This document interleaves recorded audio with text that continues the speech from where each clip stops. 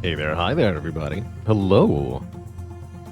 Hello. How's it going, Zohiab OPM? Welcome to your first Baylor stream. How's it going, Pixel Titans Alt Zone? I am Jafuli, the Beards and Bacon. Argafargadar. Penith Wrinkle. You lot sure give me fun names to read every day, let me tell you. How's it going, Mark McCarr, Valorant Sky, Yamausa, Chunt, Luigi Head, Root Reducer, Matty G, 039, hello.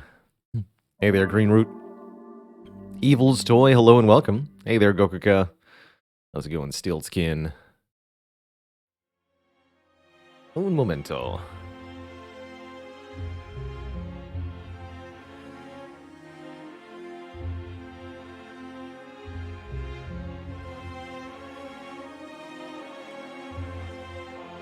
There we go.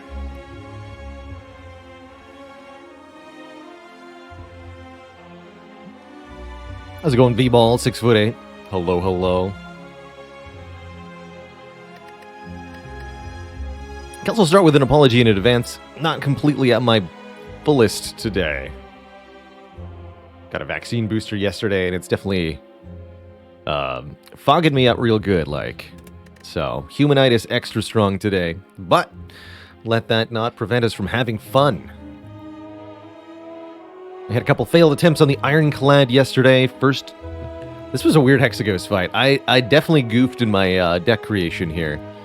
Removed one too many strikes, I think. Actually, probably removing strike over defend here on this event is what killed us in the Hexaghost fight. Although with the ice cream, the draws weren't actually that important, perhaps. Definitely made a mistake here, though.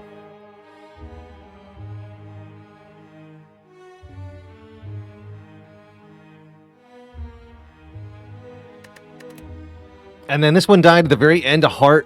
This was such a close fight. We started the turn with the heart on exactly 200 hit points, but we didn't quite have 200 damage to kill it because we failed to use a vulnerable potion in time. So, two runs that ended in very, very close fights that were winnable under different circumstances. But we now get to try a new Ironclad run. So Hype says, having trouble with routing events. I don't know when to take a deal or not, whether to choose an event or a combat, in the later acts especially.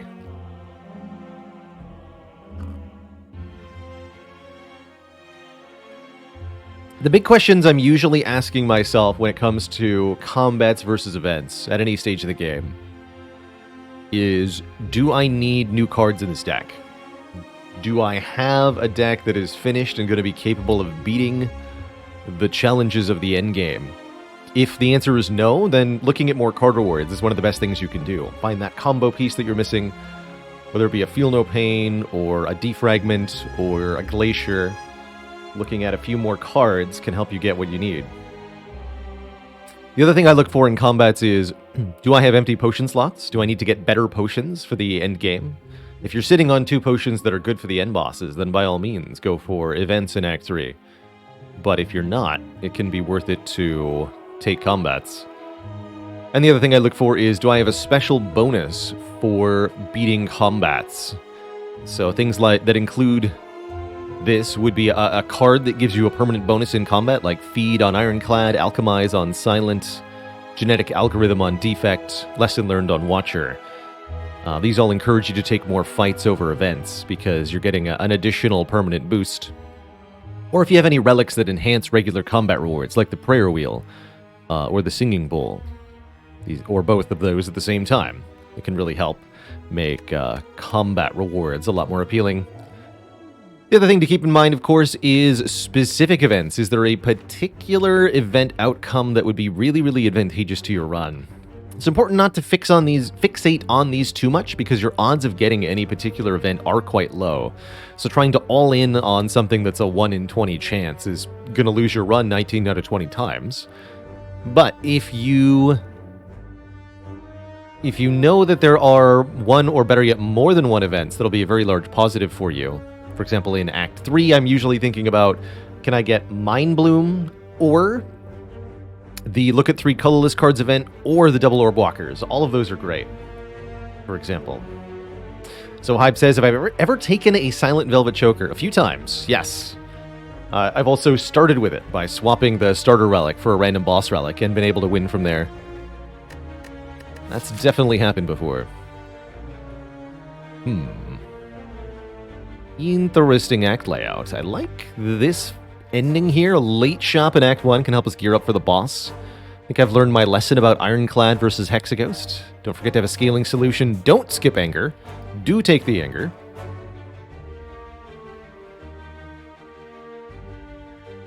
I could just take like a whole heckload of upgrades, and I mean, it's Ironclad, so Searing Blow is a thing.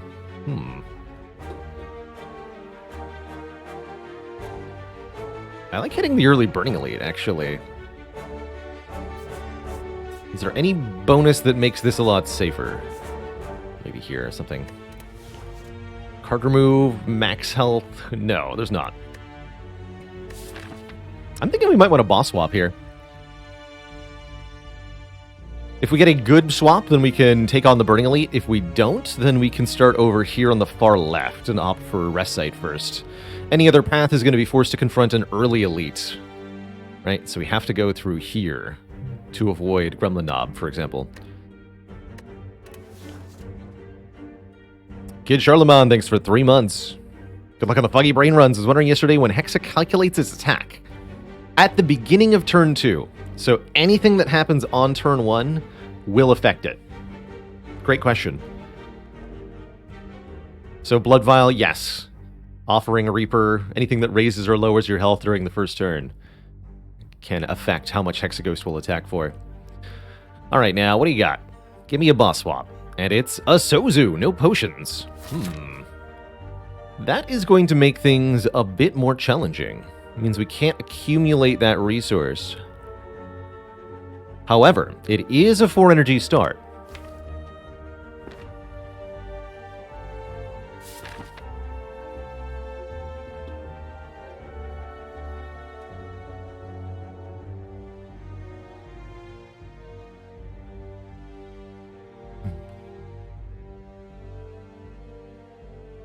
Starting without potions makes me have chemistry on the mind, so here's an old chem dad joke for you, DJ Banor.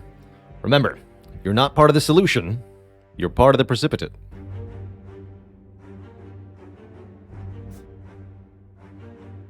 Do I have a rating of boss swap relics on different characters?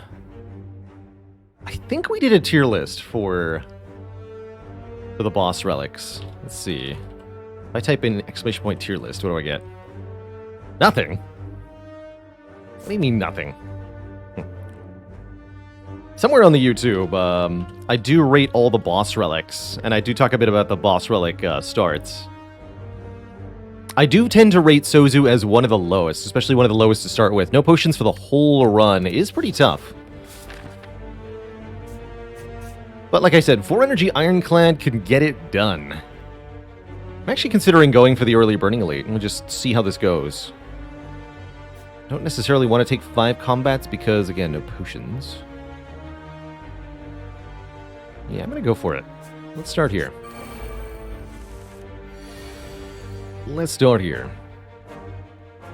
So if I double defend, I take 6. There's no... I can kill 1, but then I'm taking 8, so might as well do this. Extra energy is so valuable for the Ironclad starter deck in particular because it allows you to fit more strikes in alongside your bash play. So normally your best turn is bash plus strike. That only does 17 damage. 3 strikes does 18. But bash and 2 strikes, that's 28 damage. That's a big upgrade. Or 26 damage, excuse me. Ooh, a first floor Feel No Pain versus a first floor Whirlwind. I gotta say, with Sozu, Whirlwind is extremely appealing here. Extra appealing. Sozu is a noob trap. I wouldn't necessarily call it that. I will say that when you first start out in Slay the Spire, it's very easy to undervalue or underutilize your potions. If you don't know the obstacles that are coming up and the exact moments that a specific bonus is going to be super useful to you, then it is very easy to sort of waste the potential of the Sozu. Let's do this.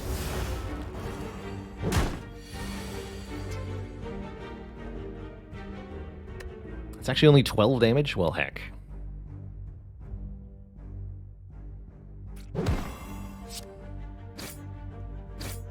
That works, though.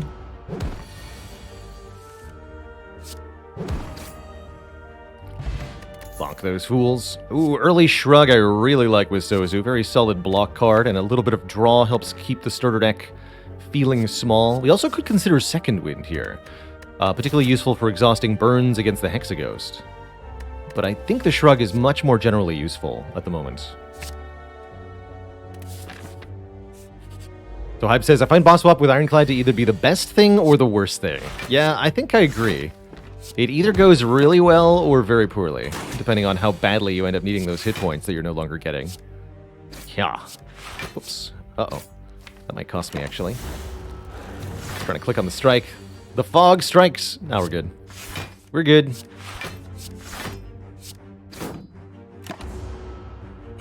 The Shrug has paid off. Alright, probably want to go a little slower with the Brain Fog. Ooh, how about an Uppercut? I think an Uppercut is a very, very good early take, especially on 4 energy. Very good first upgrade, too, for 2 weak and 2 vuln. Blood for Blood's not bad here either. Very good damage. Gets cheaper every time we take damage, which will be useful against Hexaghost, probably. I'll take an Uppercut. Romanov says, what was the reason to ignore the small blob and kill the big one first? Always start with killing the small and then dealing with the big one. Usually, killing the small one is correct. Depending on the exact order of draws you get, sometimes it is correct to go with the big one first.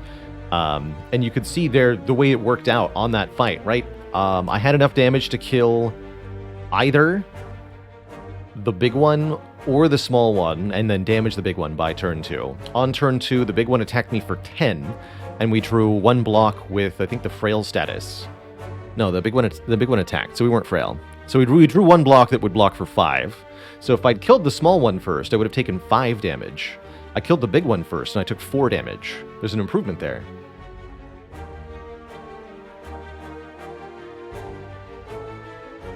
Also, yes, because I had the Whirlwind, that also meant that I could kill the small one while also doing further damage to the big one.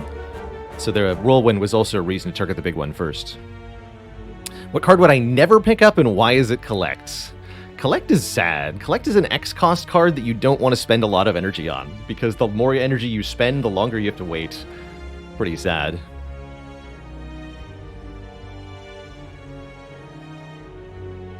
Another card I almost never take on Watcher is Tranquility. The retaining Calm card. I just feel like the other Calm entries are usually better, and I want them to be reusable.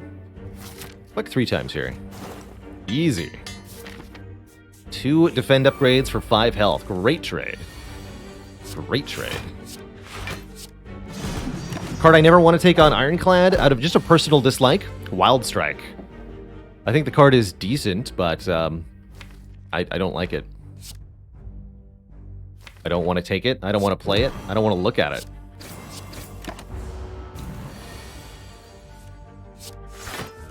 Sorry, Wild Strike, but you just ain't it, you know? Or some crap talking Wild Strike that's going to show up right now. Ah, Cleave, Anger, Bloodletting. I actually like that more.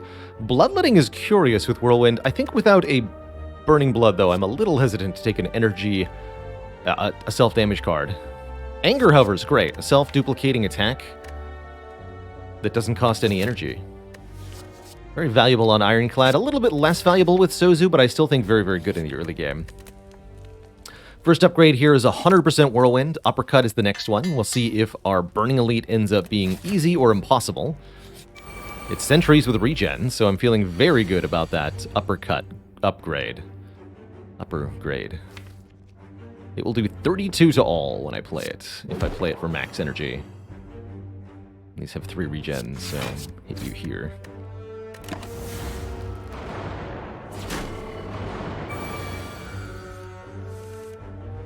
Not bad. We're guaranteed to see Whirlwind next turn, so we want the middle one to die. The front one is already dying to that Whirlwind. We want the middle one to be perished. And then this one. So since we're doing 32, we need to bring this thing below 29, or equal to 29. 2 strikes will do. So yeah, you have 31 health next turn. You die to this. You already died to that. That means we're allowed to play the strike here. We lose 3 of that damage, but it's not like we need the damage on the other 2, right? Slice and dice, baby. Oh, and the redraw. All right, that was clean and easy. We get one of my favorite relics alongside Sozu, which is the Bag of Preparation. Anchor would also be really, really nice, and I am allowed to retake Second Wind, which I will probably do, although there's some potential for Pummel here.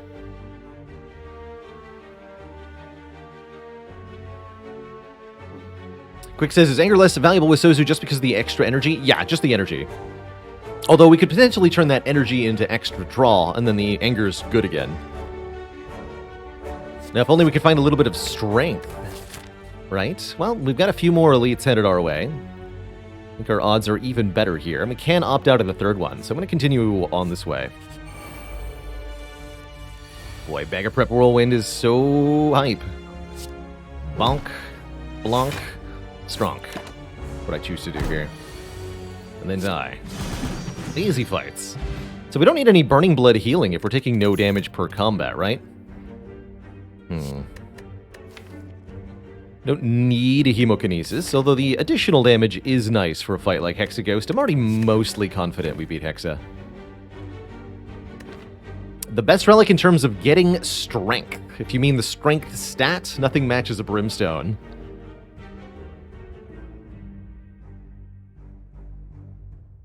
In terms of sheer points of strength. Gurya and Duvudual are the other good candidates. But the Brimstone Shop Relic is amongst the best.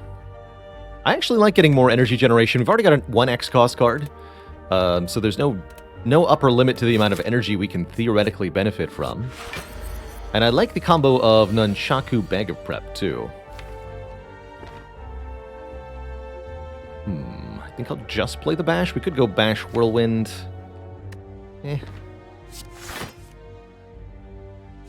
Actually, no, it's not just Bash. We want to go Bash, Defend, Whirlwind for 0, increment this.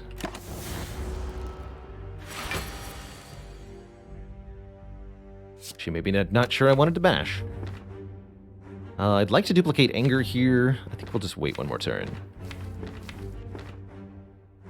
Though not getting the weak when it's relevant is going to be a little annoying.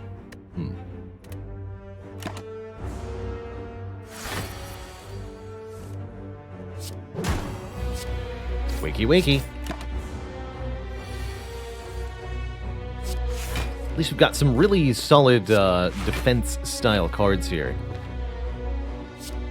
Bash into this turn? Seems unlikely we're going to care that. I guess the Anger's going to have bonus damage. That's fine. Oh, quality stuff. I'm going to delete this Defend. I don't want to draw it again. Alright, Uppercut Whirlwind next turn. Let's go. Easy.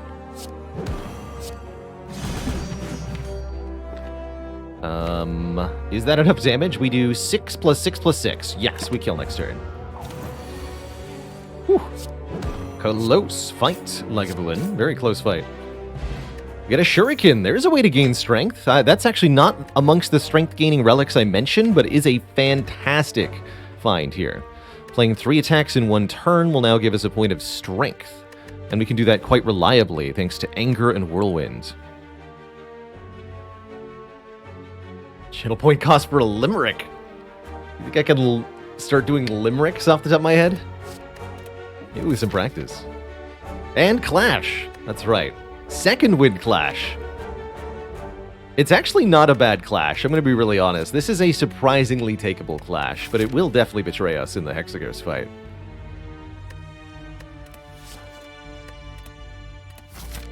But yeah, with Second Wind, it's actually not that bad.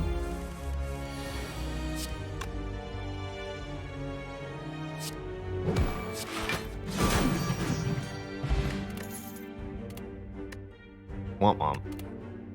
Ooh, more strength and spot weakness or a flame barrier to block with. Really like flame barrier on 4 energy. There's also Sever Soul, which would have comboed with Clash very nicely. Let's called Clash because it clashes with your hand. Ultimately, my fundamental problem with Clash is that Clash kind of disincentivizes you from building a deck that will actually win the game, right? On Ironclad, your late game is usually comprised of many skills and powers, and Clash runs directly contrary to doing that. Since I have Shuriken, I don't feel like I need Spot Weakness, although I do like Spot Weakness in general principle here. I'm a certified Flame Barrier enjoyer. Let's do it. I even like upgrading it.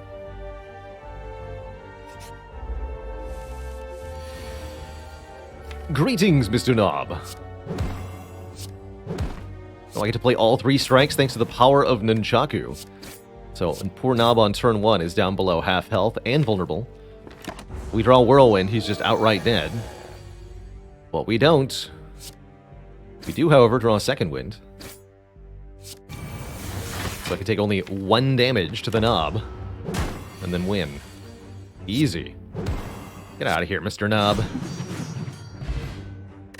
Thanks for the potion slots. And the offering. Alright, sweet.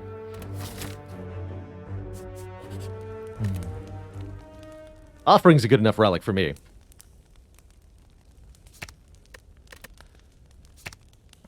This one.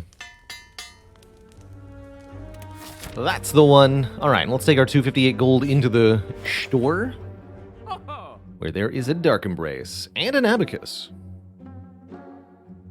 And a Happy Flower.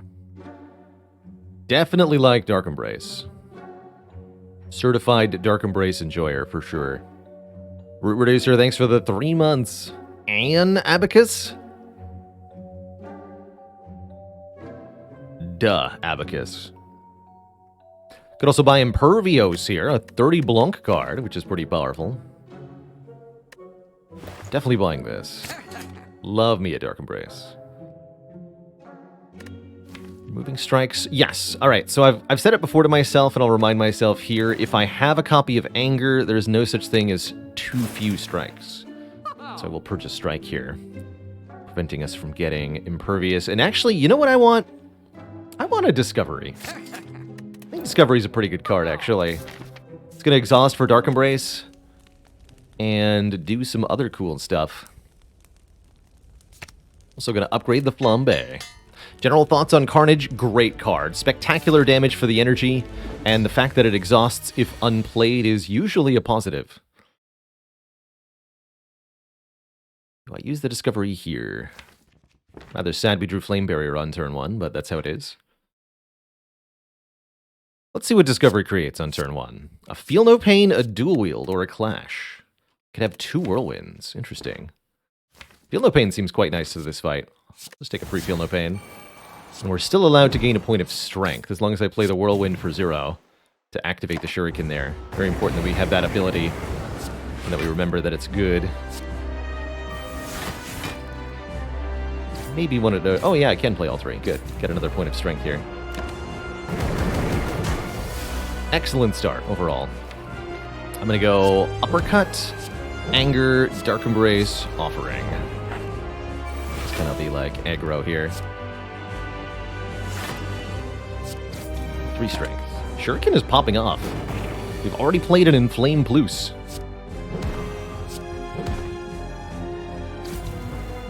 Bit unfortunate to draw no block here, but I think we're pretty good overall. Keep that vulnerable up. Block this. Also, we want to reshuffle the draw pile before we get 2 burns added to the discard pile. That way these burns are not being drawn.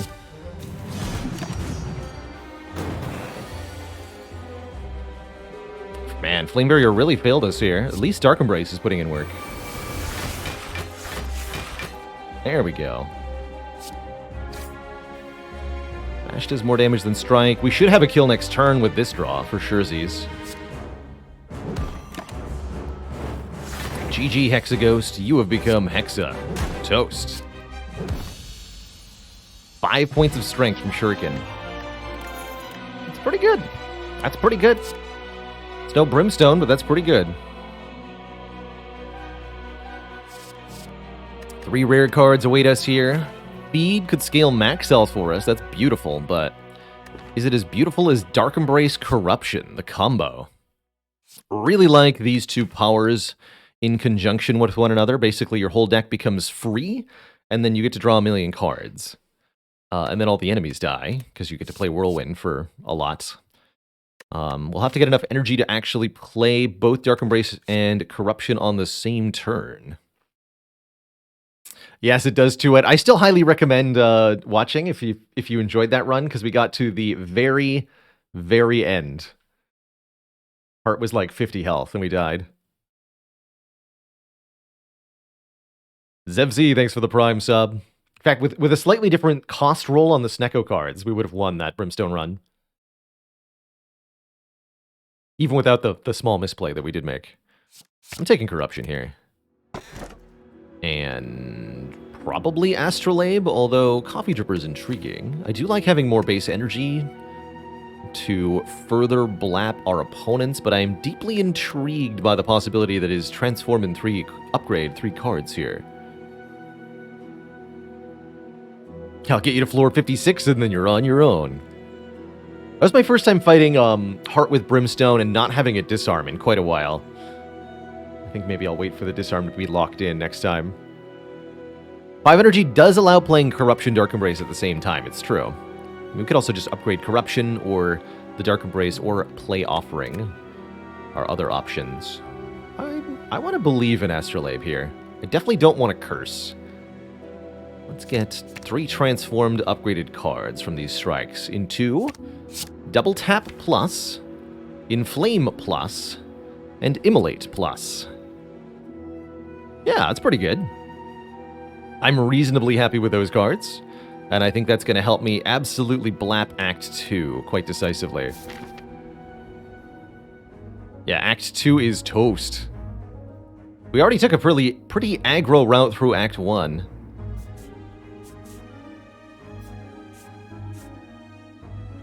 Okay, we can go to a shop too. Might as well. Something like this. Take 3 elites on our way to Champ. Champ is probably not an issue. How do I beat Champ? Guess I could avoid playing Corruption, at least initially. I just want to double tap Bash Strike, or do I play the Dark Embrace here? Interesting dilemma.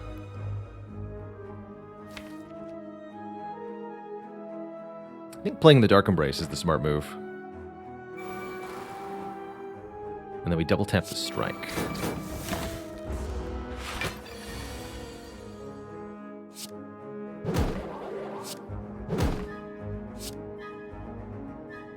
Get an energy back after playing Whirlwind.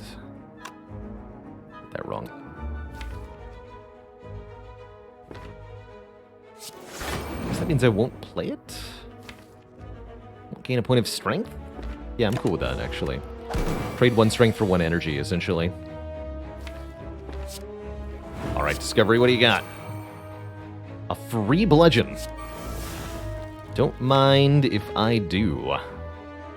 So I can do bludgeon plus immolate. 32 plus 28. No need to play the offering here. Armaments. The more cards you have in your deck, the more cards you have in your hand, rather, the better armaments is. Lets me upgrade stuff from Discovery, lets me upgrade Corruption or Dark Embrace or Offering. I like it. Get blooged.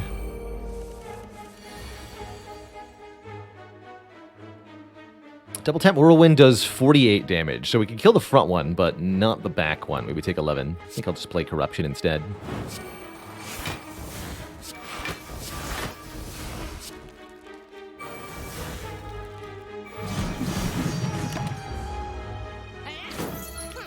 Give me your gold. No, fool. Give me yours.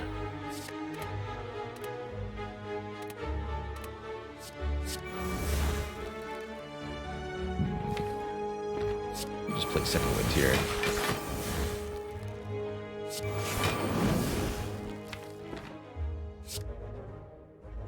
Punch the back one.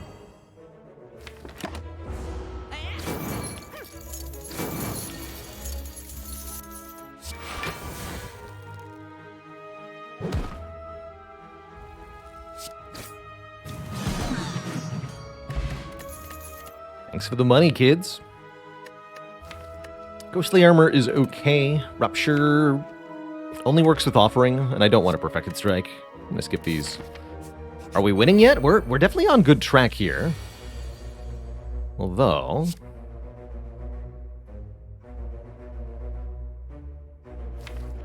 some spooky stuff happening. Play this. Again, strength for energy. Take the energy instead. Just like before.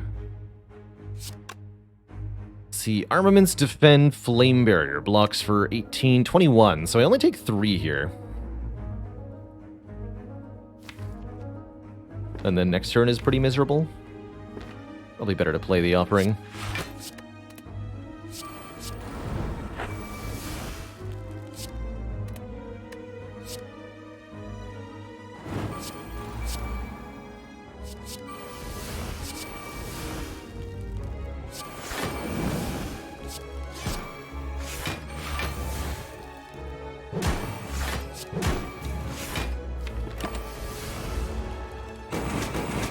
Poor plant. Never stood a chance. Ooh, Warcry plus, Havoc plus. I like Warcry plus. Just kind of a free draw on this deck. Once Dark Embrace is down, it's just 0 cost draw too. Otherwise, it can let me set up future turns. Havoc plus is kind of interesting. Without any ability to control what the top card is, though, it could be really problematic for us. Take a Warcry.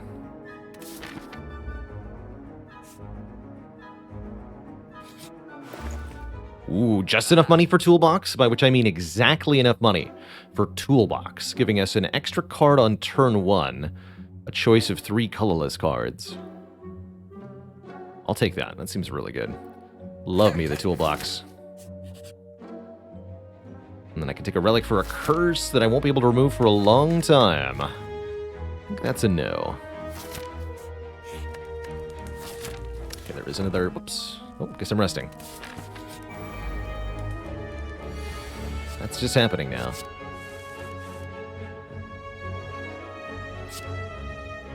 Not opposed to it, quite frankly. But definitely would have been nice to upgrade Corruption or Dark Embrace for this exact moment. That's alright. Oh! Seeing Red says get both anyway. Easy.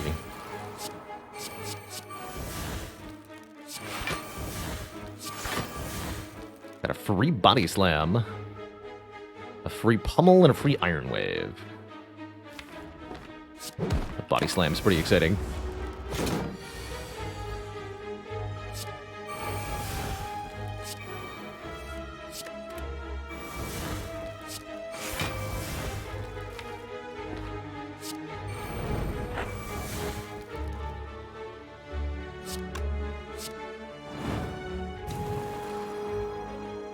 Double tap is active. Okay.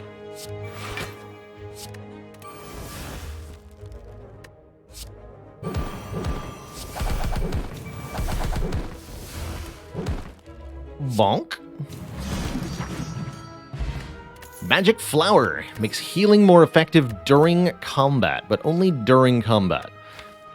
Problem is, taking this by the way, problem is, we don't have any healing. No potions, no relics, nothing. Since we lost our starting relic. But it could eventually do something pretty good.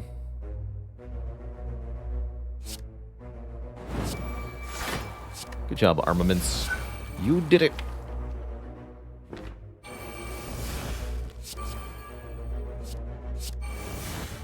Oh my.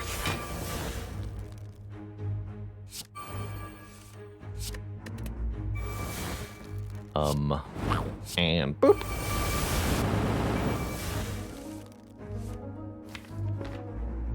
There's a burn in my draw pile. That's the only card there. That's pretty funny, actually. Keep that double tap. Life Coach! And Raiders, welcome, welcome. Some Ironclad action. Currently joining us on a Suzu start that's gotten pretty powerful. We're doing Dark Embrace, Corruption, double tap Whirlwind nonsense, and it's a good time. Coach has, of course, been crushing it on the defect lately. Well done, well done. But again, hello and thank you everybody for joining us here. Yeah, Sozu Potion Belt. The power. Although, quite frankly, we've been absolutely destroying most of our opponents, so not too bad. From a Philo Stone swap win, I've seen many boss swaps on the defect over there, which I'm quite happy with. I think boss swap defect is exceptionally strong. Yeah, hopefully we can get White Bee Statue and Sacred Bark as well. And Toy Ornithopter for the full combo. Do I want a Brutality? I don't think so. I don't think so. Ooh, I do want a Bird-Faced Urn. Whenever we play a power card, heal 3. Already, the combo is here. So we can now heal 9 per combat, maybe 12 with Discovery, actually, simply by playing the cards in the deck. That's pretty sweet. Burning Blood, problems are gone. Alright, let's get that Corruption upgraded. And probably Dark Embrace next. Do I do enough debuffs for Sadistic Nature to make any sense at all? Just give me the draw 1. Oh, double tap Immolate? Sure.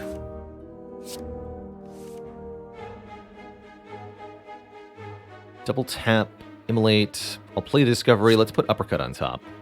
Because I can't play the Uppercut. I guess I could Uppercut the leader and Immolate. Put double tap on top. But I'd rather just double tap the Immolate. What are you? Body Slam. Whirlwind or Shrug? Being free doesn't... I guess this is fine, but it's a pretty sad state of affairs there.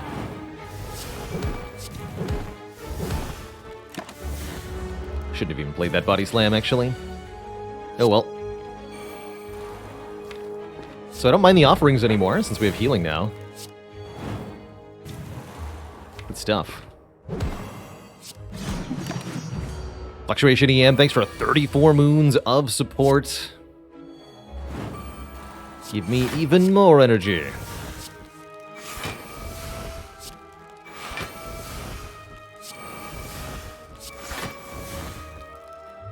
Bonk.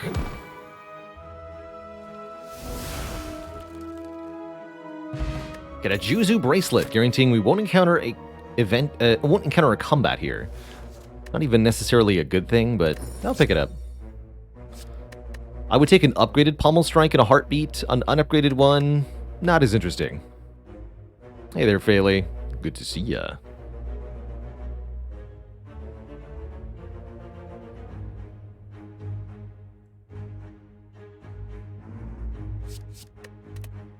We'll skip it all.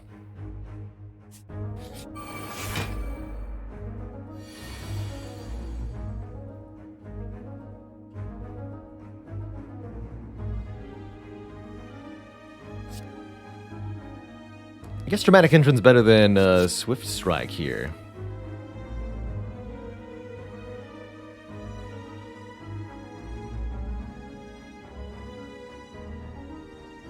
OWM, did you hear about the hypnotist who became a stage performer? Everyone was impressed with her dramatic entrance.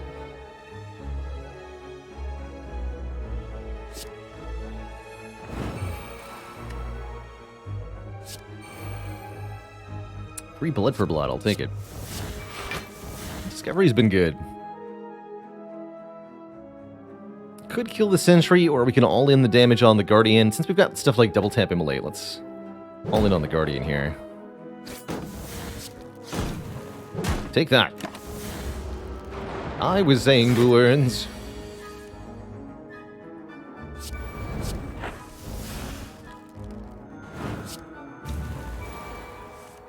There we go. Just armaments, the Sentinel, and, you know, double tap Whirlwind for 8. Blap. Whirlwind goes burr. This is almost a deck that wants a Heavy Blade. I would take a Heavy Blade Plus, but I'm not going to take a Heavy Blade Not Plus. Nor Sword Boomerang Not Plus. Hey, grats, Phaley. Very first E-shot. That's good stuff. I also got shot yesterday with a vaccine booster. And now I am very lethargic. Secret weapon. Oh. Well. You're gonna make it that easy, eh? than heck. Boop. Absolutely squished. You know, I can't say I'm missing the potions a whole lot. That right there was the fight that usually you need potions for, but slavers go squish. Grogzar, thanks for 39 months, the triple baker's dozen, and of course the generous tier 2 sub. Good to have you. Apparitions makes us intangible. Dark Embrace, Corruption, Apparitions does seem kind of nice. That said, our high max health combined with now a pretty reliable source of healing from the Birdface turn makes me want to not take these.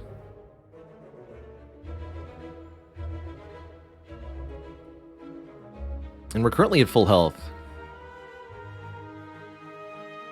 Hard to say. Yeah, the minus 38 hit points is annoying. I feel like I've got block kind of sorted anyway. Is Apparition a skill or a power? Apparitions are skills, so they do work with Corruption, very notably. But I still don't think that I want them here. They are good with Offering. It's true. I'll upgrade you. Since I can get 10 cards in hand, having an Armaments Plus for all this unupgraded chaff does seem kind of nice. And you know what? I like Transmutation.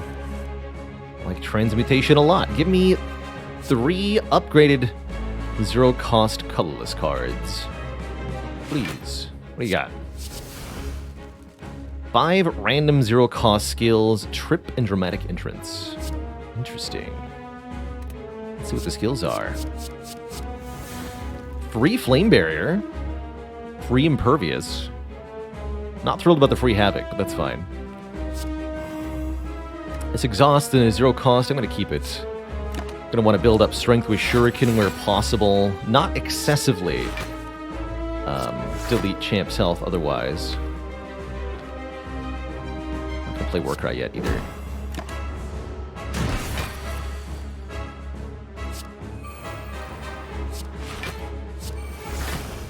I will duplicate Anger. Do I want to upgrade the Discovery? I'm playing Corruption anyway, so I don't think it matters.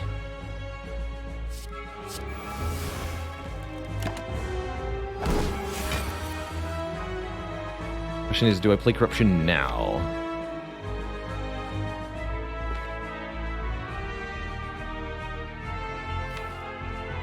I think I at a minimum play Double Tap, then Corruption.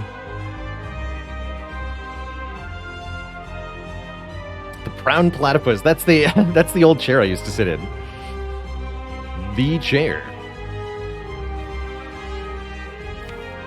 Hopefully had nobody ever called that a platypus before. I like that.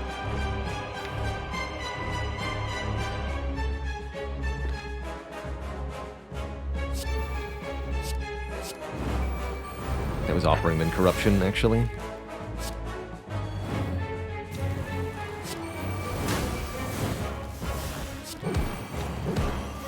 Immolate is gone. We got 2 burns. I'm not exactly happy about that.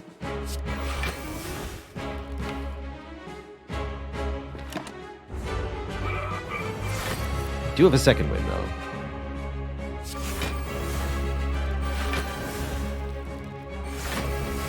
Save double tap for this Wombo combo.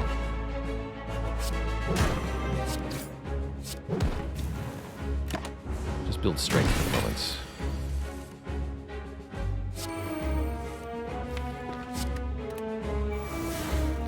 Try to do it now.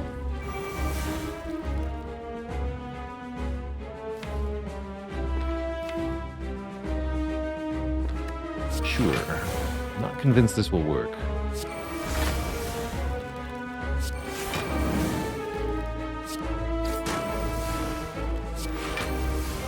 Did not.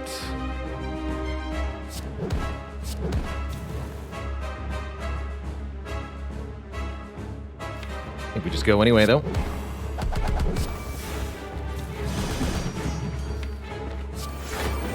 Some more flame barrier damage. Take 10, friend. Take 10.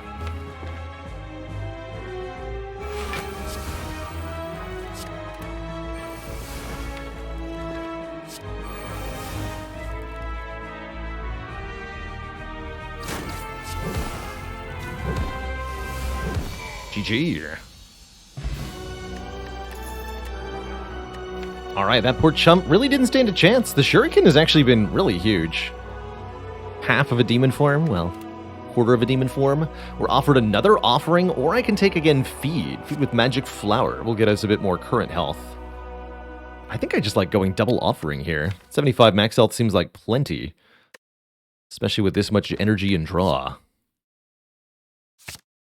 How's it going? Statistically bad at stats. Life's good. Oh man, and there's a pyramid here.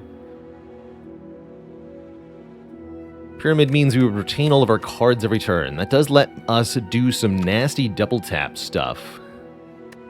Otherwise, I'd take more energy with either Cursed Key or Philo's Stone. Given that I have 2 offerings and a Sentinel, I don't feel like I need more energy. Let's take a Pyramid. I'm very happy with the Pyramid. One of my favorite combos, actually. Bag of Preparation, Runic Pyramid. So you have more cards in your starting hand, and you can start retaining stuff earlier. Deltnix, thanks for continuing that gifted sub. From Odd Constant.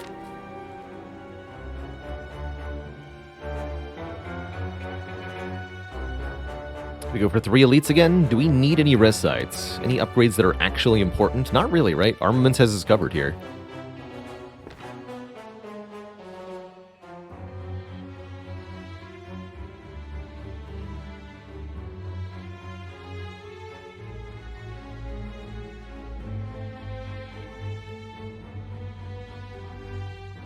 People says pyramid on ironclad builds always means a handful of wounds.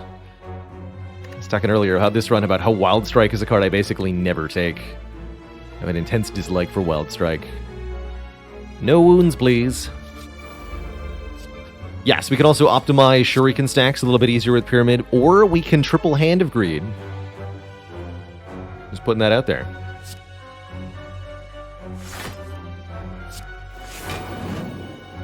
It's 24. Yeah.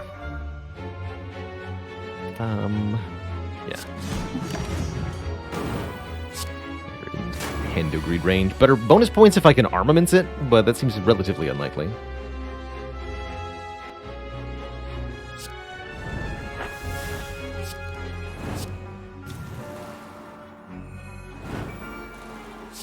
Let's just kill that one up front.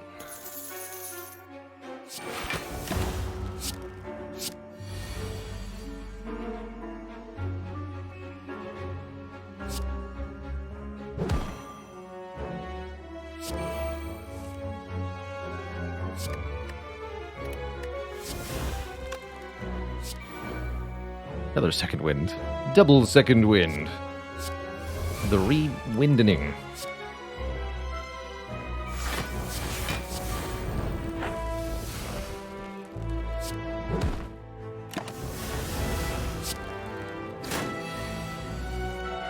There we go.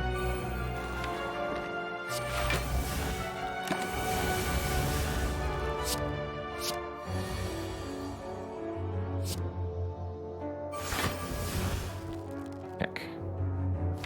Alright, heck the armaments.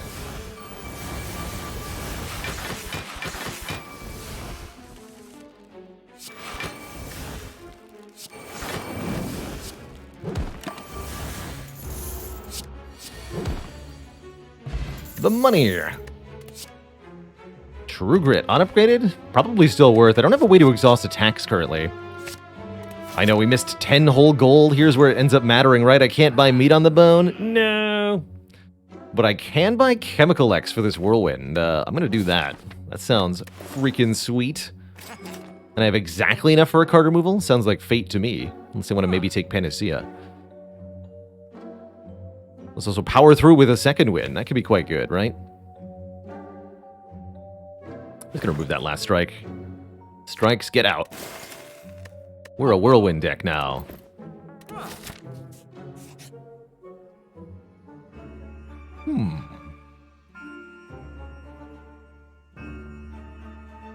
I must engage in deep contemplation.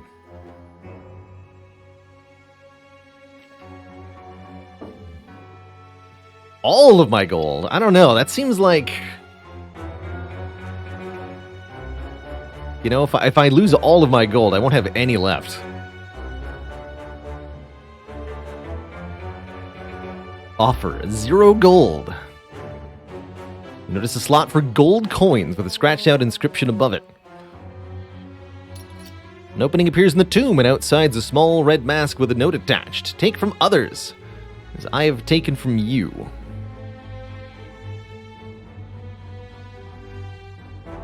Not? Don't take from others. That's the lesson I'm being taught here. Alright. Oh.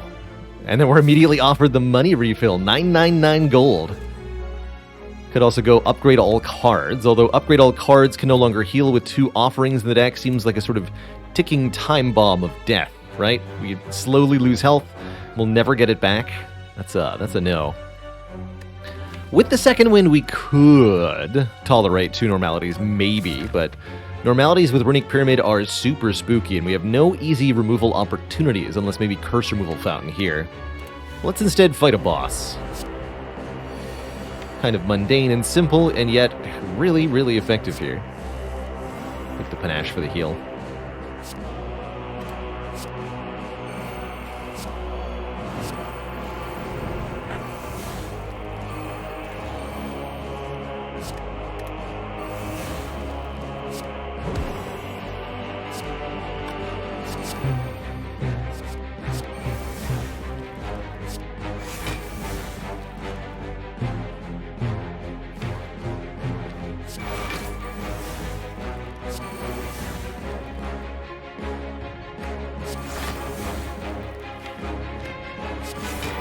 Decided I want to kill Hexaghost on turn 1, apparently.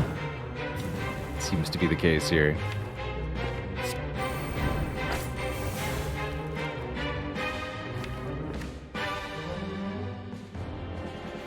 There's 2 attacks are played twice. Double Anger, get the energy, double our strength, double Whirlwind. Yeah! And more strength! Can now gain strength at rest sites up to 3 times. We'll do that only 1 time, unfortunately. At least this act, but still good. Would anyone like a barricade? I want a barricade. Now I want to feel no pain. You, give me a feel no pain. It's not a feel no pain. Trip is nice, though. Chrysalis, Corruption, Dark Embrace. Let's do it.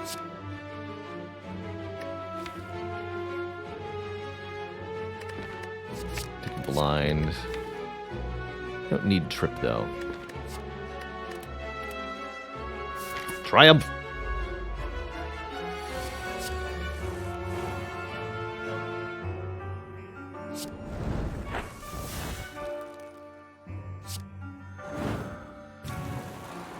A bonk? Get that out of my hands. Ah, the big 45. All right, if you insist.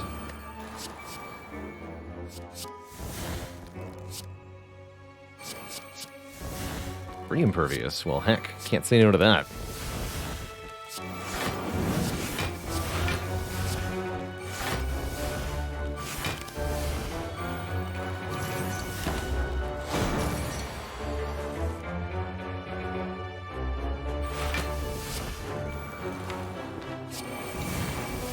The Flexioning.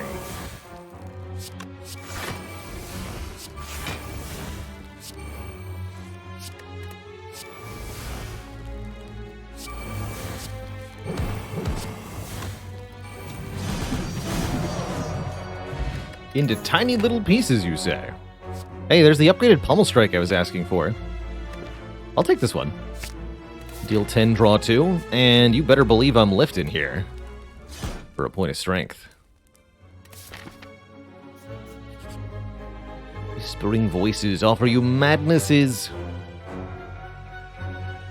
Don't want madnesses. Madnesses will slow down our draw, make it a little harder to find Dark Embrace Corruption, although maybe making Pummel Strike plus free could actually be quite good. It doesn't feel necessary to me. Let's go in Soul Torch.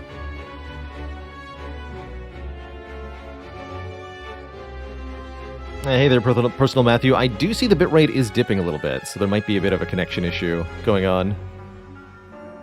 Not sure about that. Time to go mad. With power? With Blue Key. It's our last chance. We have to take it here. Gonna have to recall here, so we got 2 elite fights, 2 combats, and an event before we fight the bosses. Apparently I never cleared out the easy pool, so this is our chump we'll be facing momentarily.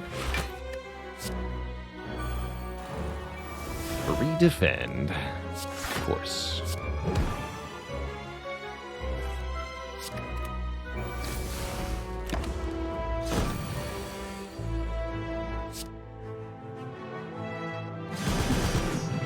Spin to win. Guess I could have healed a little bit more with the corruption there.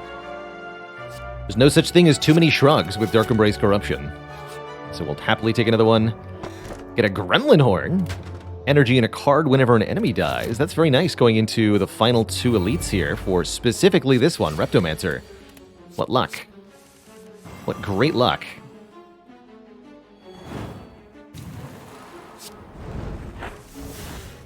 And here's Whirlwind. So that's a big kabonk. I think we go Uppercut, Anger, Dramatic Entrance, and then Whirlwind for 5.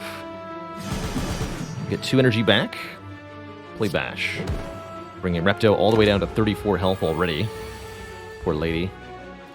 Never really stood a chance, huh? Let's heal 3.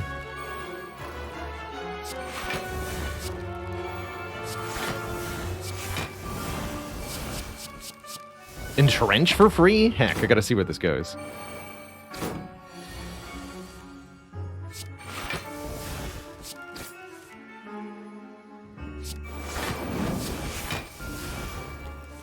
Here's Dark Embrace.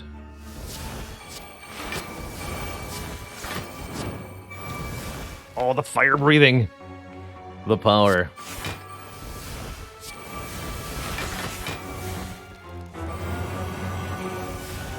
Yes! Get breathed on, lady. Get destroyed. Do I take another Flame Barrier? I like Flame Barrier. Do another Flame Barrier. This run is strong.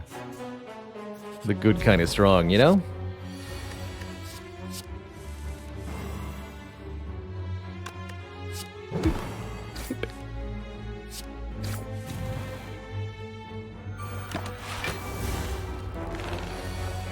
You want to do what to me? Unacceptable. Let me just delete my entire hand and draw a new one. Easy.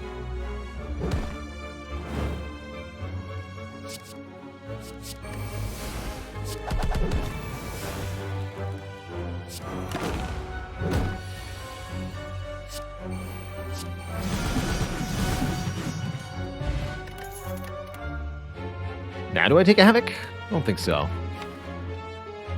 I reject your draws and substitute my own. Alright, Mr. Giant Head, I got really bad news for you. Truly sad news. My powers, though. Another free entrench. I like it.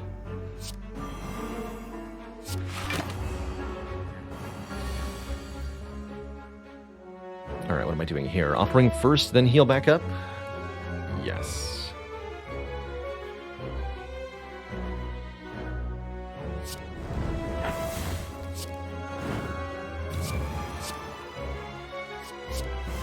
Sure, that's fine.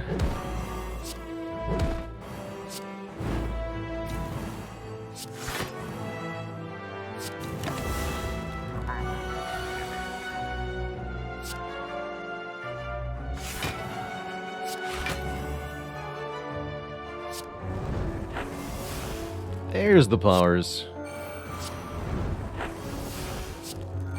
Some of them. Alright, Barricade's in play. This is a free card. I'm just going to play it now. With Defend. Man, being able to recur a free entrench is kind of absurd, actually.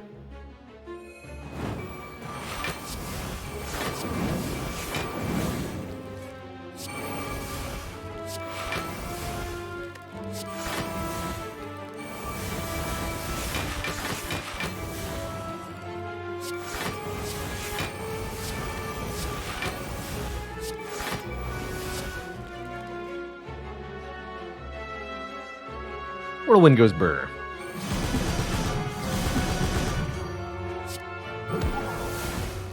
GG, nerd.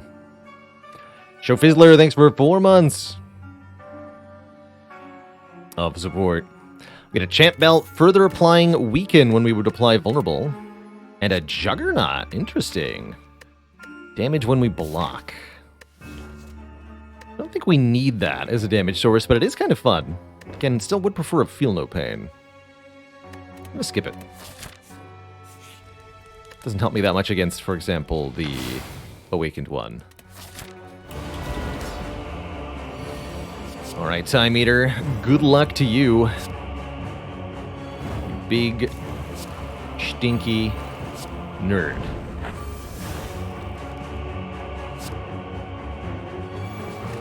Get barricade down turn 1, just keep playing offerings. It's pixel time! Oh god, it really is. Oh dear, of all the days for this to happen, huh?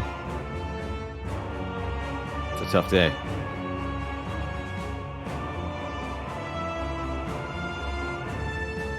My apologies, everybody. Nothing I can do to control this.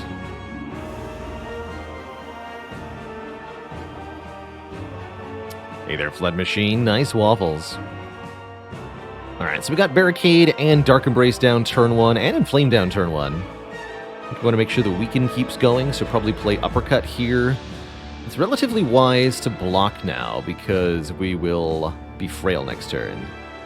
Let's play the Flame Barrier, actually.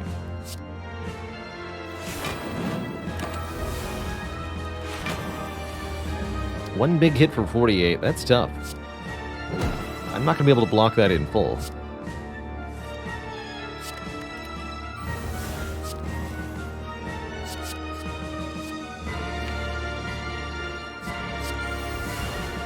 There's Corruption.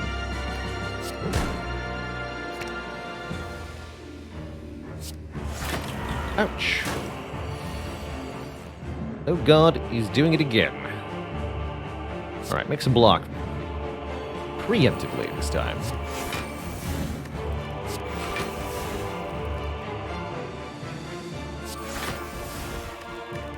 Here's Arma. Do I upgrade the Chrysalis or the cards from the Chrysalis? I think I upgrade the Chrysalis. I'd like to upgrade that Trigrit.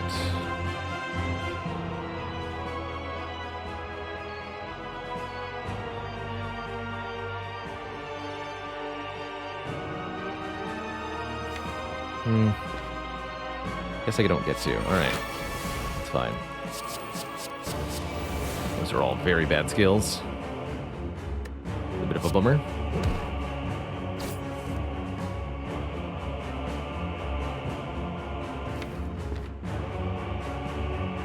One of these.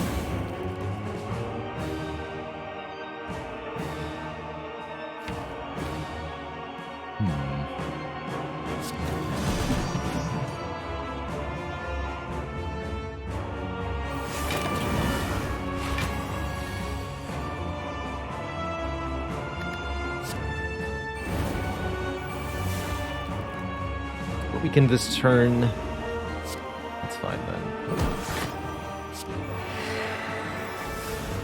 Should use the Dark Shackles to keep all this block.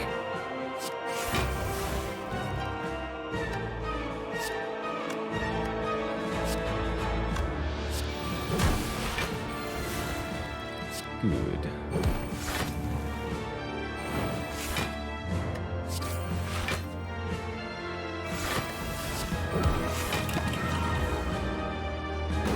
Should have a kill very soon. Do something like Lex. Double tap. This is, yeah, this is 300. GG. Get absolutely sliced and diced. Could one win a Time Lord fight with 12 Mayhems? If the rest of the deck was conducive to it, yes, you could. Have to be a heck of a deck, though. This fight seems a bit more problematic, potentially. Weaken 1 gains power for every power we play. Well, gains strength for every power we play. Just gonna whirlwind turn 1. That's pretty good. So the birds are no longer a problem. Have some weaken. Kill the goose. Be the goose. Alright, I think with all this stuff in hand, it actually just makes sense to play it all. So we go Corruption first. Then Apotheosis. Dark Embrace. Chrysalis. There's a Brain Trench I was hoping for.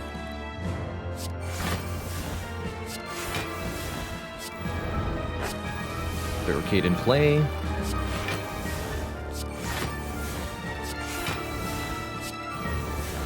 Everything is upgraded, but I can re-upgrade, I guess, the other armaments. That's not going to help. It's cute, though. It's very cute. Alright, let's get rid of this Inflame. Actually, Second Wind can do that, right? Use the Bash.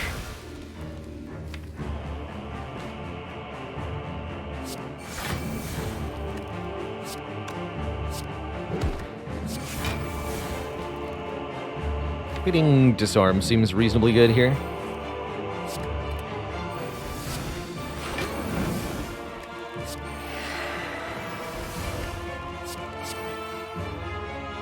Cute. Very cute.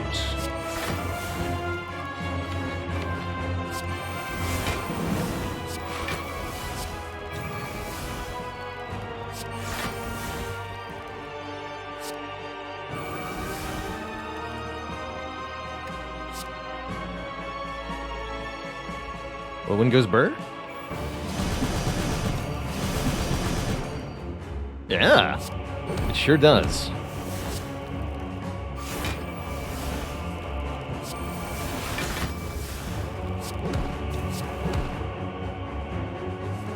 Alright, well, that's pretty ridiculous. Merle, thanks for 24 months. I don't know if I said that yet. A goose.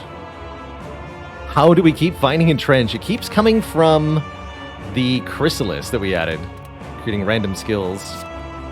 Pretty good, actually. Angers go!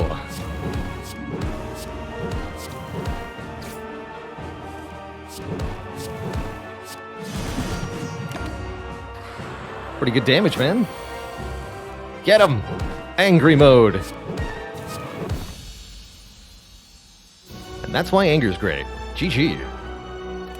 To thump, but people sing dread. Can be felt out the room. Is this the heart of the Spire, the source of all these angers?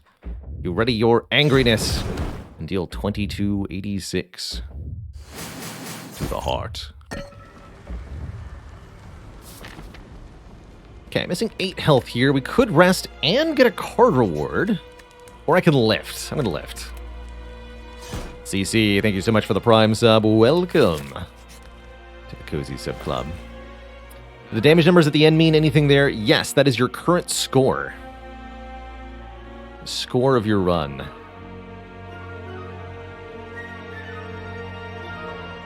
What a bummer. We are just shy of being able to afford Feel No Pain and Panic Button.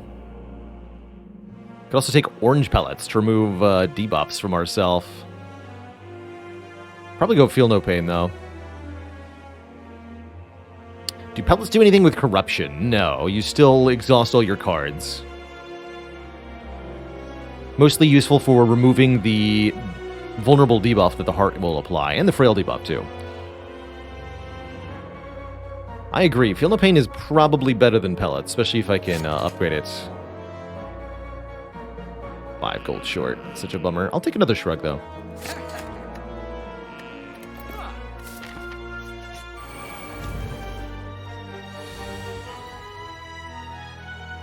Ah. And we get another Chrysalis. Sure. And I drew Feel No Pain, Corruption, turn 1. Would love to see it.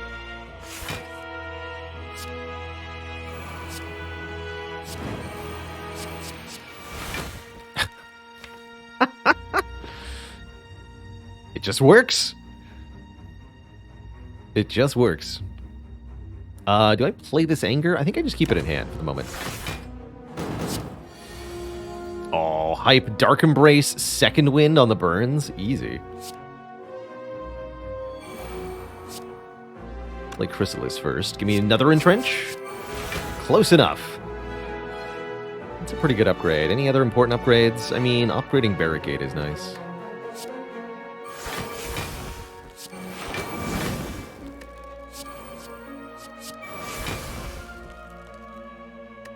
I don't want to make too much block.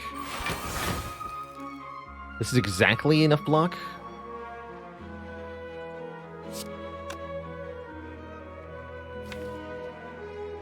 Could always play the Barricade, right? Problem is I only have 2 energy. Heck it.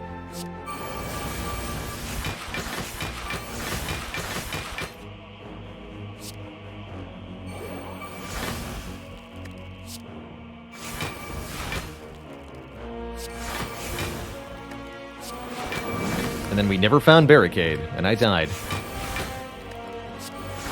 16 return damage on the Flame Barrier.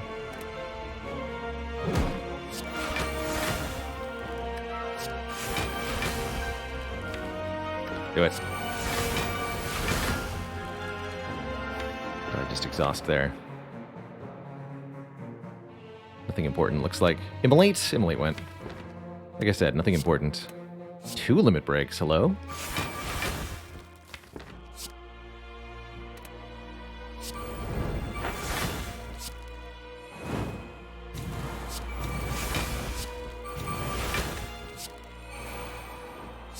Alright, I have 20 strength and 500 block. Your move, sirs. Oh, also I'm not done my turn, by the way. You're also dead. Lol. Body slam? Anyone want a body slam? Actually, reckless charge is kind of cool. I don't think we need this body slam. I'll take a pummel.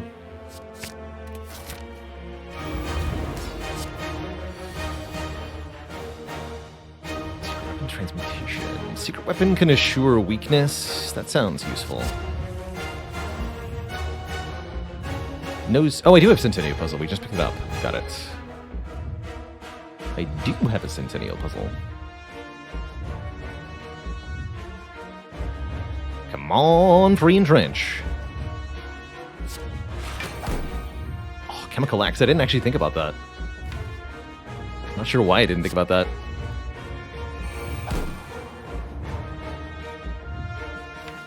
If I can play 2 more cards, I'll gain block from Orichalcum, so I could Secret Weapon Anger. But I want a Secret Weapon Uppercut, so let's not do that.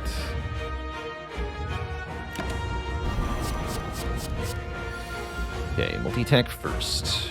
Our main goal is to survive the first cycle of attacks against the Heart here. This will be where we struggle the most, especially since we didn't find Corruption early for once. So Hand Clog is a serious issue.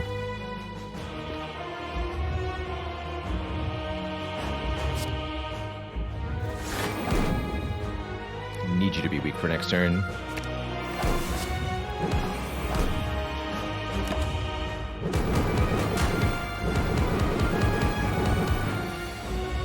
Barely have enough to survive this, but barely will suffice. There's Second Wind.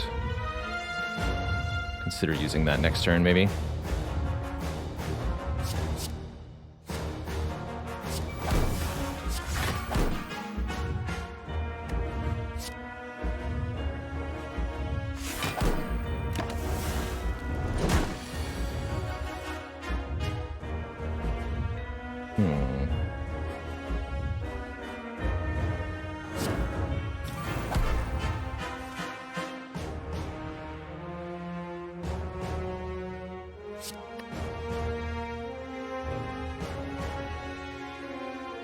Double tapping Bash ensures this thing stays weak for a bit.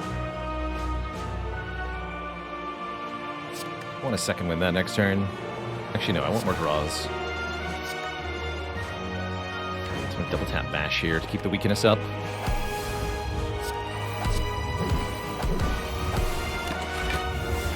Might be dead here.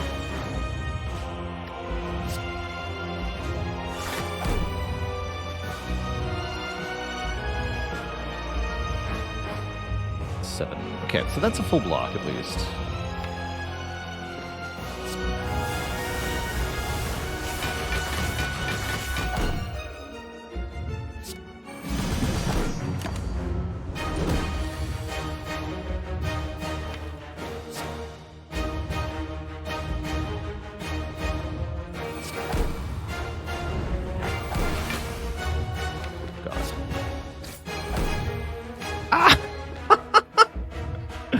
Well, we seem to have died because Dark Embrace and Corruption and Offering are our bottom 3 cards. GG. Another Ironclad run dies to the heart. That's brutal. I literally just need one more draw. Bummer. Yeah, big bummer here. Is this an issue of deck too big? Yeah. We might have actually been literally killed by adding the pummel. Definitely one too many trash cards in here. And I would suspect this one first. But that's fine. That's how the Spire goes sometimes. GG. Double limit break again. Good fight. GG. Means we get to go again on the Ironclad. I'll be doing that after a break here.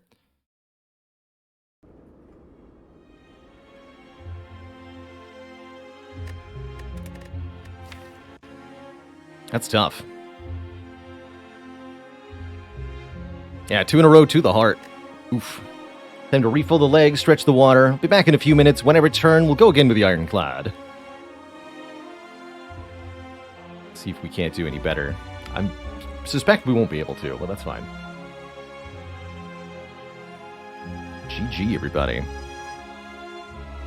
Back in a few.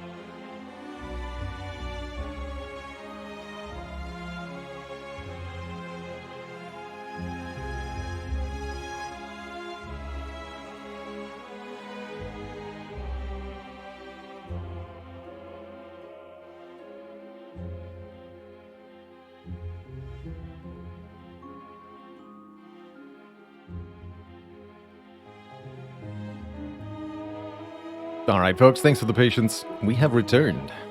Got some tea. So, one more time with Clad. I would do a boss swap again. I'm actually really happy. We got, again, what I consider to be one of the worst swaps, and it ended up being a very, very powerful run. To lose at the 11th hour, a bit of a bummer. But it was a very fun deck. I loved what Chrysalis did in this run in particular. Even in the heart fight, actually. Double limit break at the very end. GG. One more time. Any tips on Silent, asks Soul Torch. Silent's a bit of a struggle. You start with such little damage that your first priority really has to be getting damage cards into the deck and then upgrading them. But doing that kind of leaves you behind on defense. So Silent is a delicate game of improving both your offense and your defense in a way to try to stay kind of balanced. Does this mean it's time for a moment of positivity? I think it could be. Dearest chat members, what's good with your lives? What's got you feeling happy, excited, warm and fuzzy? Has there been anything that happened to you or a loved one recently that was good news? Or just something that made you smile? Either way, please share it in chat, spread some warmth around. Tazon Day, hello and welcome. Tazon got married on the 1st of October. Congrats to you and yours. Congrats to Failey for that first E-shot. Soul Torch Sam's exams finally ended, so I finally get to wind down. Grades so far are actually above expectations. That's good stuff. How's it going, Numastani? We do lose the occasional run here on the stream, although our wins are more frequent than our losses on every character. But yeah, you want to see a loss, you got to tune into the live stream. Glint says, broke my old record of 7, got a 9 streak on Defect A20. Congrats. Scrapbane's SC2 got offered a new position in their company. Congrats on the promotion.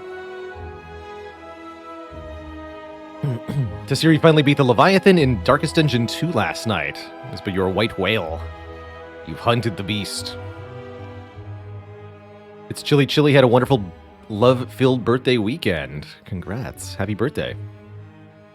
Mathematical Wolf's research on predicting Alzheimer has shown promising results.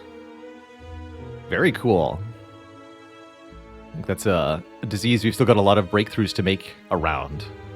Glad to hear there's people on it. Sunny, happy to be here for a stream. Heck yeah. Mr. Quackham's got tickets to Puff the Magic Dragon and Puddle's Pity Party joint tour. OG. Mad Burst Limit managed to lose 30 kilos last year, and finally, your journey with half a marathon past Sunday. Cool. Half marathon's a big deal. Eve Pie started a new job at the beginning of the month. Much better pay and much less annoying documentation requirements. That's good. YouTube Baylor does win all the time, but he's being sneaky. AGB started their career as a high school chemistry teacher this year. Very cool. I used to teach chemistry myself, early college rather than high school, but still one of my favorite subjects conceptually. Hope you enjoy teaching.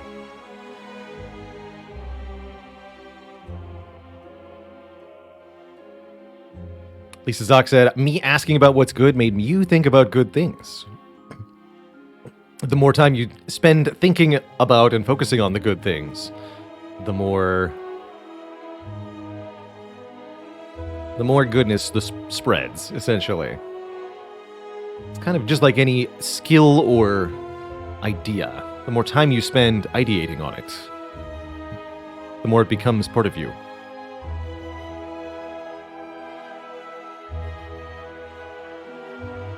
Piana says, my 1-year-old son yesterday tried to stand up on his own. Uh-oh. Looks like he's getting a leg up over you. Ellis has got Hadestown tickets for January. Nice. Have fun. Dark Cloud interviewing at their dream job next Wednesday. Good luck to you. Oh, Piff the Magic Dragon, which is I thought I misread that as a typo. That's the name of the act. That's a deliberate reference to Puff. Got it. Have not heard of Piff. the piff, the poof.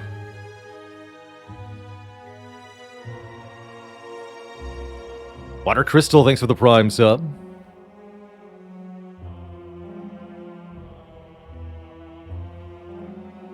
That's right, hence the chemistry dad jokes.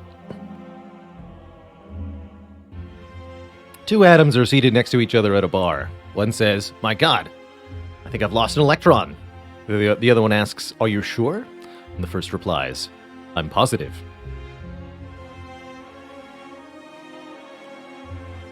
Speaking of positivity, Sprunzo says, "My boss told me to expense a nice dinner with my girlfriend after a very busy and stressful week at work. Nice to get a perk from the work.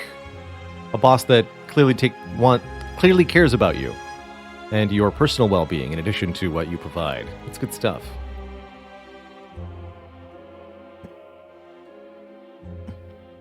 Wadley Dolphin says, "My daughter finally started sleeping for around 5 hours at a time. A cousin friend of mine has got a young one who's only sleeping for about 2 per night. So I've heard the lamentations. It's a tough time. Glad you managed to get through it.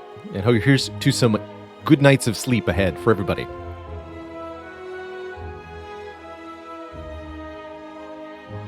Pip has fooled Penn and Teller a few times. It's a good act. Mango Tonic says, "I turned down a job promotion that would have been very detrimental to my work-life balance. Must have been a hard decision to make, but I'm glad you chose to prioritize yourself. Congrats." Monkey Burner, grats on moving into a new apartment.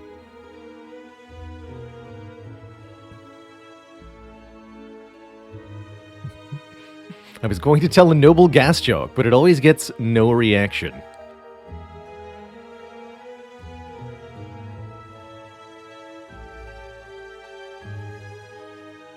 Silvermine, thanks for the very generous 20 gifted subs. Overflowing that meter below my face. I see that.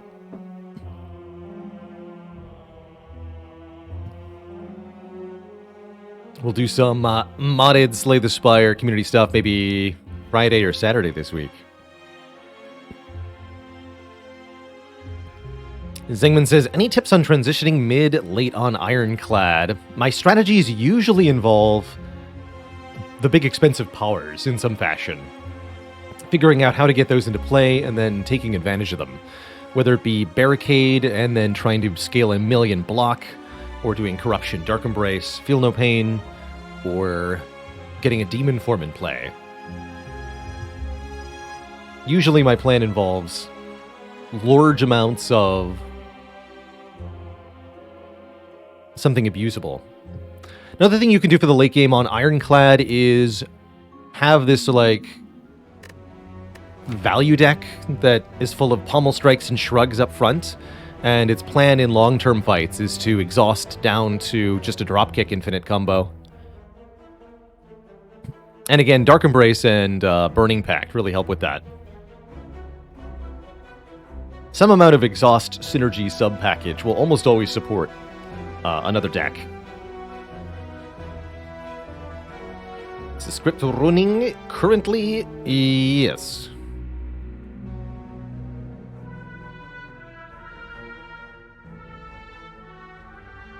Advice for silent discard decks. Just never had enough damage. I really don't find that a discard deck in and of itself works all that well without one of the relics, Tough Bandages or Tingsha.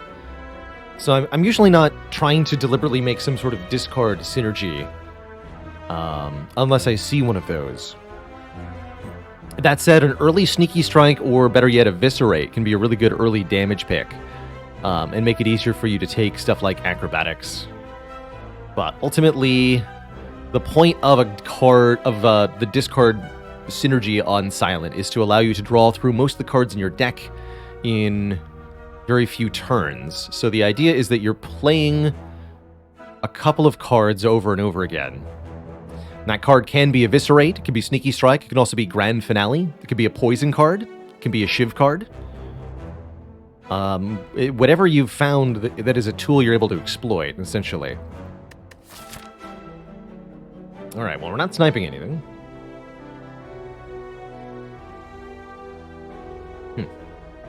Bit more of a mediocre act layout than last time, but that's fair enough.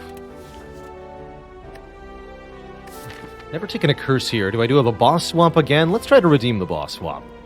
I think we do. We've got a pyramid. That is definitely an upgrade.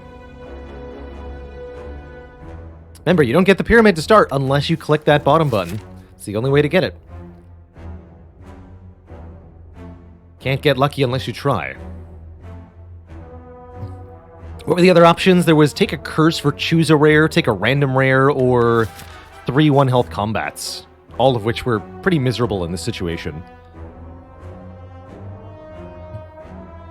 Do I know how many of my lost runs lose in Act 1? Not off the top of my head, but I could find it out pretty easily.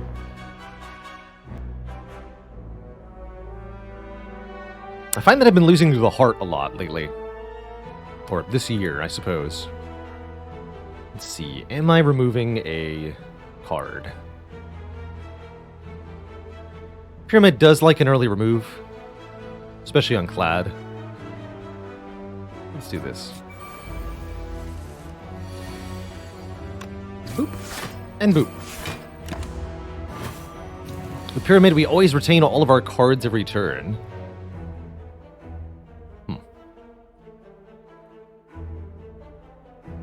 My best line is block 3 times?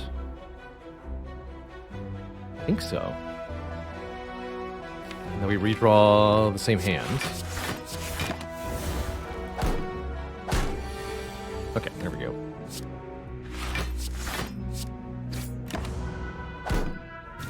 Weird lice fight. Very weird.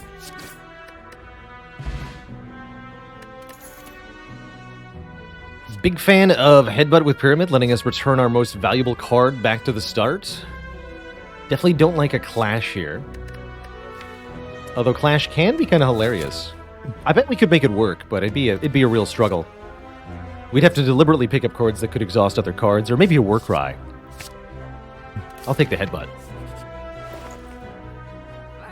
Armaments is very, very good with Runic Pyramid, letting us upgrade a 1 card or maybe all cards. However, is it better than... Wait, can I get both? 28 plus 89.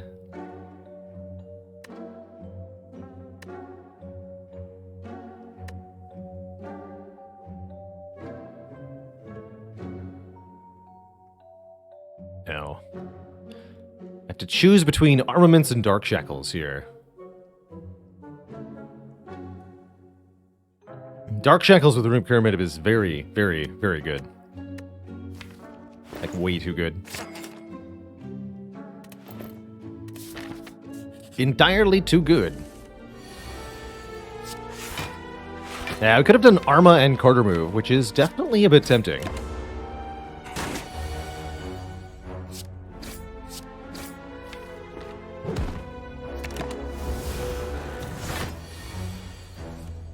Dark Shackles.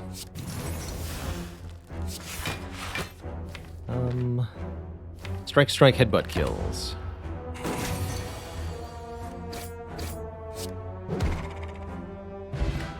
Basically, Dark Shackles is a 0-cost block for 9. But it also works on multi-attacks. And can be upgraded to be 15? Why does this card upgrade to 15? Like, hello? Truly absurd card. Take an uppercut. That could be our first upgrade, reasonably. Are we ever fighting the Burning Elite? Probably not. Probably not. I think we're going this way. Which card upgrades to 15? Dark Shackles does. And it's unfair to all the other cards.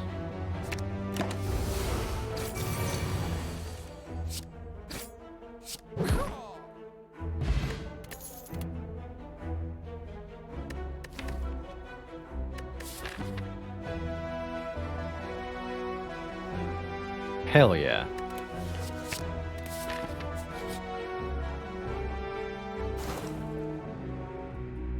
First click easy. So, I'm taking a Searing Blow here. This is a card most people, I think, overlook. Searing Blow gets stronger with multiple upgrades. It's the only card in the game that can be upgraded multiple times.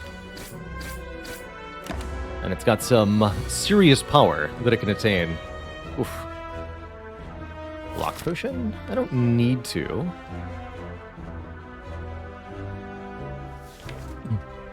But I wish I'd done armor remove now. Well, kind of. I still am really, really, really happy with the Dark Shackles. I'll block 3 times, take 9. Oh, no, you don't. Perhaps you do.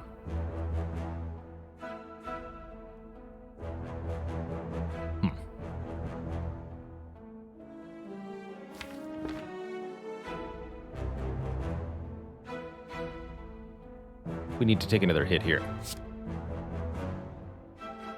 We need to be vulnerable for next turn.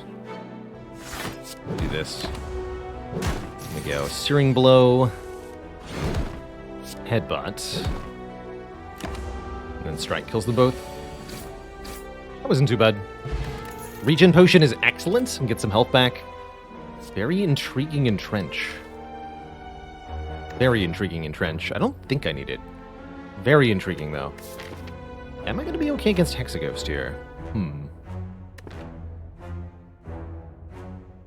Maybe. How does Pyramid affect Searing Blow? It's going to allow us to control the Searing Blow a bit more.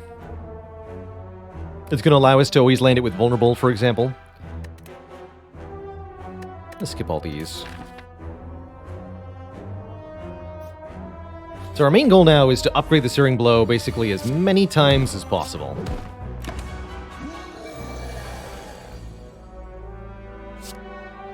Excellent draw of Uppercut.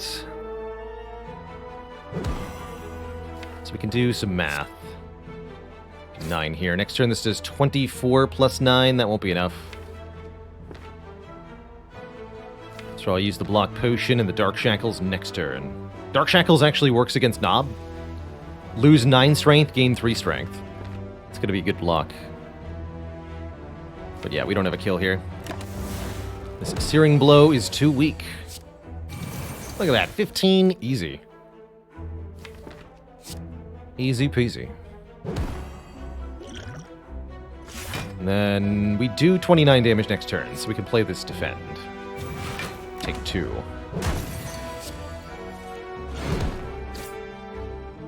Not bad. We get the Courier, making our gold go further. And I don't mind a Ghostly Armor. It's a really efficient block. Okay.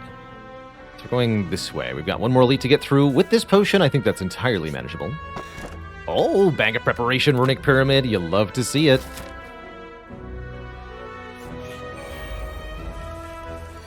How would a headbutt deal more damage than a sword strike? Have you seen the Ironclad sword? That is not sharp at all. It's more like a blunt instrument. I don't think he's using it properly. Oh boy. That sure is a nasty set of gremlins, huh? Yikes.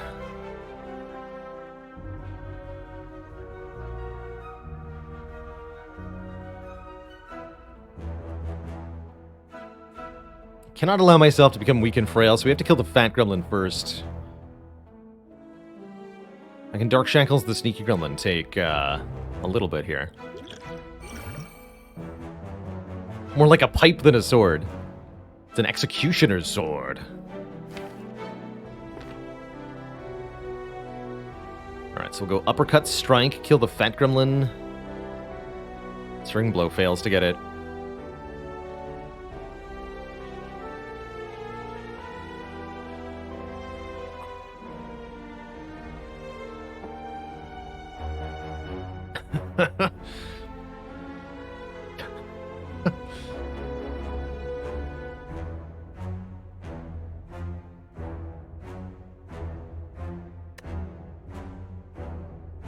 Let's do that.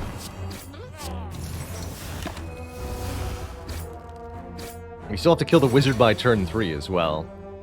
So I think we Searing Blow and do some math. Probably headbutt the Searing Blow to get the kill here. Problem is 16 plus 9 is 25. Bummer. Bummer.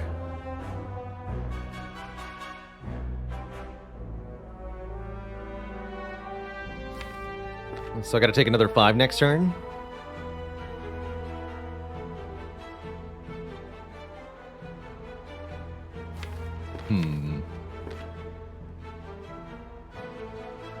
If I redraw the I won't redraw the headbutt. Okay. Not a thing. So what's the play here? I could defend 3 times? That seems bad. I could defend 2 times and strike the wizard 1 time. Seems better to Searing Blow than defend 2 times. Yeah, I think I just have to take another 10 here. 5 this turn, 5 next turn. Since you spend all my energy killing the wizard. And then we easily block the Mad Gremlin from there. Such a bummer that it's 17, though. We've been able to upgrade Searing Blow 1 more time. This would be a lot simpler of a fight. Plan is, don't die.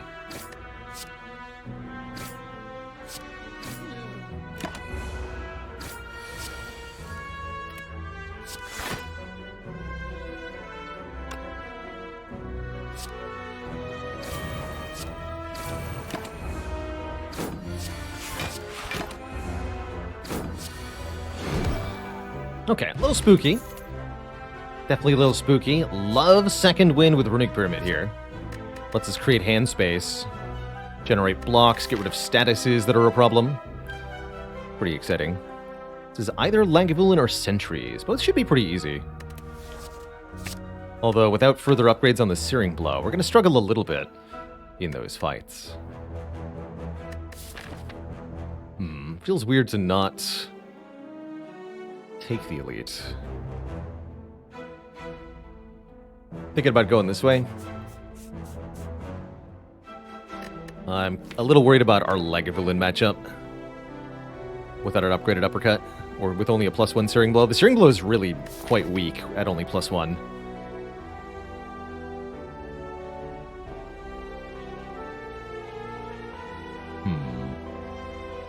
There might be an upgrade in the event, it's true. I'm kind of hoping there is.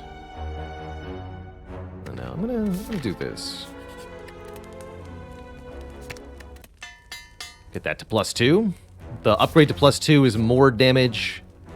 The transform, not an upgrade, is more damage than the upgrade to +1, and so on and so forth. So +2 to +3 is 6 additional damage. And it continues to scale upward from there.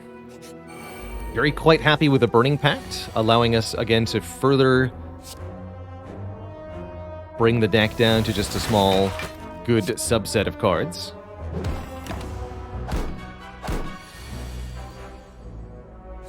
A boot and a block. Easy fight, thankfully. Gonna perform a lot better with the slightly higher damage card now. Get a potion. Anger could be nice, a 0-cost attack card. That'll help us in the early game, and with Hexaghost, before the Searing Blow is doing all the work. I think that's a reasonable addition. Does a transform keep an upgrade? No. Transforming an upgraded card is usually a bad idea.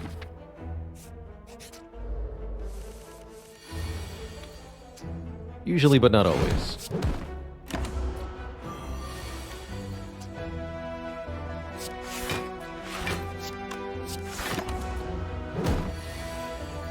So half health is 35 for you, huh? It's just...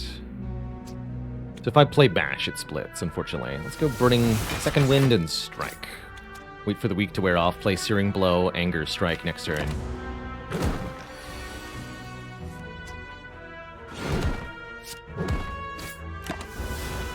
Cool. Don't need a second wind. Definitely don't need a Rupture. Sever Soul does the same thing as Second Wind. And with Searing Blow, I usually advocate for keeping the deck quite small, under 20 cards, because you're really playing around just one card over and over again. Yes, Vortex Curse. You can repeatedly upgrade Searing Blow with Lesson Learned, and it is very cool.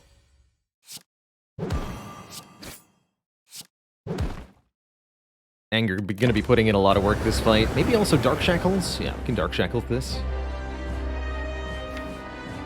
Or I wait for the Inferno turn and Dark Shackles that, block this conventionally. That means never playing second wind. Let's just use the Dark Shackles now. Never gonna get away with not playing second wind in this fight until the Inferno turn, so let's not worry about that. Alright, we definitely want a Searing Blow for 40. Boop. It's our best hit that we can make. Do I want to delete any cards yet? Could second win the whole lot of this, but I don't think I'm going to. Actually, maybe I do want to do that. That means I'll draw basically no block next turn. Got 34 health though. Yeah. Delete all of this. Idea is just draw the angers, the damage cards.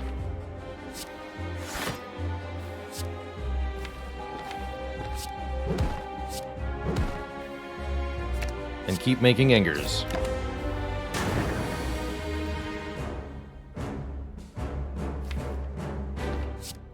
Okay, next turn's a buff turn. We can play the bash.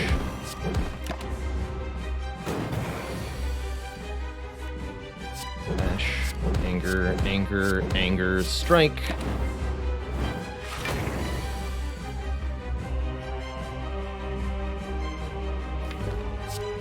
Keep the Vuln going with the uppercut. Block with second wind or play headbutt. Just block. Take a little bit more. And then we're pretty cleanly winning here. GG. Okay. Maybe not the strongest Act 1 that we could have had. And yet, there's some amazing stuff here. All three of these rare cards are amazing. Love Corruption with Runic Pyramid. We just saw last run what that can do for us. Impervious is a very good block. Or Fiendfire scales its damage with our hand size, which is very nice with Runic Pyramid and Bag of Preparation. Also allows us to delete non-Searing Blow cards from our hand, and is therefore quite powerful. If I'm worried about the elites of Act 2, I really do think Fiendfire might be our best bet here, although we won't be upgrading it because, again, Searing Blow is doing all the work. I think that means I want to take the Corruption. Let's do it. Coffee Dripper would be fully committing to the Searing Blow. We can no longer rest at rest sites. We can only upgrade. And honestly, that's the run I want to have anyway, so this is pretty much ideal. Sure, I could give enemies extra strength. I don't want draw on self-damage. Give me the Dripper. 4 energy is going to be huge for us. Now we're able to play Bash and Searing Blow in the same turn. And that is a very big deal. Unfortunately, another low upgrade act, only 3 upgrades, is going to cause this Searing Blow to fall behind. So we must be very careful. Or perhaps find another way to get it upgraded. I'm going to be looking at a shop at minimum here.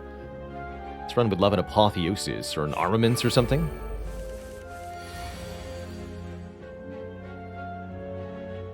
Let's see what's in here.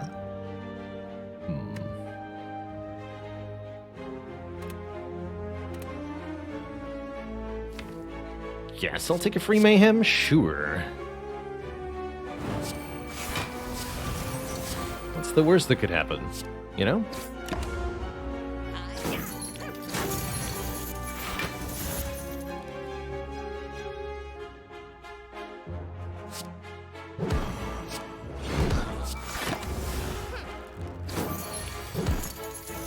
You dare. Perish.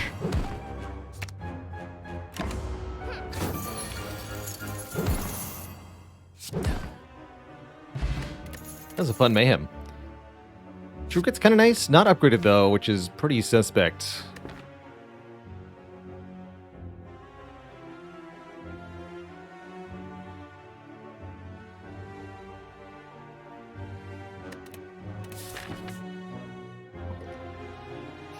Take an event here. 21 health, huh? I mean, this could be Necronomicon Searing Blow, so I feel compelled. It's Nilri's Codex. Bummer. Runtime plus 30 minutes.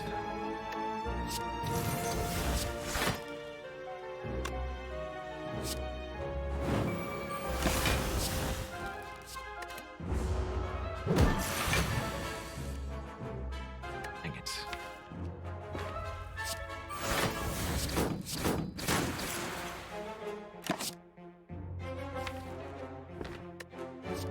Already got corruption down? Sure.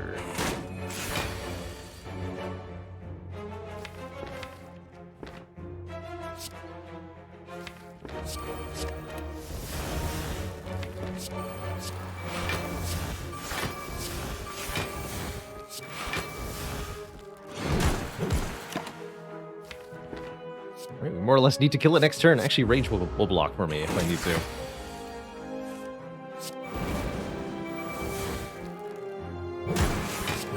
I'm just dead. He just dead. Yeah, we're having bitrate issues today, unfortunately. Broken Bard, thanks for 23 months. No mercy to the Spire. And Emu-like Bird, thank you for 31. Alright, shop, you better be good.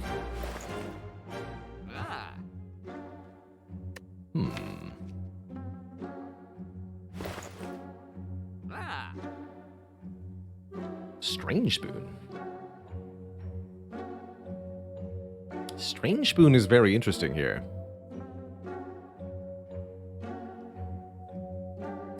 Strange Spoon says, cards that exhaust when played instead discard half the time. Which includes any card affected by corruption. That means my skills will be free, but only have a 50% chance to be exhausted. Actually really like that. Ooh, Potion Belt. But I'm thinking Panic Button with the Strange Spoon now and a card removal. Let's lose another strike here. That's my choice here. There's also interesting stuff you can do with the Sundial. We could turn this into a Dropkick Infinite of some kind, potentially. Although we lack even half of that at the moment.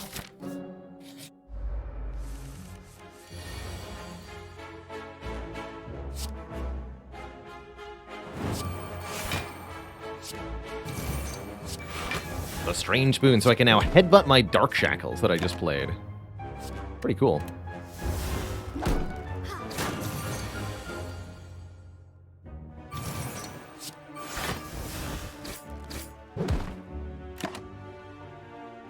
I'll take a Fiend Fire here. Gotta kill this Centurion quickly before the strength gets out of control.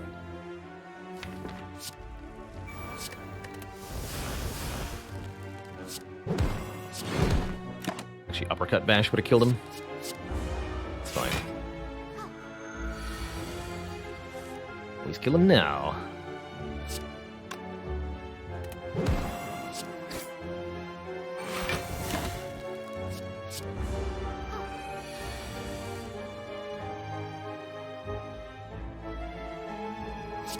Upgrade the Searing Blow.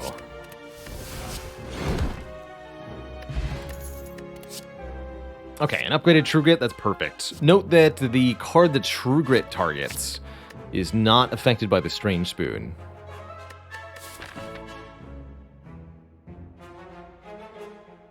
Got a spooky end of the act ahead of us, huh? Be very surprised if we survive here, but maybe it'll happen. I think I've got to take Speed Pot over Strength Pot.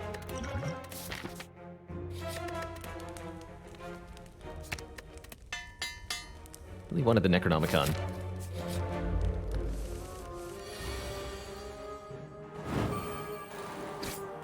At least it's hard to lose health with Pyramid Corruption. Pedro Biagioni, hey, thanks for 10 months of support. Mucho appreciation. Big like. Spoon. Sure, give me a random costed bludgeon, please. Sounds great.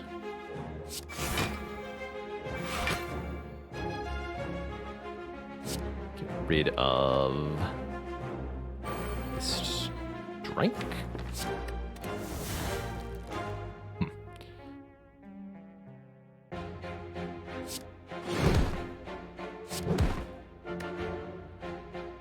It'll re-randomize when I redraw it, so it's a good headbutt target. Okay. And another free bludgeon, sure. What do they cost? One cost bludgeon, one cost searing blow. You love to see it. Ancient potion could block a debuff, like, oh, I don't know, Snecko Confusion? Broken Bar, thank you so much for the gifted sub to Leskin. Would we take Ritual Dagger here? I don't think so. I can't afford the hit point loss, for one. And the Searing Blow is mostly just gonna one-shot stuff soon.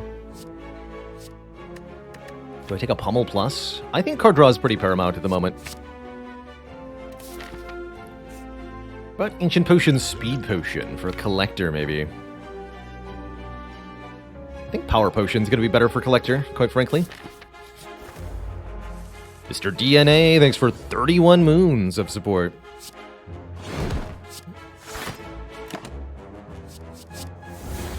This could be a weird fight.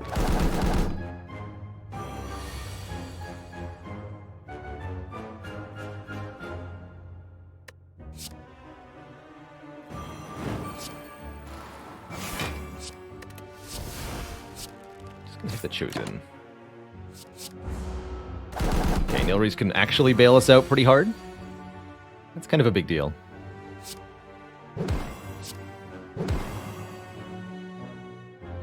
Easy Dark Shackles, easy Dark Shackles.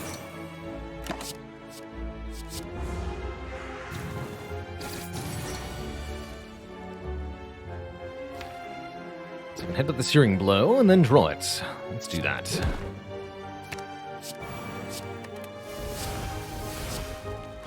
Alright, Chosen's gone. Note that Feel No Pain doesn't give us block if Strange Spoon activates. So that's fun.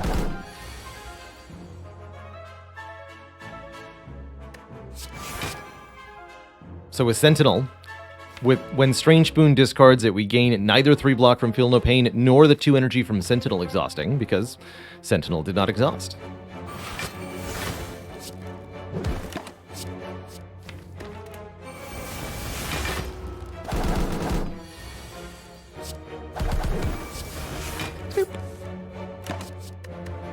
Get that bird.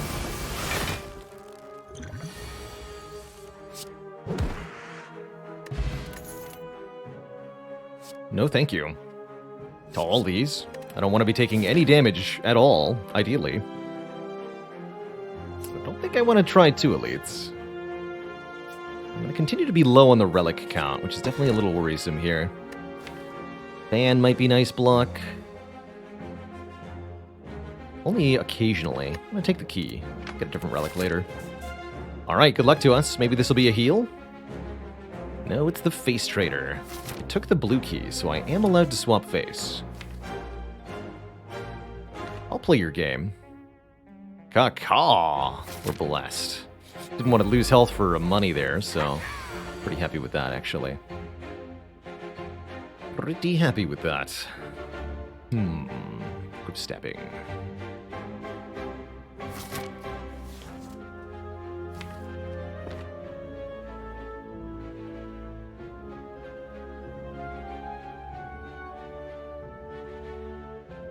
A little early to use the Dark Shackles, don't we think?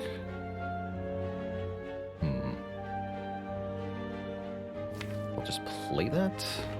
I'll just play that. What does that mask actually do? Alas, not a thing. Not a thing.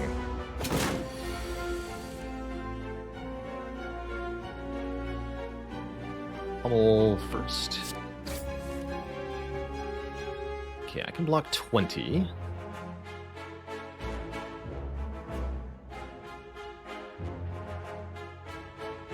Still don't want to use the Dark Shackles yet. Ghostly Armor gets lost either way anyway.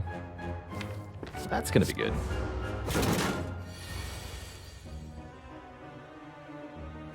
If I commit to using Dark Shackles next turn, I can Panic Button this turn. We won't be able to block next turn, but Dark Shackles brings the book's strength down to 0. So let's go Panic Button, Bash, Uppercut, get some Vulnerable down, fully block this. Do I want a Dark Embrace? I mean, it seems pretty good. This turn, we Corruption. Put your strength down to 0. And please put the big chunk back on top. We kept the panic button, by the way, with the Strange Spoon. I'm gonna make room in hand as well. I'll just play that. Oh. Easy.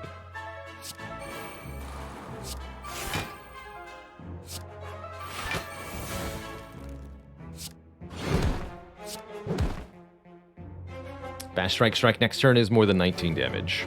This went really well. This fight went really, really well. Actually feeling better and better for the Collector fight.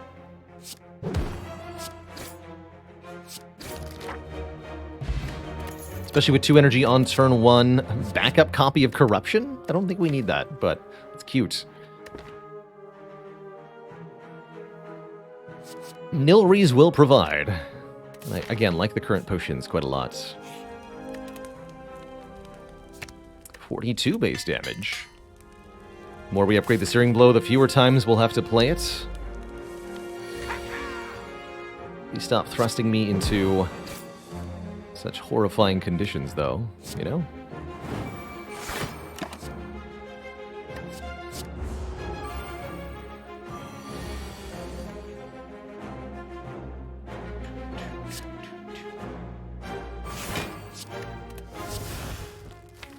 So I don't have a Feel No Pain this time. It's a little scary. But what do I do here? Bash Searing Blow the Chosen? Hope to double tap Searing Blow the Chosen next turn? That's what we do. Hope to double tap you next turn.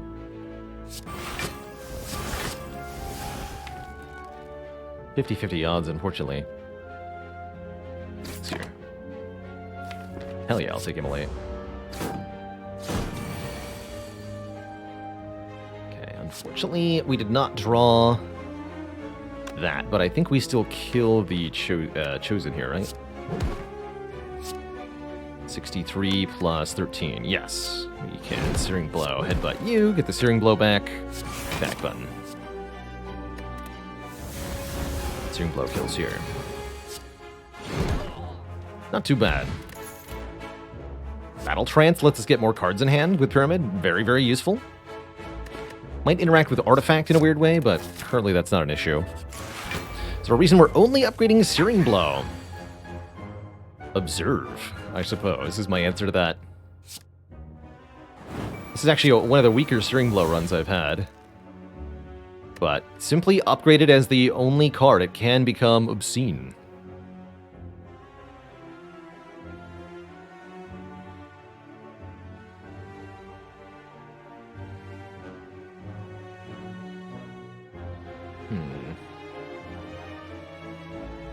Debating playing the panic button now. I don't think that's a great idea. No, I could just block with the other stuff. Thank you, Strange Spoon. Okay, keep 1 defend. Definitely take a disarm.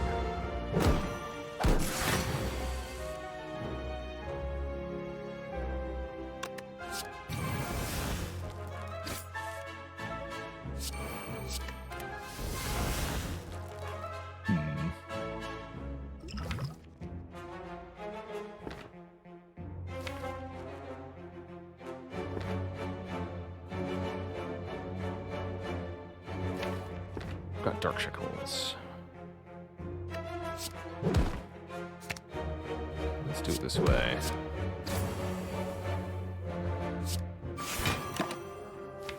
And I'll take Offering just in case. Don't have to, though.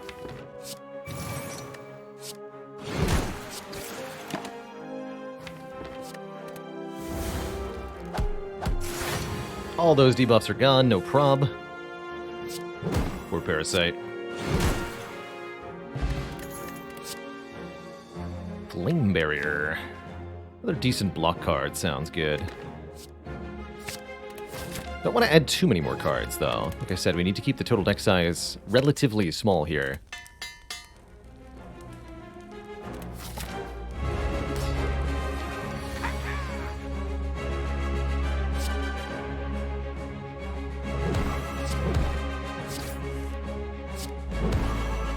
have a fistful of that. Also, I'll take a barricade. Just panic button now? Yeah.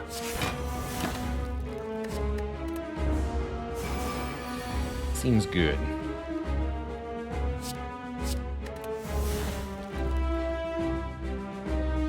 Unfortunately, we did not draw the good stuff. String Blow does 51, so it'll one-shot the Torch Head. I'm going to kill the other Torch Head as well. I'm going to play this for a chance to keep it. We lose it. Or no, we keep it. Thank you, Strange. Actually, no, guaranteed, because we didn't play Corruption yet. Excuse me. Got a little confused there. And now I still have one block. You'll love to see it.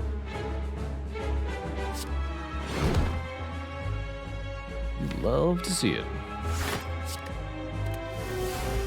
I'll save the Dark Shackles for after the Collector's Mega Debuff. Feels right.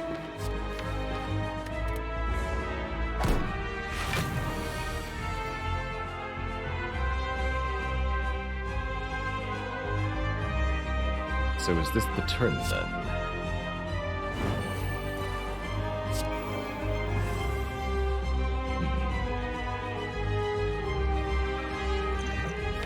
Gain 15 block off the speed potion right now.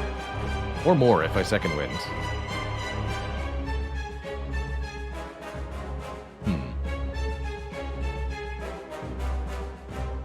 Yeah, I'd like a little bit more resilience here.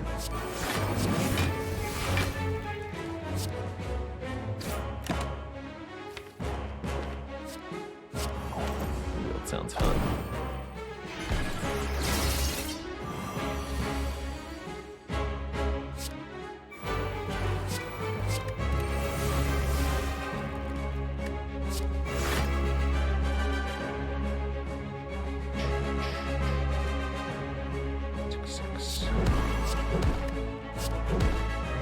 No more Torch Heads.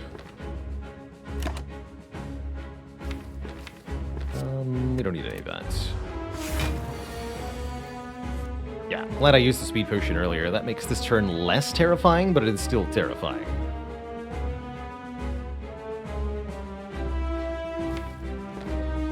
Let's start with Dark Shackles.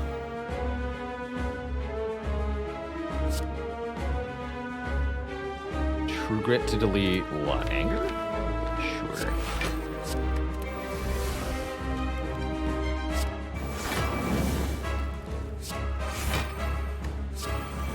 Again, we only get a card drawn from Dark Embrace when the card is actually exhausted.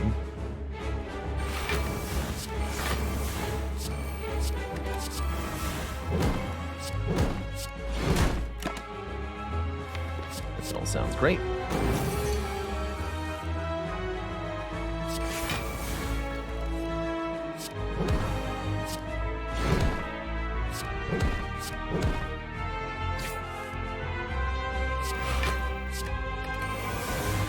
Reduce your power. Demand it.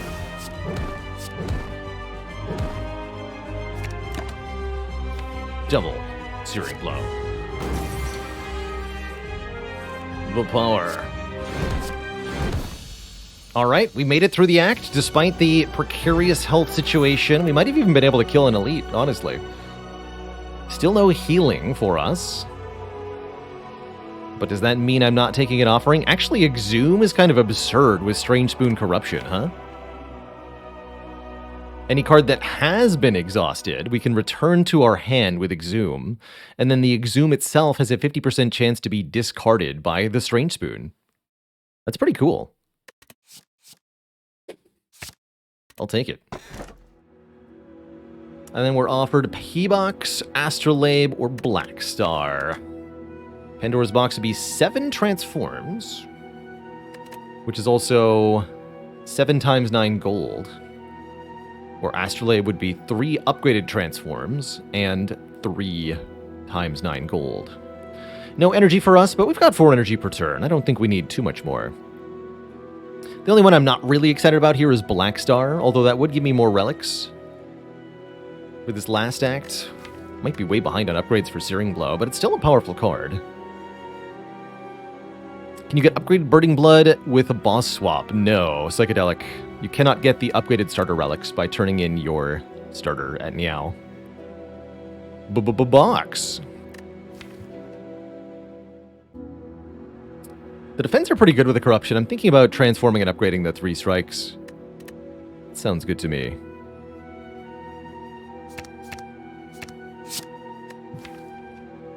Interesting. I guess we now have 2 corruptions. Can't help but feel like that wasn't that good. Oof, another really weak upgrade act. It's gonna be the weakest Searing Blow I've ever tried to take to the endgame. Good luck to us.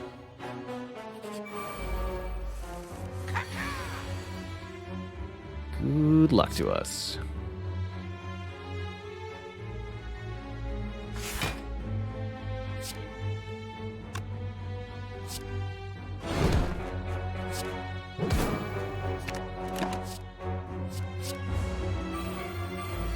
Barricade's pretty good against these two.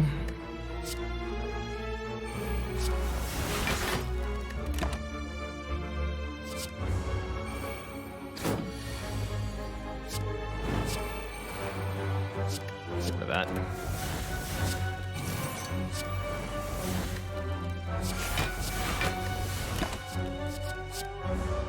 Don't even know why I clicked on that, actually.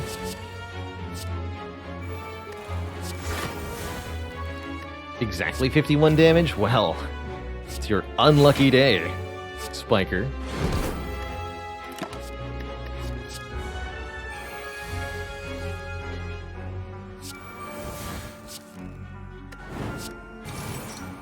Double Corruption doesn't have any special effect, if you were wondering.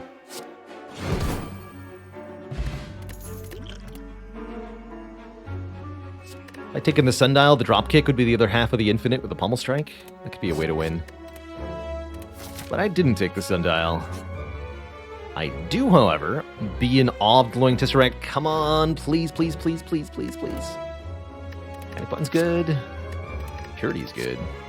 Unfortunately, no Apotheosis here, but I will take some cool cards with the spoon. Discovery, yes. Purity or Violence? I think Violence for the card draw. And another Panic Button. And then we fall. Hey, we could lose either the unupgraded Corruption or the Sword Boomerang Plus. That's actually hype. Probably remove the Hemokinesis. Let's get rid of the redundant Corruption. Get out of here. Dead Branch.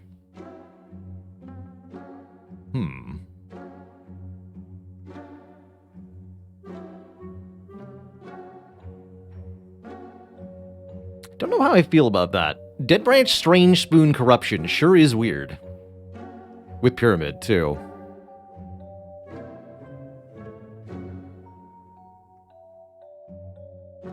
Is that good? I don't even know if it's good. We're trying to do Searing Blow things? I don't think we take this Dead Branch.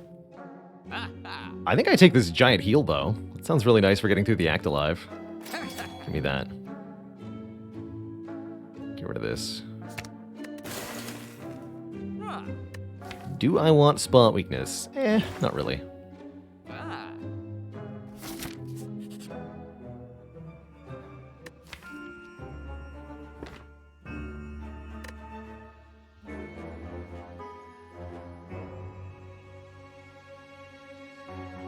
Boop.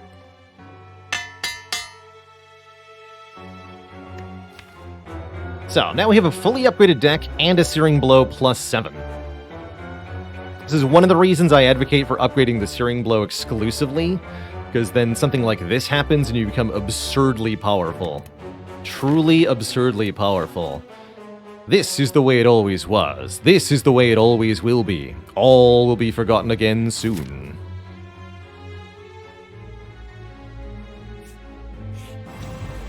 Can't heal ever. That's right. Read this effect as your health can never go up for any reason. No exceptions. There are no exceptions to the Mark of the Bloom. You can't heal between acts. You can't heal from resting. You can't heal from relics. None of it. Not any of it. Backup Corruption. Not from Singing Bowl, not from gaining max health, nothing. Simply nothing. Yes.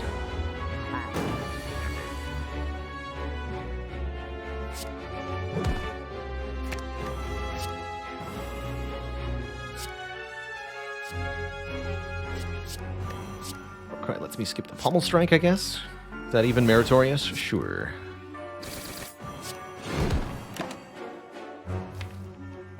Another Seeing Red.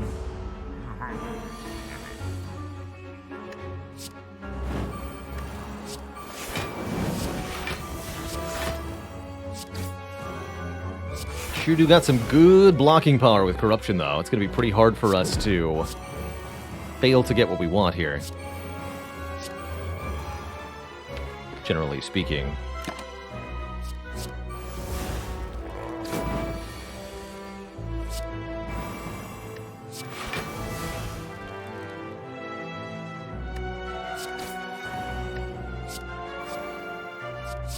Take a free Juggernaut, sure.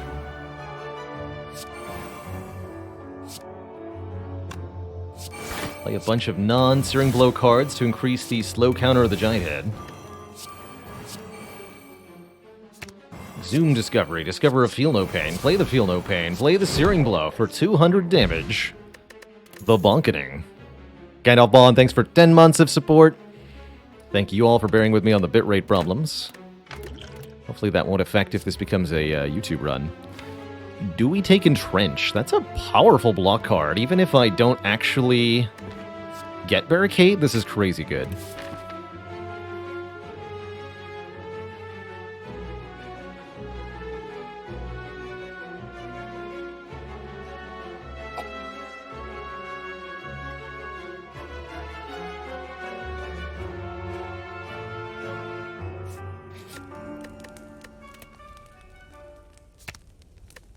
So note that the upgrade from 7 to 8 is plus 11 damage here. The Searing Blow keeps getting better and better. Trench better than Dual Wield? I think so. I do think so. So, the pair, if I pick this up, we go to 82 out of 92 max health. We cannot benefit from this. Observe.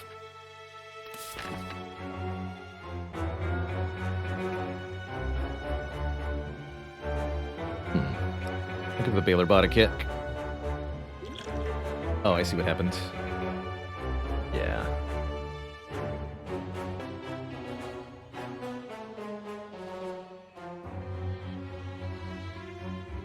I don't do local recordings for the YouTube, no.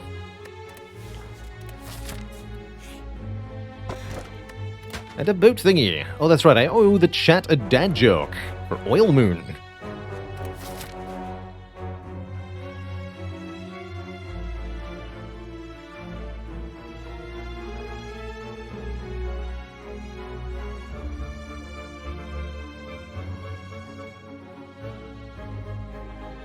What kind of music do astronauts listen to? Neptunes.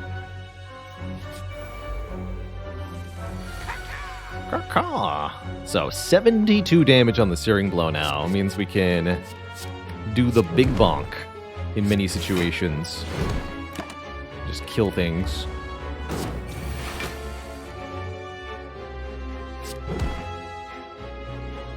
Leaving after that terrible joke. See you later. No refunds, kid. Loading Hawking, thanks for 17 months of support.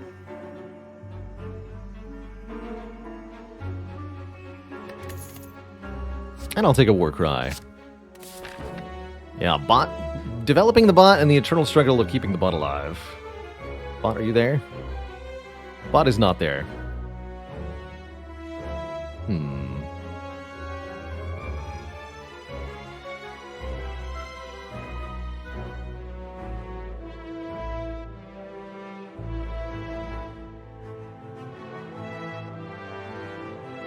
Try one more thing.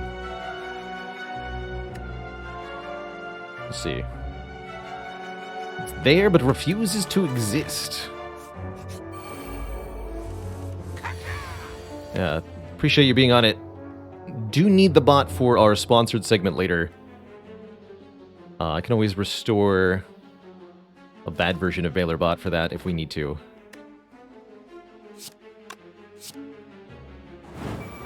Sayornes, thanks for the very generous 5 gifted subs. Welcome.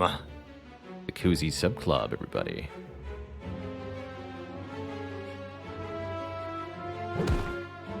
Can't play Searing Blow and Headbutt here.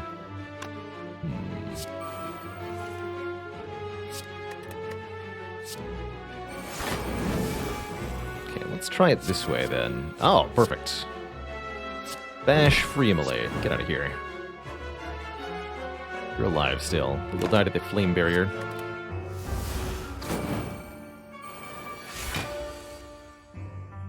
Can't play Searing Blow twice. There's other things I could headbutt. Like the immolate. Let's do that.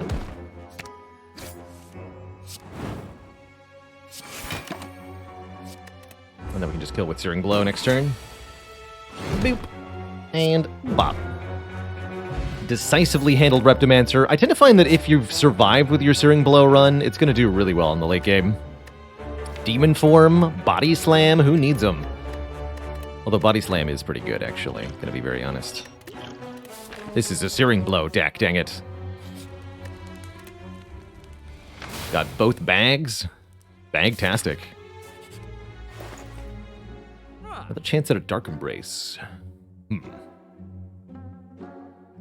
Adam the Least, thank you so much for the Prime sub. Welcome to the Cozy Sub Club. We don't have a real Dark Embrace, huh? Let's fix that. Give me a real Dark Embrace. Anything I want to remove at this point? The Boomerang. Though we can do that in the final shop. Dark Embrace that works half the time. That's right, I only needed to work half the time, because I got Pyramid anyway.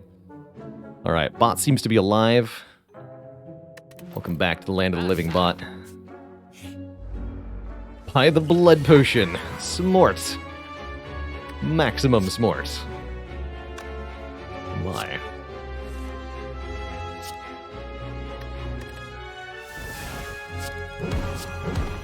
Bonk.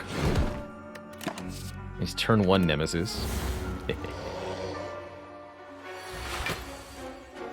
Might have borked the run file for this run, but let's see.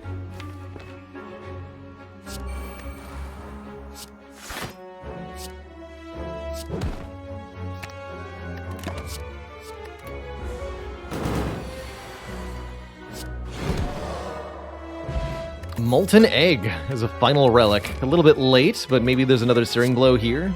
Nah, just a Clash plus and a Boomerang plus. Who needs it? Penultimate upgrade on the Searing Blow. Plus 8 to plus 9 goes plus 12 damage. 72 to 84. And we'll get 13 to 97 in Act 4.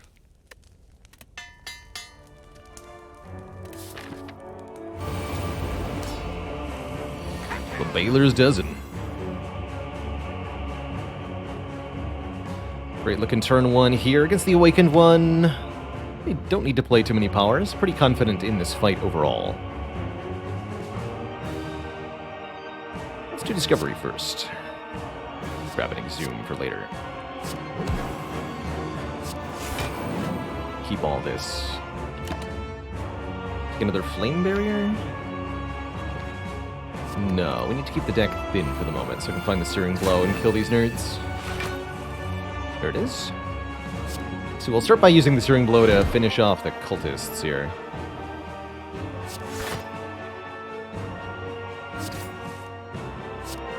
We can play Corruption next turn. We got many ways to block. Who needs a real Dark Embrace when you can just get one from Nilrees every time, though? I'm just gonna Dark Shackles this turn. Make my life nice and easy. Play the Corruption now? Let's do it.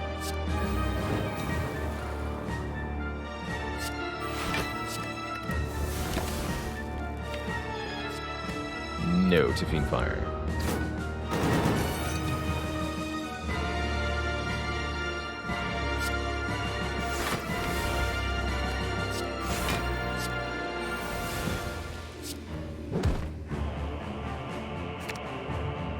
a bit of boomerang. Kill you.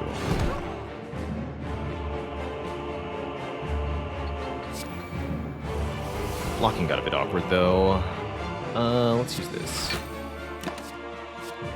Now we can add more flame barriers. To replenish the ones we're losing, of course. This is a safe turn to panic button as we're getting multi-attack next turn and I have Dark Shackles in hand. Let's do it. Let's also play this.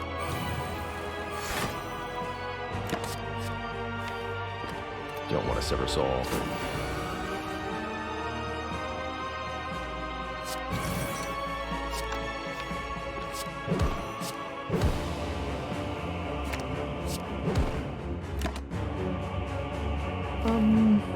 Need a demon form here. We're going to gradually lose cards. Although it'll take a long time because the Strange Spoon will periodically save them.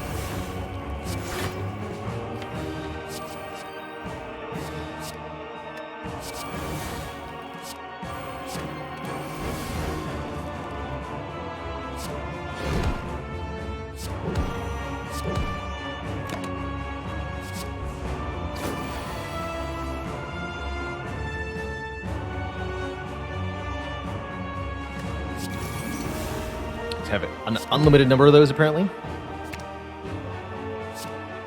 Anything I could exhume? Nothing important. Accidental Dark Shackle Strike. You nerd. Let's panic button this. Not afraid.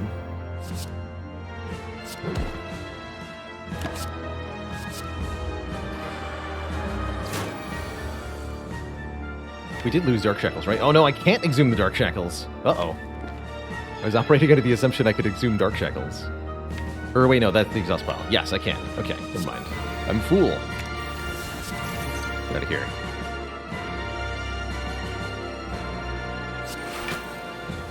And then weekend down to 2. Looks like I'm still taking a little bit, actually. Unless I can draw to the Shackles here.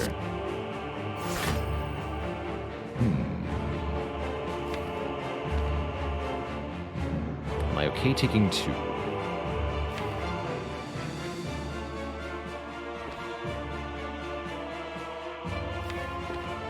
I suppose that I am. Puts us to a nice round number of 80.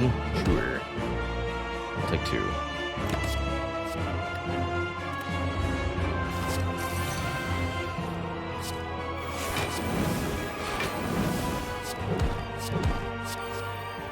Triple barrier.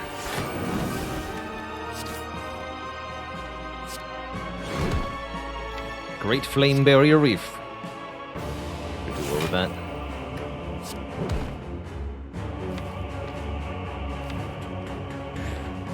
Exhume Discovery.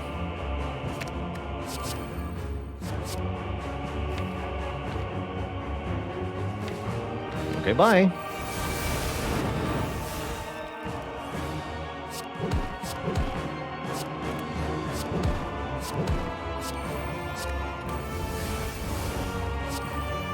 GG. Get body slammed, sir. Alright, a mere 2 health lost. We should be able to beat Time Meter without any health lost. If we do this correctly. Might be a big if. Oh yeah, I got double panic button entrenched, so we never get hit next turn. Let me use Discovery here. Create a shockwave and play it.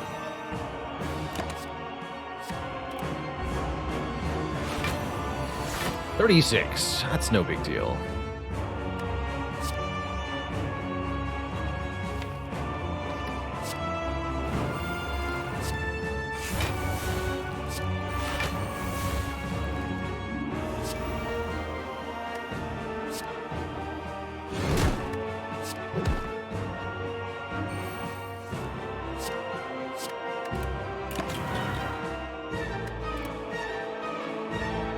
Interesting, the turn ends before Dark Embrace draws the ghostly armor that's on top of my deck, so it doesn't get exhausted? Very interesting. I didn't think that interaction was going to occur. Huh. Cool.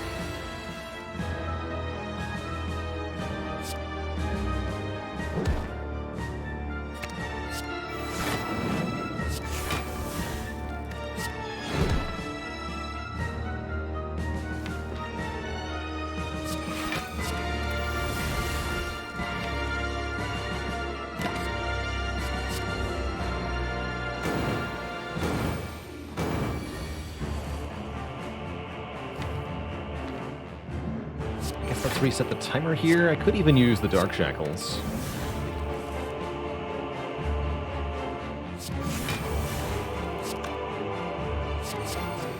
Double Searing Blow.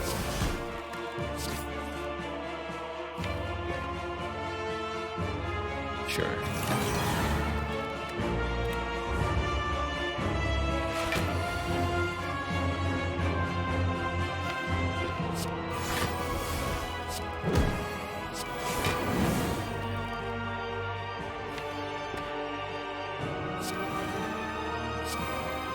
Boop. GG. You see which mods I'm using anywhere? Yes, exclamation point mods has a breakdown. You need a link to the map mod that we use. Exclamation point map has a link to that. A snail biter.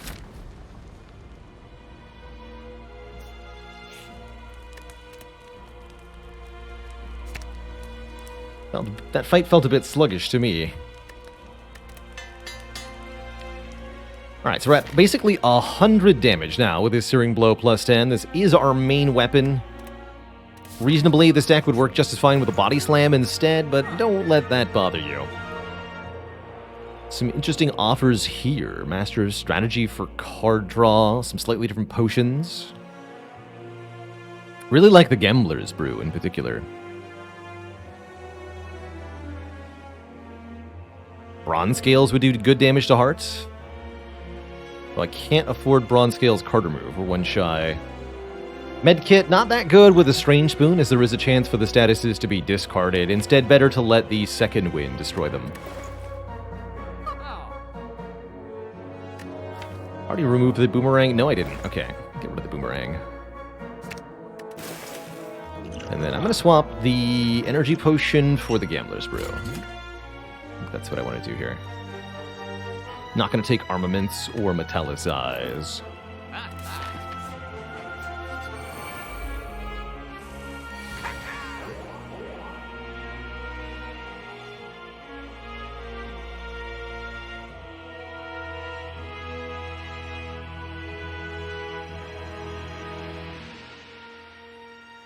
Can do some nasty stuff this turn.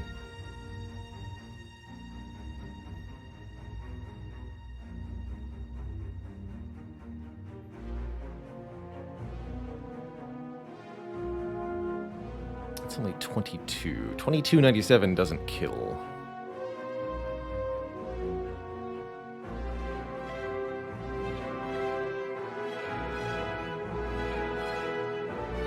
I can kill either of them. If I kill the shield, I have to take some damage. Rather, if I kill the spear, I have to take some damage. Actually, it looks like killing the shield is almost as difficult, though. So, probably better to just take the 6. Play... Actually, no, I have to use all 6 energy to get a kill, huh? I think that means I use a potion here.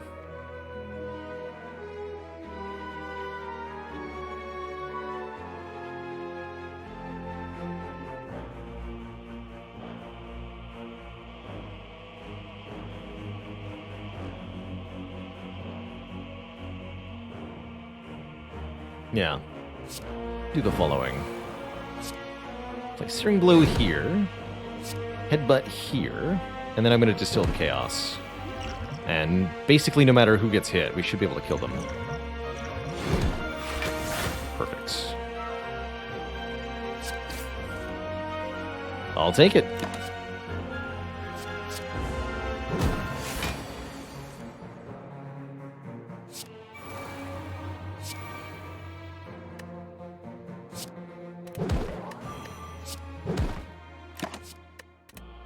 And then this thing on its own is really no threat to us.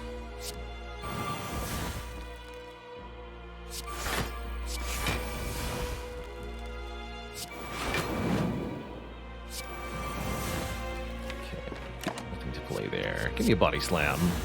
I can sure make a lot of block in one turn here.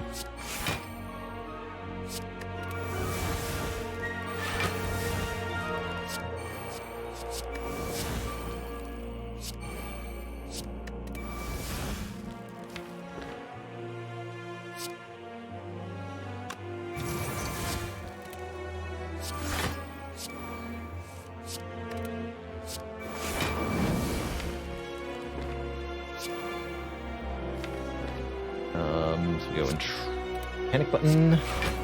Entrench. Kept the entrench. That's pretty funny. Well, that's enough.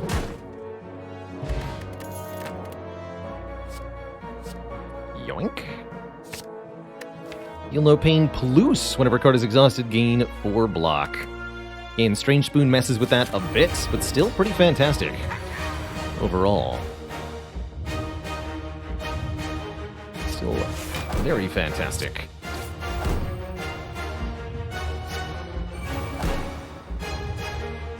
Alright, do I make a discard with Discovery here? Let's Warcry.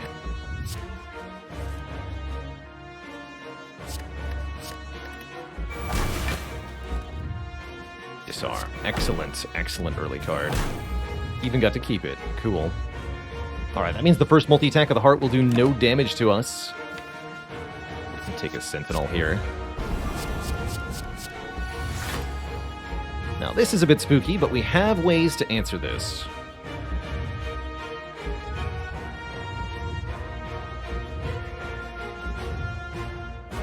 Or I can gamble. It's a big, powerful gamble. Gamble everything except Void here. Draw 9. Actually, everything except Burning Pact and Void. Okay, let's do that. Hurts to discard Flame Barriers. It'll do 90 damage next turn, but this is not next turn.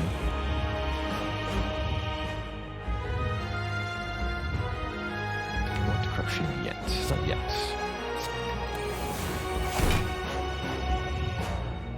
Alright, we get to play both Dark Embrace and Corruption here.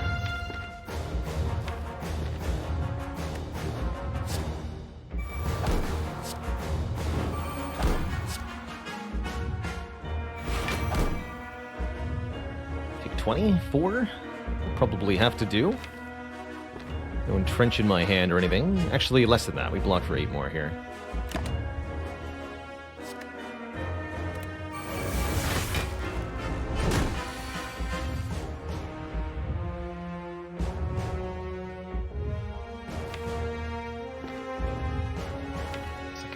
Discard pile.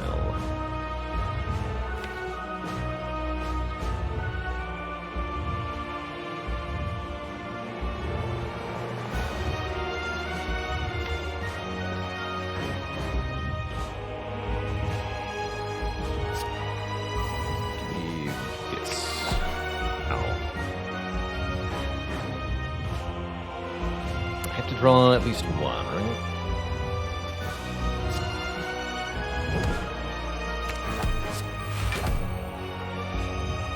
Help!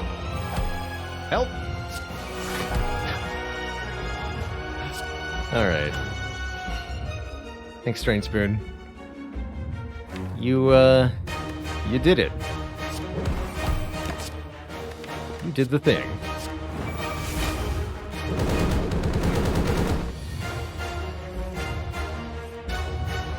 And now I can't use the second win because I've drawn Entrench. Ah!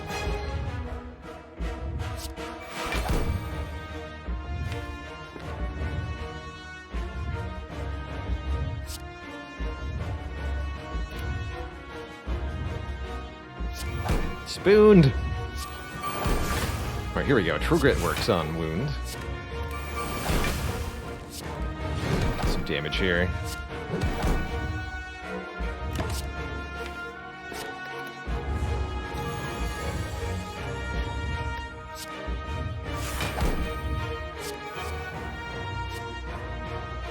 Seeing Red, although Armament's rather tempting, actually. Spoon. Spoon going ballistic. What a monster. It's invincible. Spoon is all-powerful. Get back my True Grit.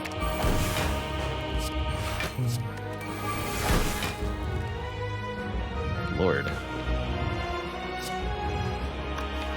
I want Uppercut here? I'd want to draw to Uppercut. So Headbutt Pommel Strike is my best way to do that? Yes.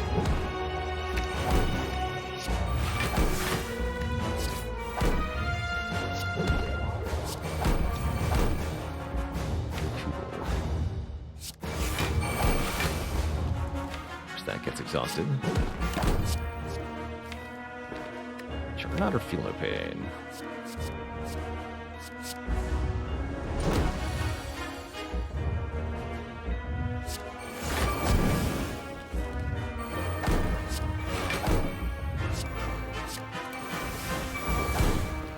Double disarm. I'm gonna keep that, actually.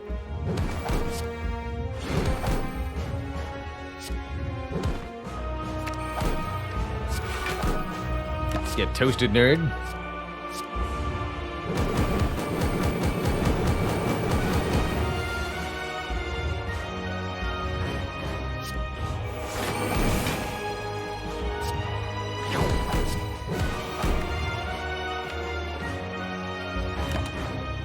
There's the dual wield. I can finish with a panic button if I want to. Let's just do this. Ow. Double my strength. Wait a minute. I don't have any strength. Slightly problematic. Double my body slam. Double my fun. GG.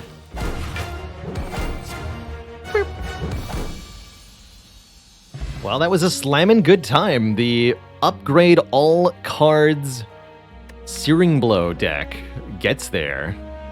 GG. Absolutely mental. And I guess to further elaborate on the fellow who asked me about Ironclad scaling late game, this is kind of what it looks like. You start with one strong attack or a couple strong attacks that you want to play many times, and then just add exhaust synergy stuff for the entire rest of the deck. GG. Yeah, I didn't even end up losing half the life after upgrade all. I think with a better draw order, this could have even perfected the remainder of the game, but overall, that was great. That was great. Orange Mango, thanks for 24 months. Mostly impressed we made it through Act 2 on that run. GG. Now, what has it been done? The Spire sleepeth, and so shall I. GG Twitch chat. We finally get there. So happy to have another Searing Blow victory. And for those who doubted the power or utility of Searing Blow, I hope this also gave you an idea of what it can do. I think it ended up redundant for part of the run. There's definitely a lot of different damage sources this run could have gotten that all would have worked, but I really enjoyed having it for this one. I think this was a below average Searing Blow, only 3 fires per act. You really want 4 or 5 upgrades in the first act. We also got no upgrades from events other than, of course, upgrade literally every card, which was pretty good, actually. Is it good to upgrade your entire deck when you're at full health? I think so. Element AG, thanks for 3 months of keeping it cozy. How many saves did the Spoon make? Over 100. 1.3 cards per turn. Pretty crazy. Sometimes recycling the same card several times, like the Dark Embrace, or Dark Shackles. Excuse me. Alright, folks, it's going to be break time for me. When I return, we're going to be shifting games and checking out a new entry to the deck-building roguelite scene, which is One More Gate, a Wakfu adventure. It'll be our sponsored segment for today.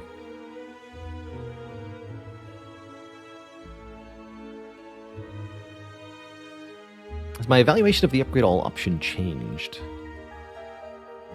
I think I'm getting more upgrades earlier in the run than I used to.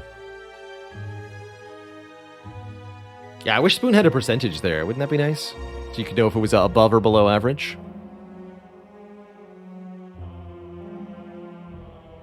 I've got exclamation point Wakfu. Good. Perfect.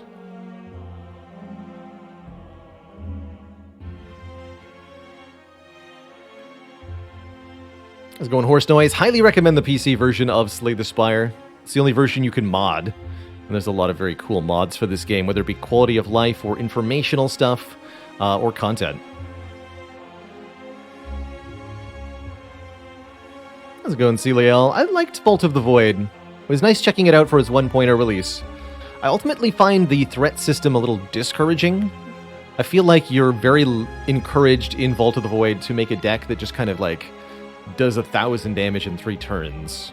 And if you don't do that, then you just lose to the Void.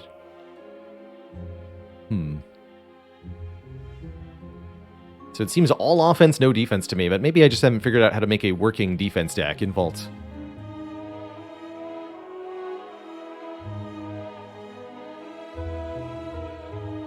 Hey, Soul Torch says, hey, if you take Whetstone with Searing Blow and all your other attacks are upgraded, will it only upgrade the Searing Blow? Yes, but it won't upgrade it 2 times. You'll only get 1 Searing Blow upgrade, even if it's the only unupgraded card in the deck.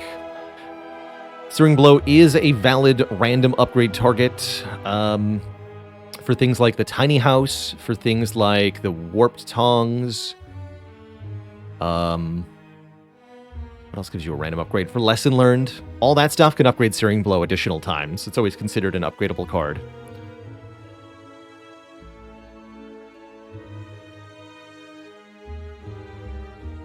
Yeah, that's another thing about Vault of the Void. Always having exactly 20 cards feels a bit weird. Especially when your starter deck is just like 10 copies of the same card.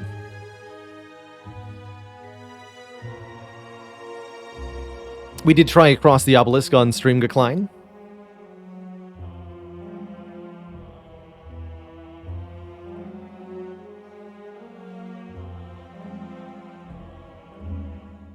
Thought it was not too bad.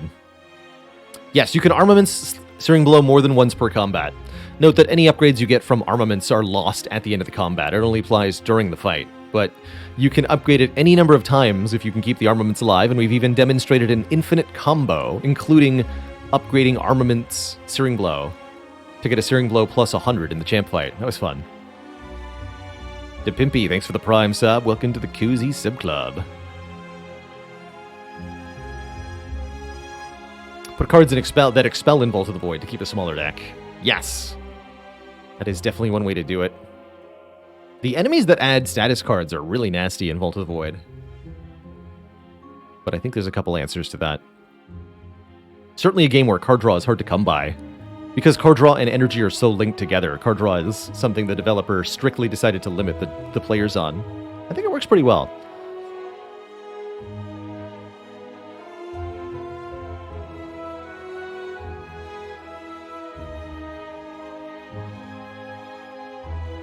If there was a card that can be permanently upgraded during combat, well, I mean, there is the Ritual Dagger and the Genetic Algorithm. Those are technically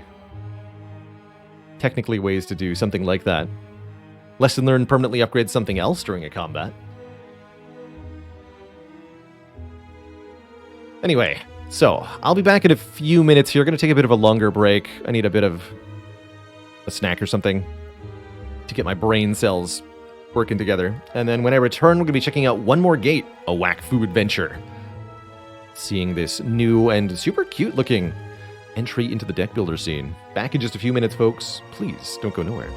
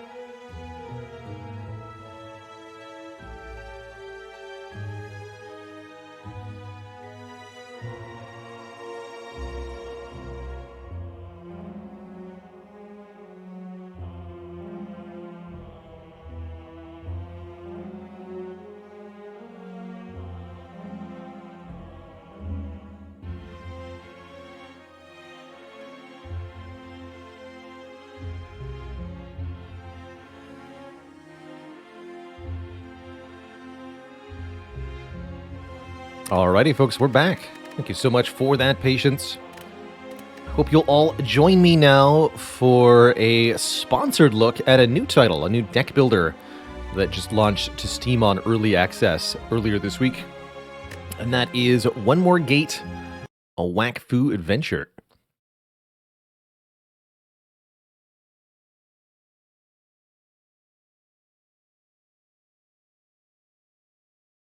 Let's get my face over here.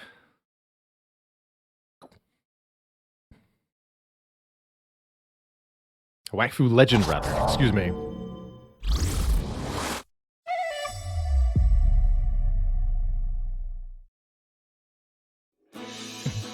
Welcome to One More Gate.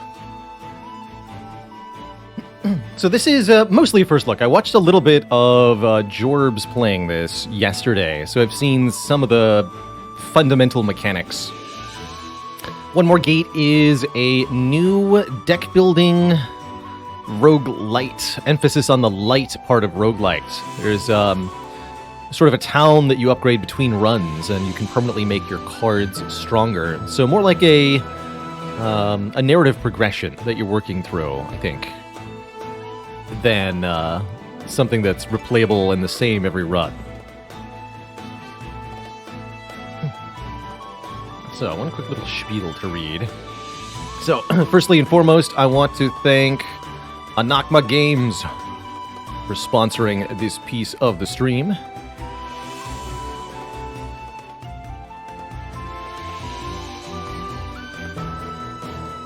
One More Gate, a Wakfu Legend is available on early access, which you can find through the link here in chat. Exclamation point Wakfu has a link to the Steam store with his special tracking for me. With these sort of promotions, the metric that everybody's looking for is wish listing on Steam. So if you want me to get any kind of virtual credit, that's all you'll need to do is just wish list the game on Steam through that link, and it tells the devs that I send you, essentially. I think it's currently $25 on Steam. This is launching into early access, as they said. Currently, there are 2 out of 4 dungeons accessible, as well as up to 70 runes that we can upgrade. That seems to be one of the core features of the mechanics. Runes, kind of like the relics of Slay the Spire, except you can upgrade the runes to get stronger and stronger.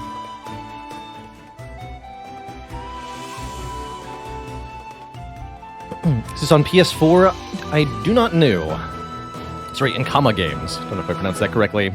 So this is set in the world of Wakfu, which was a French-made MMO by this developer. This is a first-party game. I believe some kind of like turn-based strategy MMO. Has anyone in chat actually played either the Wakfu or Dofus MMOs? Doesn't seem like they had huge player bases. And then an animated series was made called Wakfu, which I think is on Netflix now, telling stories in this world. And the Wakfu animated series has some of the most visually impressive animation that I've personally seen. So that is what got my attention. That's where my familiarity with the Wakfu Dofus world exists, is from seeing some of the animation. And I was pretty thrilled to see a reach out from Ankama Games here, as well as a deck-building roguelite of all things. Pretty cool. ODBM says, retail pricing means it's only about $7 for you. Cool. Very cool. Any idea how to forward the link? Can have somebody PM it to you on your Twitch. Here. I will DM it to you.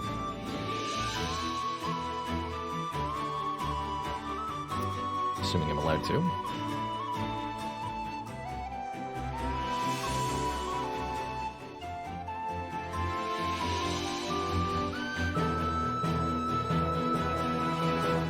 Anywho, let's actually take a look at One More Gate here and see what this title has to offer us. So I've seen a little bit, but not played. That's right. This is my first time actually playing, and so this is the start of a brand new save file in One More Gate. Oropo.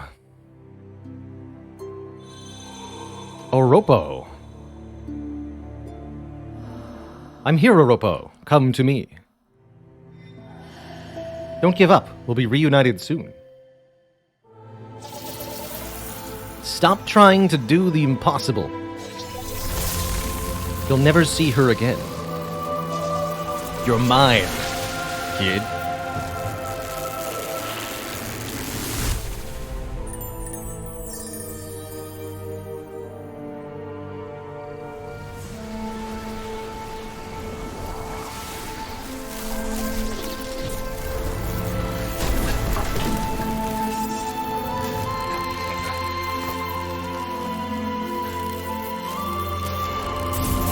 Really like the art style they chose to go with.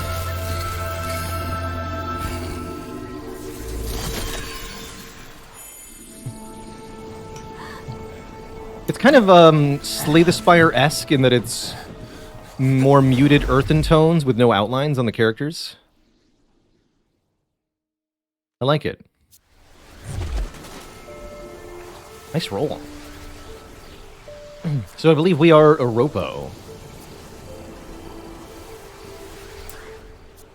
Okay, so I move around by clicking. Heard you can play this with controller, too. I'm going to try the keyboard mouse options here. Sword? In typical style, we're dropped into a sort of little tutorial segment for the first run.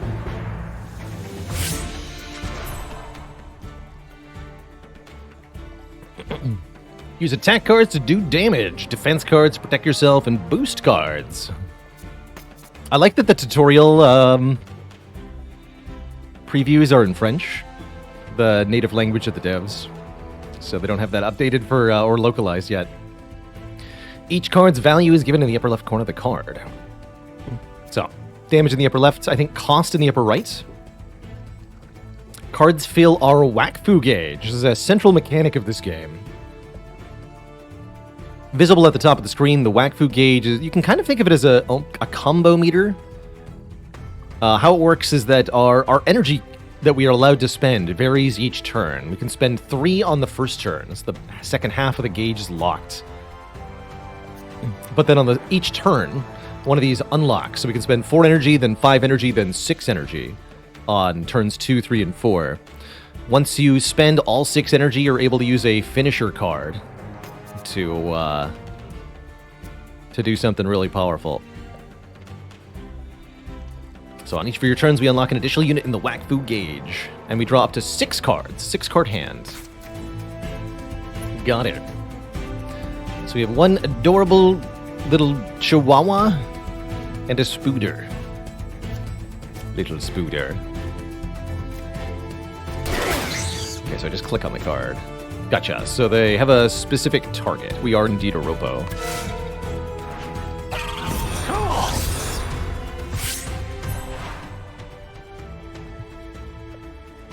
First one to act is always the closest to Oropo, so enemies that act left to right. We get Spire-esque intense. I hope they add some coloring to these. That'd be my first suggestion. Show like the damage in red, the block in blue. The rat and Arachne is the name of them. Okay. Favor defensive cards. Block doesn't carry over from turn to turn either. So that gives +4. So 15 damage headed our way. We need 17 to kill, huh? So we do strike, strike, strike, defend, take 3. Or block for 14, take 1. Yeah. Take Uno. Perfect run ruined already. Bummer. Web. Deals damage and gains the same amount of armor. Appreciate there's a little tooltip there. Very good. So we can boost the strike. Blorp that nerd. Block. Blorp, blorp. You got it. Seems like cards that we don't play stay in our hand from turn to turn.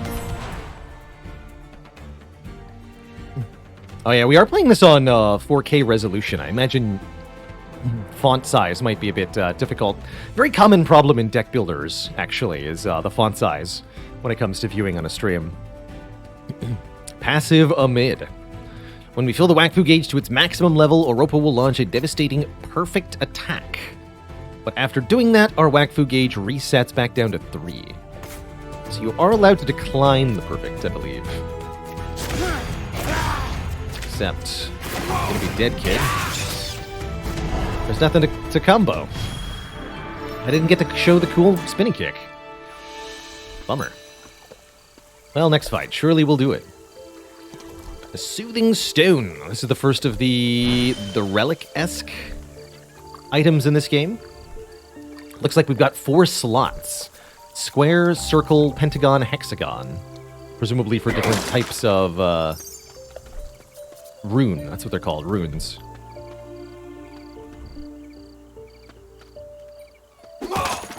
Bonk. Can't break that, though.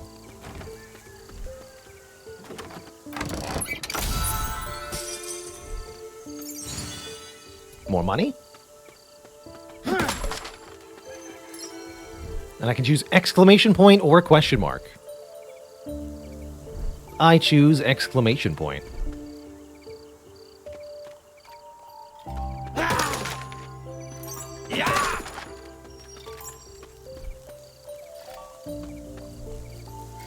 It's a whatchamajig. We lose. And now we've got a thieving arachne to deal with. Steals our commas. Our money, apparently.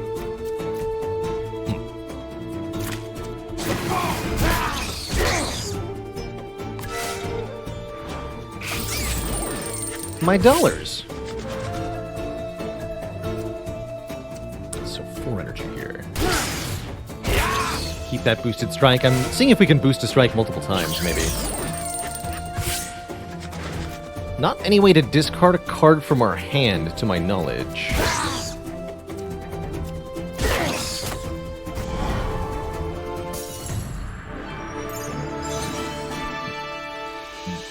$1 get.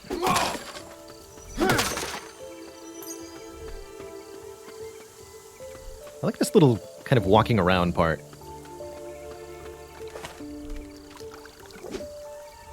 A rat and a gabal. Give armor to everyone, huh? You dare. Boost the salvo. Be the salvo. Guess I could have just killed the front one here, huh? Doesn't matter.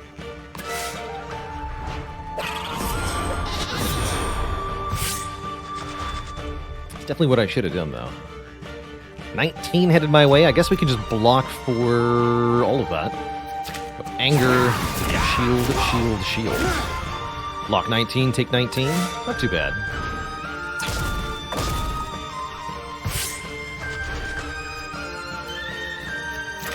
Okay, so it just is +4. The value shown on the card. It gets added here.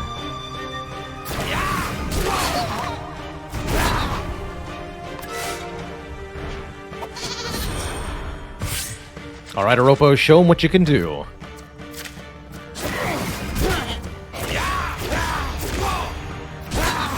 Perfect.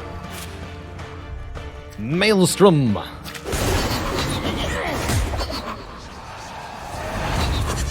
That poor little floof ball never had a chance.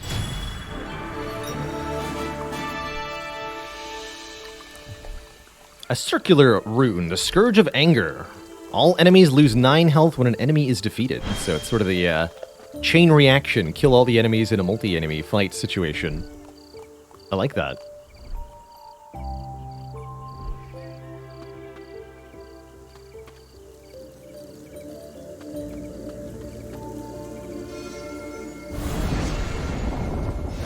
Strong. Choose a blessing.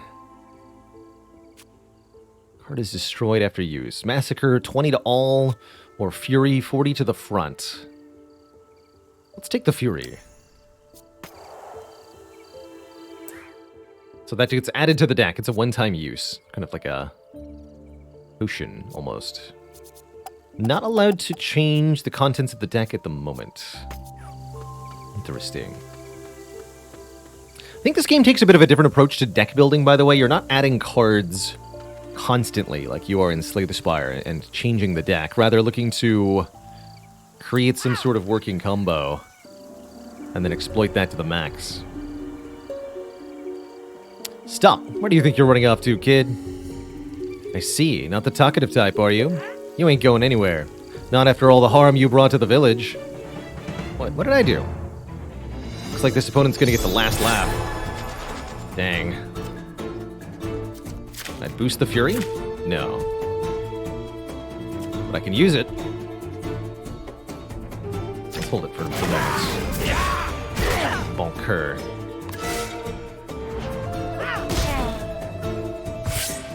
She's certainly got a lot of health. Boost for 32.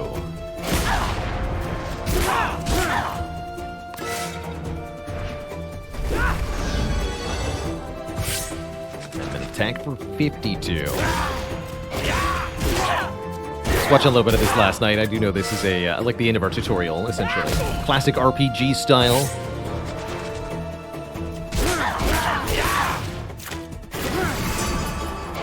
Fight you gotta lose.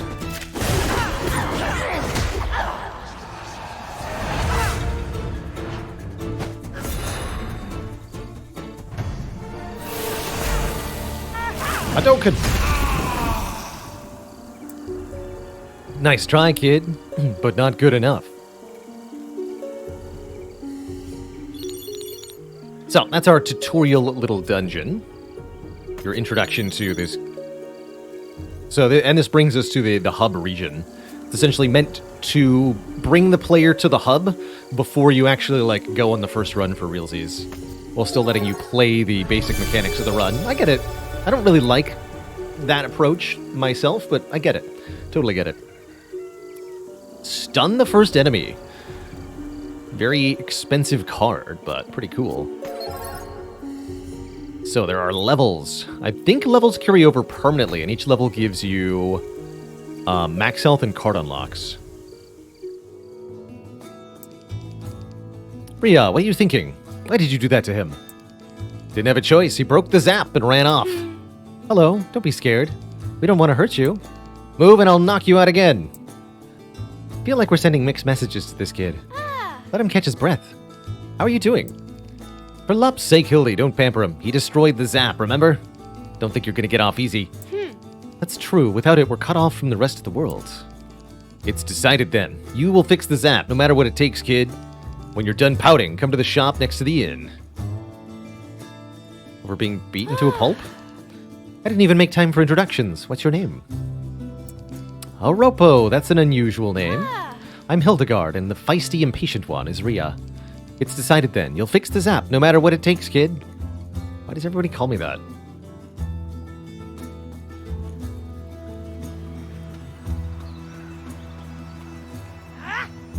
Welcome! So we're allowed to purchase cards. 12 block for 2. Another copy of Anger. You can upgrade cards as well. Let me see what they are. Yeah, level 1 to level 2 goes to 9 block. So I imagine these are permanent upgrades.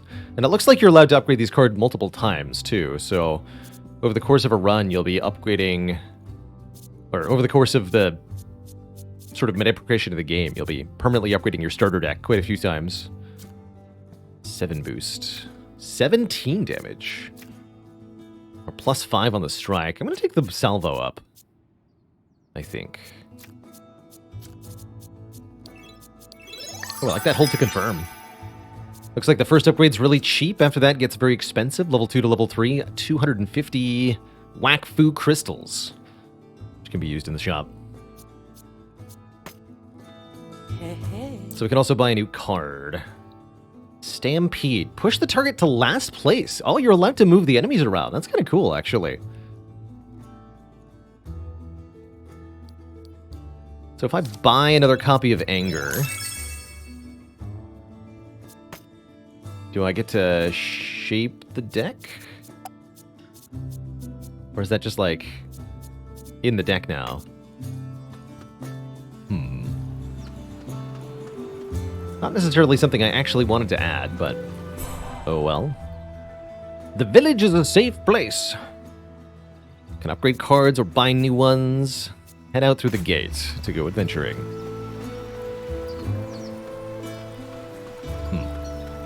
Let's do that then. So there are currently, or planned 4 locations. Currently there's only 2. The Strawberry Fields, and whatever we unlock after this. Yeah, well, I imagine the town will get a little bit more populated. Currently we've got all of 1 store, but that won't be true for long. Louinas, thanks for 11 months of support. I choose the Strawberry Fields forever.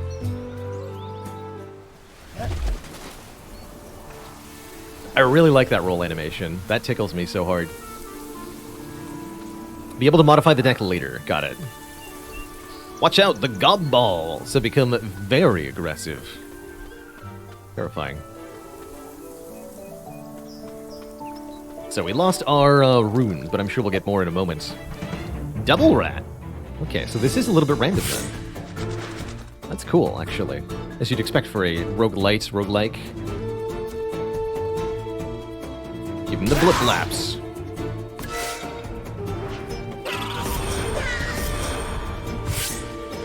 Max hand by its size being 6 is... Well, it's actually not necessarily the max hand size, is it? Flaps. Those poor fools. Storm Prism. Minus HP on all enemies when a boost card is played. Cool. So our angers now deal 3 to all.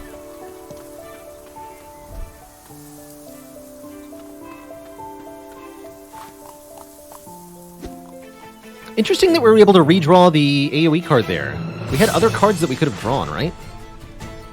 Is there not a discard and draw pile in the same fashion that I'm used to? Seems like there isn't. I don't see any buttons to even look at the discard or draw. Interesting. What's the upgrade on this? To 9. Got it.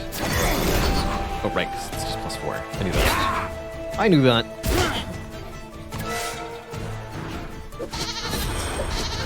Where do you see how much energy you got per turn? At the very top there. The energy per turn changes over turns. You get 3, then 4, then 5, then 6. If you spend all 6, you can do a super combo finisher, and then that resets.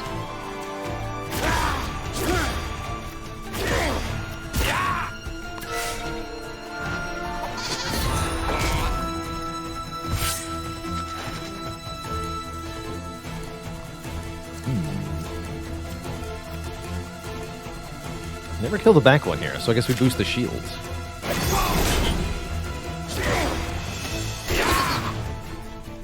Blip blap. And so for us, our perfect is for to do 30 damage to the front enemy.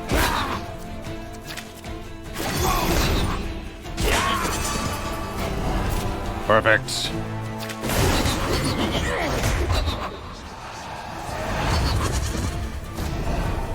I really like the juxtaposition of the over-the-top kicking animation with the adorable enemy. Toxic Eye. 2 poison to all enemies on the 3rd turn. Remember, these can be upgraded, so this could end up being more than that later. So you're looking at the minimap, sword, exclamation point, chest, or so exclamation point, sword. I think these ones are question mark rooms. Take the chest.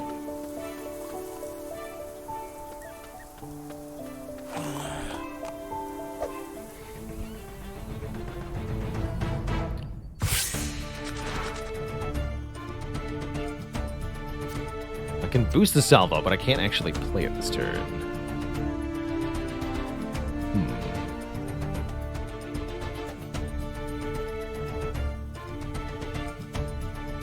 I could just boost the shield twice, block for 13, that's perfect, and that'll do 6 to all. Sure.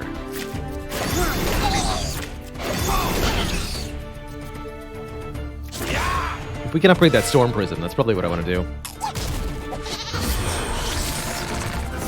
Okay, and that does give the enemy block even if you block their attack. Duly noted.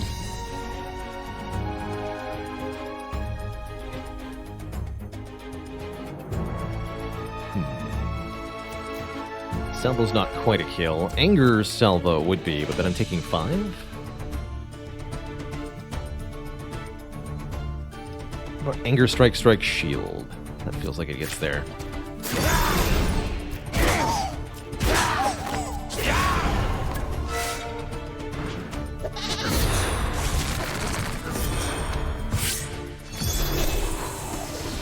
But yeah, currently there's no visible draw or discard pile.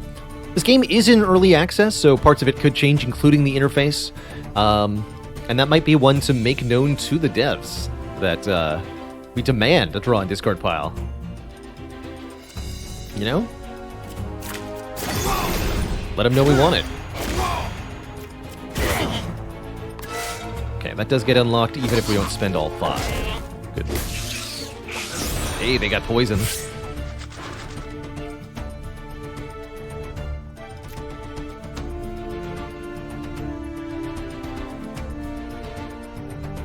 Dizzying Strike seems unhelpful.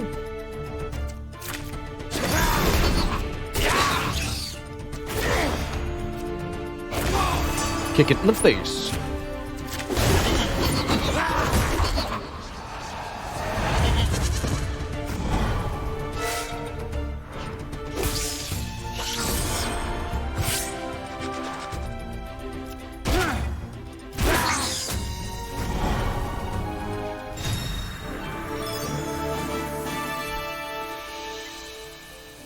Another third turn effect. Wonder if these all apply on turn 3. Plus 3 health on turn 3. Seems more useful to me than the Toxic Eye. Let's swap that out. So we're not allowed to pick up a different pentagon-shaped rune into one of these slots. That has to match the shape.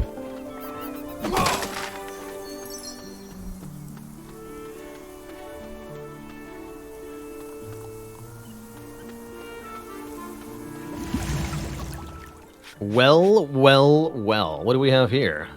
150 commas, 40 Wakfu crystals, or a heal. I'll take the Wakfu crystals. These are used to upgrade cards between runs. I would like some more of those. Suffer the punishment of the gods. Oh. Take 15 damage one time. That's not too bad.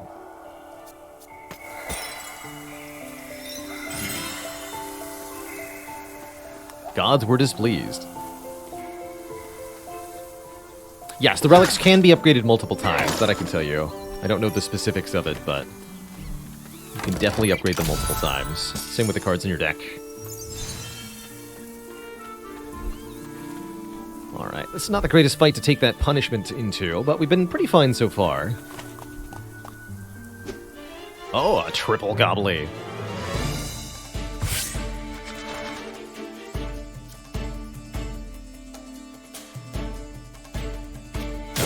I guess.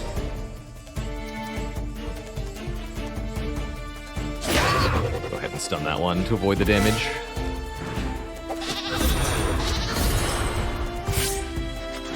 The triple block, the power.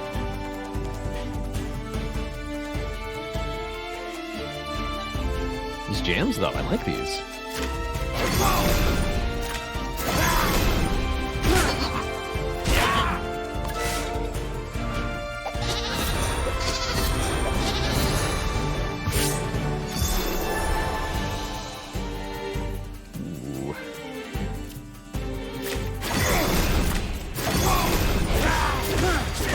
Block 23, take 1? That's not too bad. Still haven't drawn our area damage card.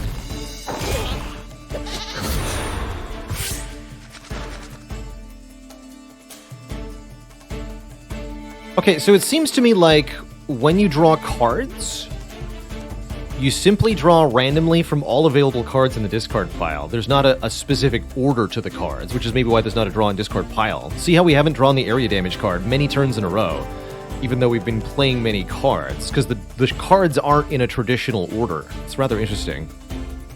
I don't know why, but interesting.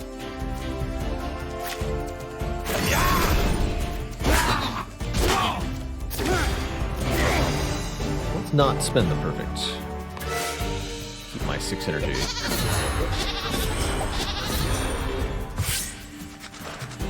There's Salvo. Hello, Salvo.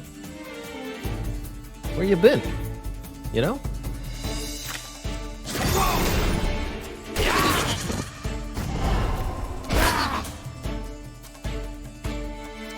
I allowed to just not play the perfect card?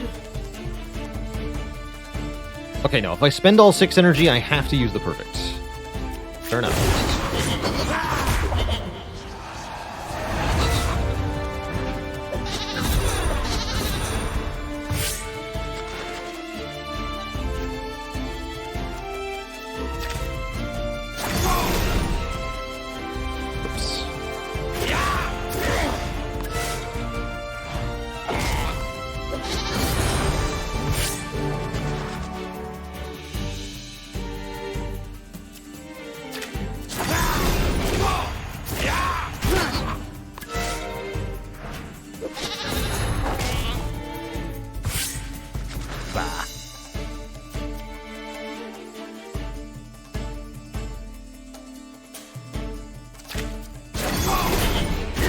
One stun.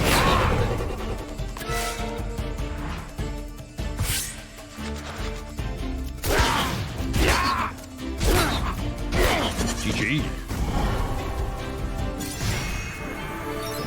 Got a circle. What's this? Gruesome Scourge. 7 poison on all enemies after scoring a perfect. Or performing a perfect. Interesting. Like a gritty Link, yeah. He's also silent protagonist like Link. We just dotted our way through the conversation earlier.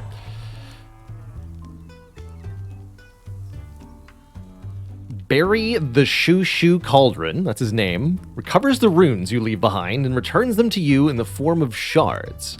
So he's a rune recycling man. A peddler will be waiting for you in every camp. We can use shards to buy new runes or upgrade the ones we have. So we can upgrade the runes here. Perfect. And don't forget to rest at the fire. But what does Pot of Greed do? Very thoroughly creepy creature.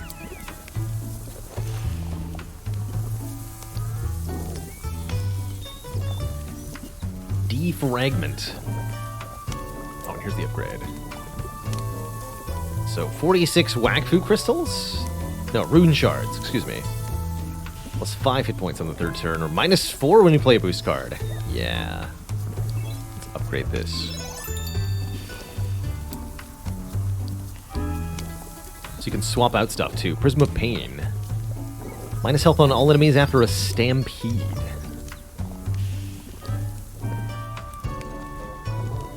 Minus health HP to all enemies on the 3rd turn. I think the pentagram ones all apply on turn 3. Interesting. Fascinating design choice. I like it.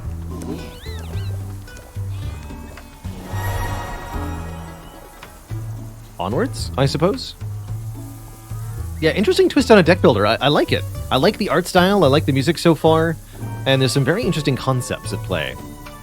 That's right, these are just run upgrades, but it's I think spent using a resource that's only per run, the rune shards. So it's per run resource exchange for per run upgrade. Yeah, very promising for an early access title, too. Devs are committed, I'm sure, to... Oh, geez. That's a gut ball. Oh, terrifying. Send help. Please send help immediately.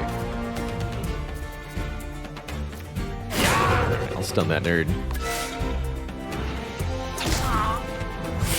Still doing 17, though, I see.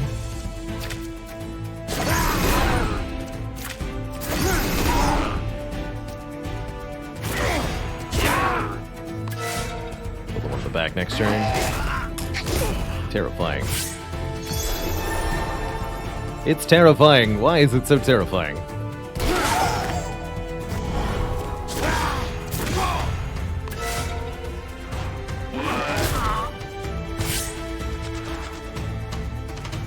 Is damage ignoring armor?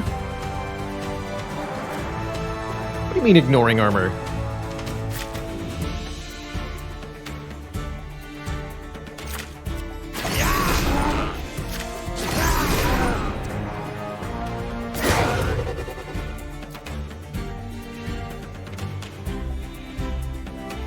Is there an end turn button?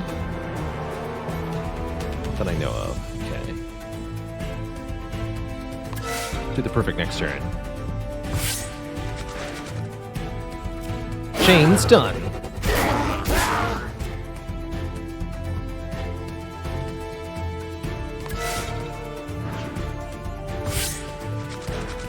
Take 8 my butt. I take nothing.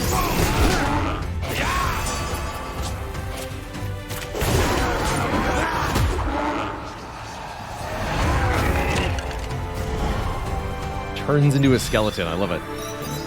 And we get Prism of Pain. Minus health on all enemies after a stampede. Nope. We'll recycle that one. Locked. Interesting.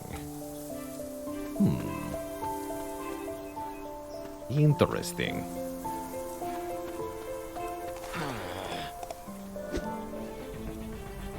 The fights keep escalating.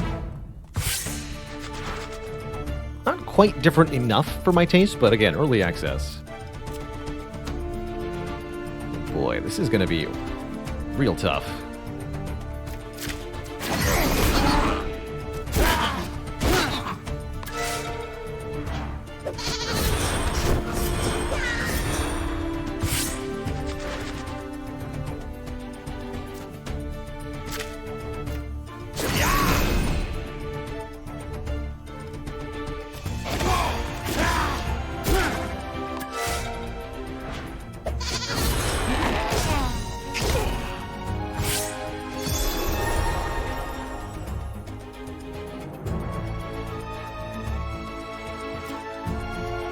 On that front nerd.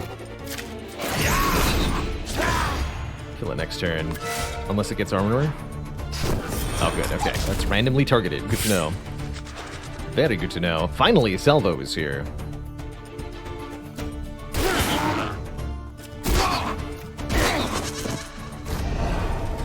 Don't actually really want to use the perfect, but we don't have a choice.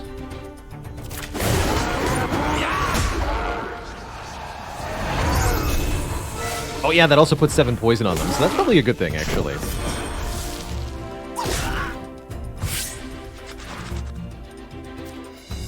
Don't do that.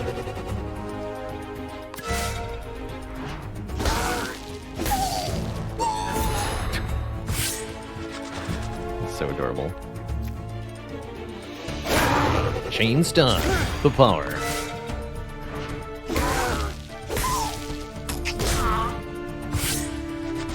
Armor block poison damage? I don't think it did.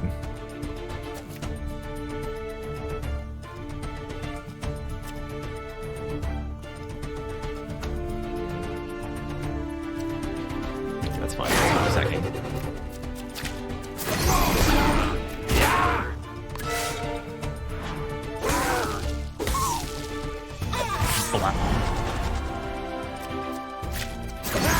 GG. Get skeletoned. An inferior version of the Storm Prism drops. No use to us. Interesting, there's lightning bolt symbols and this kind of naval star with 4 points. Let's check out this room. I'm curious as to what this is. Ah, so that's the camp. I've gathered lots of runes for you. 8? That's not exactly lots. 2 HP at the start of each fight. Don't have enough runes to upgrade anything else. 2 HP per enemy defeated. Bonus max health. Okay, so there is one of these that doesn't do anything on turn 3. Still don't know what a stampede is exactly. Guess I'll buy the soothing stone though. Get us a little bit more health.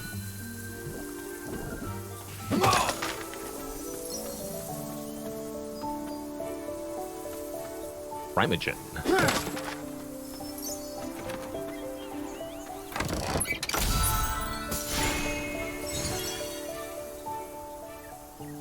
Minus health on enemies when an armor card is played. Pretty similar to what we're doing already.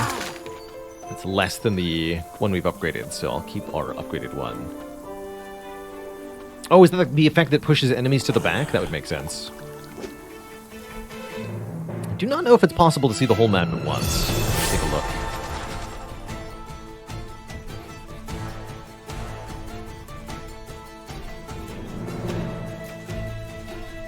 Isn't a great use of our first turn.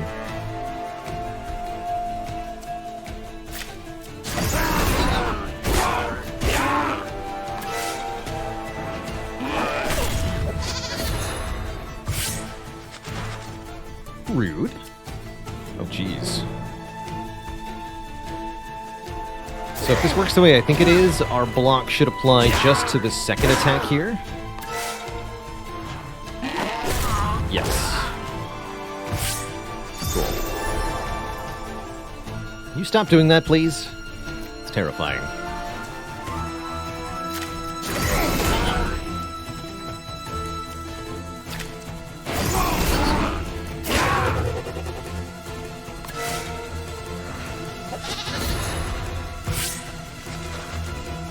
That's even worse.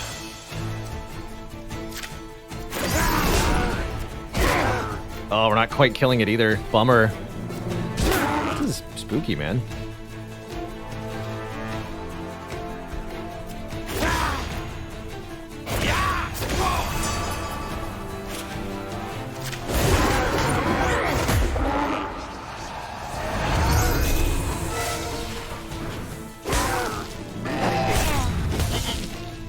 My hit points.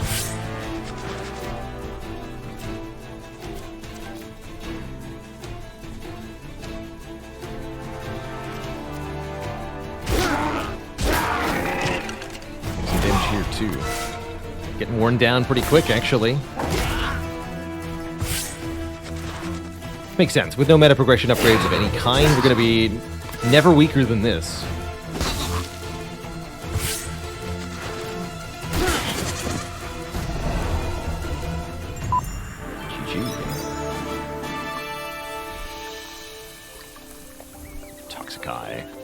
So we're seeing the same runes repeatedly. Makes sense. We probably don't have many unlocked. I didn't rest at the second fire. I don't think I did. Oh, 3 jackpots. Cost 1 energy or loot. 120 for 4. Take the one-time use card. Thanks. Oh boy, another one of these. 2 of them? Oh, we're super dead. This deck is just not able to deal with these things. They're too tanky. Too powerful. So I shall look to make my first death a brave one.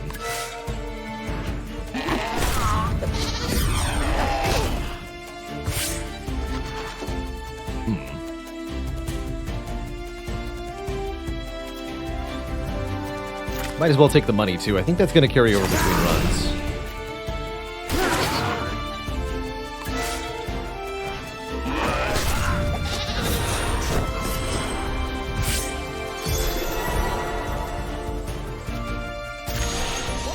Thanks for the money.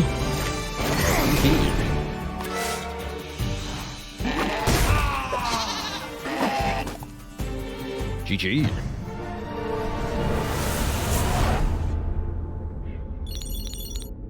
Dungeon over. Got 14 regular monsters, 3 elites. But lots of commas, rune shards, and experience, right? Enough to get to level 3 at least. Earned Dark Strike. It's the sacrifice keyword. Discard any one card from the hand. Okay, so there's a way to make room in hand so we can draw new cards. Cool. Wake up. You have so much more left to accomplish.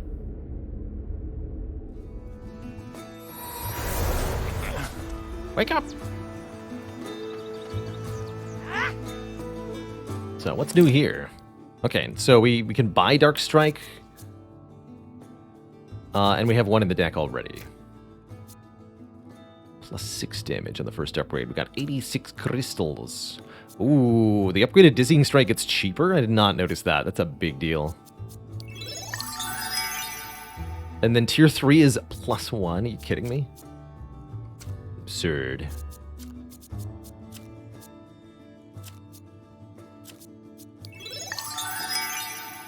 I guess this upgrades both of our Angers?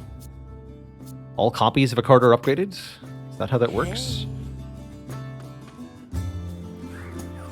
I think so.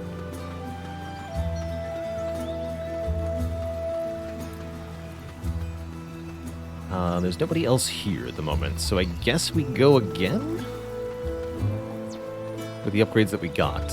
Actually, no, I think I can afford one more upgrade. Let's see what else you got. You can also afford another copy of Dark Strike if I want it. There's the Stampede keyword.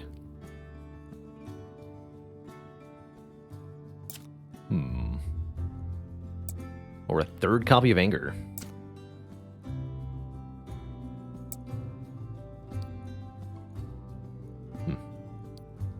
Not sure why I want to add more cards to the deck currently. Let's just take the upgrade, actually, that we can get. Upgrade the strikes. And the shields. Alright. Since those are such cheap upgrades, I think it's very sensible to get them quick. To make our basics just more value. That'll help us get through those increasingly tough fights that we were seeing. Alright, back to the Strawberry Fields. For round 2. Dual barrel roll.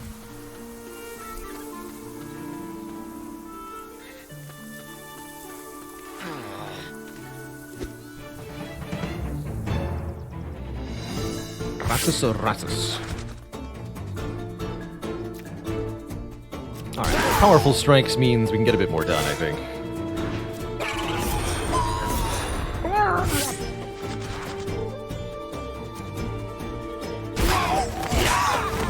Wow, yeah, that is a game changer. Making the basics more basic. 15 block on turn 3. That seems pretty good. That's a boat thingy right there.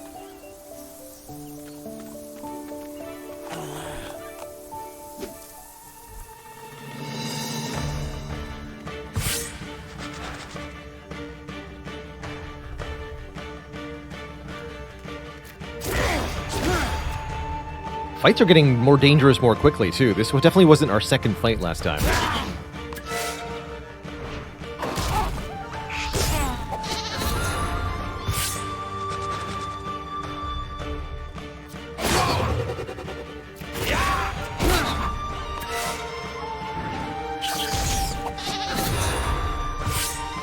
Hey, Zizzy. Why are the sheep so angry?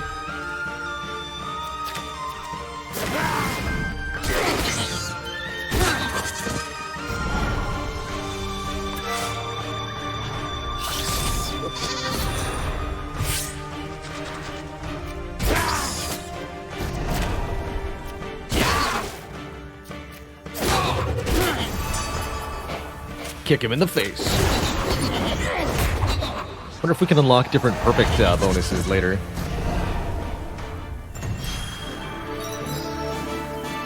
More pentagons. Hexagon. 2 poison on all enemies after a stampede. Not too useful to us, but I'll take it. I'll take it. Alright, we haven't seen what a question mark room contains yet. Let's have a peek here. It was a chest. So question mark room is a concealed different room type, looks like. We get our poison and perfect back. Good.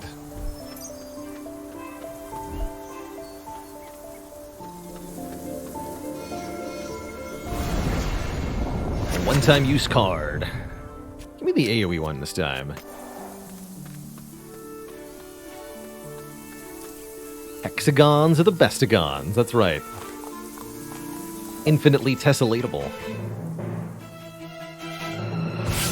Wait, this is easier than the last fight. Well, let them all perish then.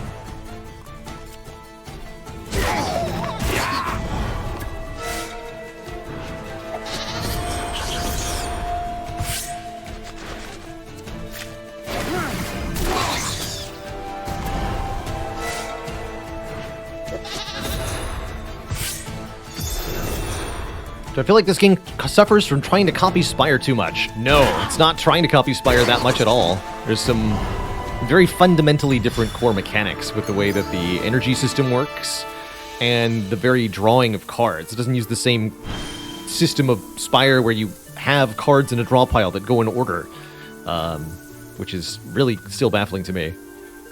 But I like it, oddly enough.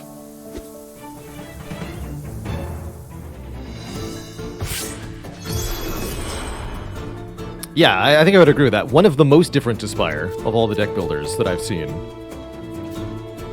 How does the deck work? Every turn, we just draw randomly from all the cards in the discard pile, it looks like, or all the cards that aren't in our hands. There's no distinction between draw and discard. There's no order to them. So you can end up drawing the same hand multiple times and never seeing a particular card. It's not bottom decked because there's not an order. It just randomly doesn't get picked each time. Kind of like you're pulling marbles out of a bag rather than drawing cards from the top of a deck. Cards in hand do stay in hand, that's right. So kind of Runic Pyramid-y. But you only draw up to 6 cards, so it's definitely not as good as Runic Pyramid is. If Runic Pyramid had a max hand size of 6, it would be pretty bad, actually. Might as well play that. Oh, I had more block than I needed. Not that much more than 18 block for free. Get him. Definitely liking that upgraded salvo. Yeah, so far we haven't seen anything that I would describe as deck manipulation.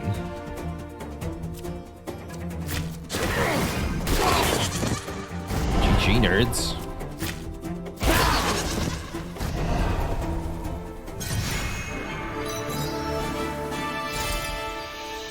$20 armor after a perfect. I'll take the poison. What does Sacrifice do? Sacrifice allows us to discard a card from our hand. Given that unplayed cards stay in your hand, that's actually pretty useful here.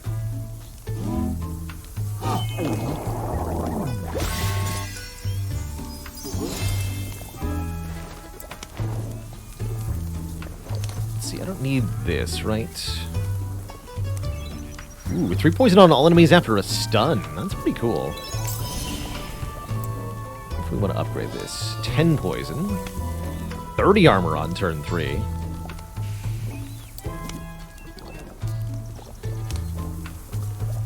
I like that we can stack poison here.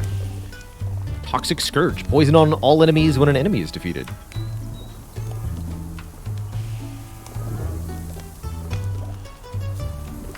Is that 6 armor every turn? I think it is, actually. Oh, it upgrades to plus 12? Actually...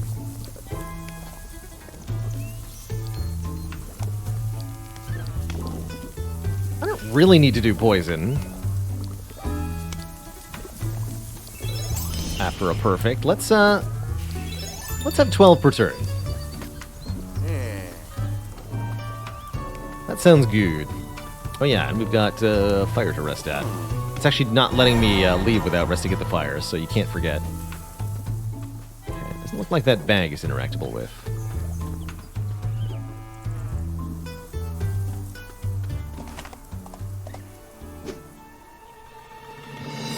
That said, if there are enemies that can attack you through your block, like these things, then nowhere is really safe, you know?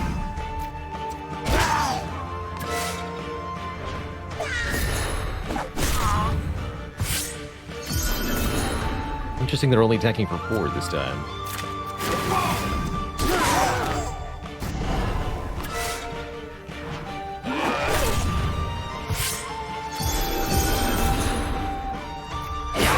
Stun, nerd.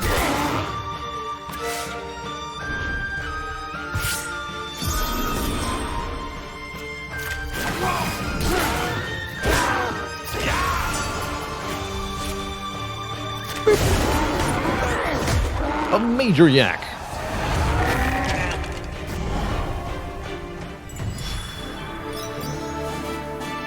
Ooh, health restored after a perfect. That means it's a really good way to win fights.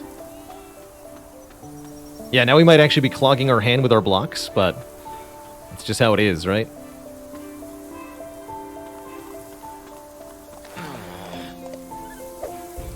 Alright, this is not too bad. But once we start facing more of these gob balls, we're still going to have the same problem as before. 13, 30. Full 30.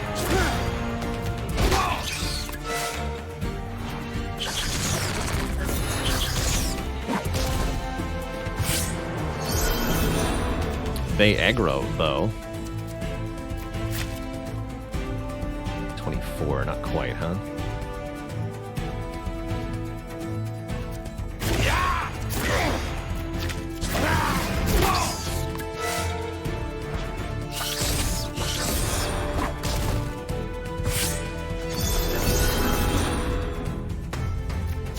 Rawr.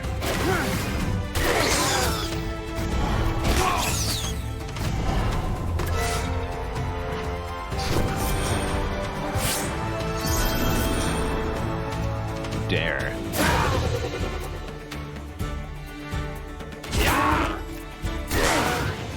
I'm not gonna play the perfect here. I'm gonna wait a turn or two.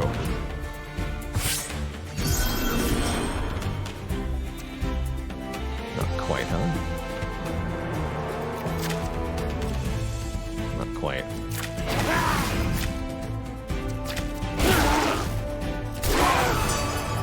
Five short. Bummer.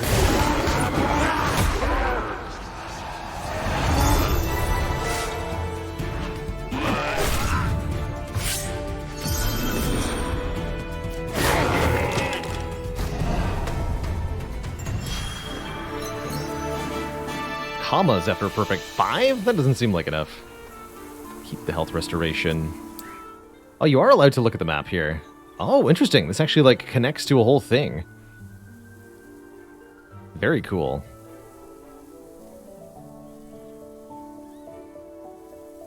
There's the encampments. I think I'm going to go on the southern path here. Can you play multiple perfects per fight? Yes, you can. Might be possible to farm such benefits, but I think it'd be tricky without the right deck construction. Do we win? Nope. That's your blood. Thanks for 2 months of support.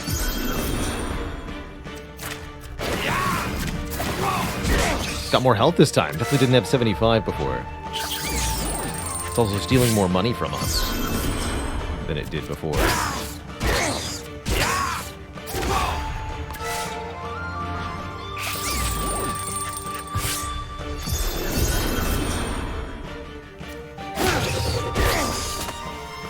GG.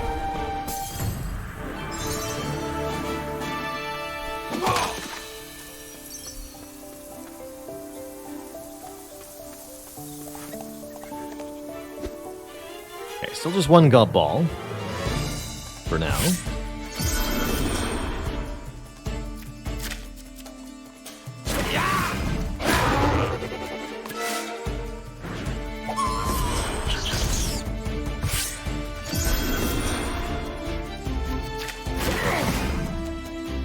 $12 exactly covers these two? Perfect.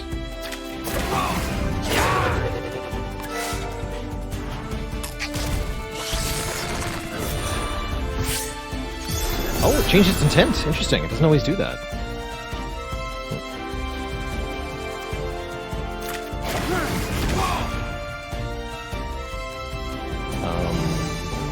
Nine. Yeah, that's plenty.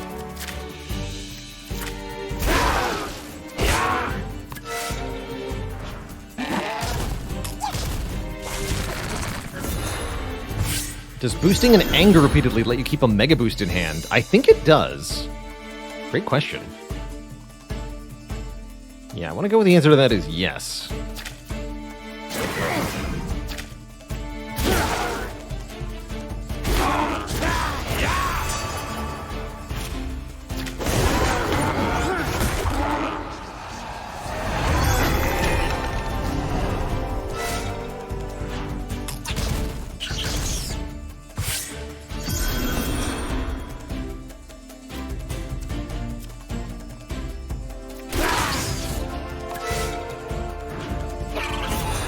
So if we perfect a second time, we can maybe get another heal here.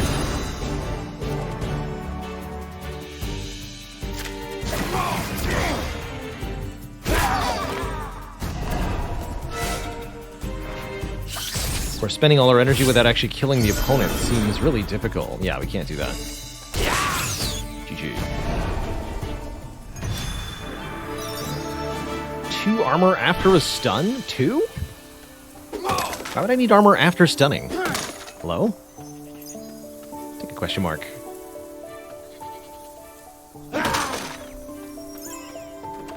I think that's a really a reasonable opinion, Ciliel. I would say that I mostly feel the same way, especially when it comes to deck builders.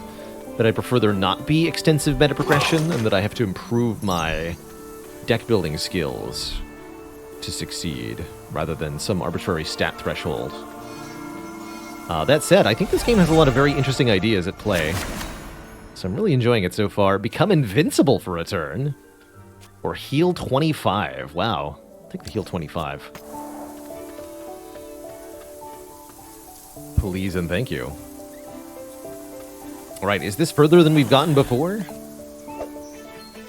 This is approximately what killed me before. When we faced two of these at the same time, we lost it. So yes, we can boost an anger here.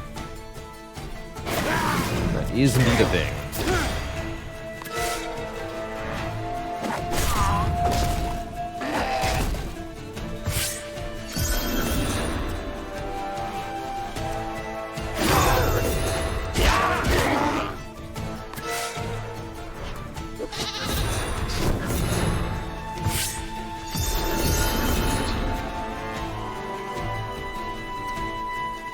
Use that later if we need to. Doesn't matter which anger targets which. It's irrelevant.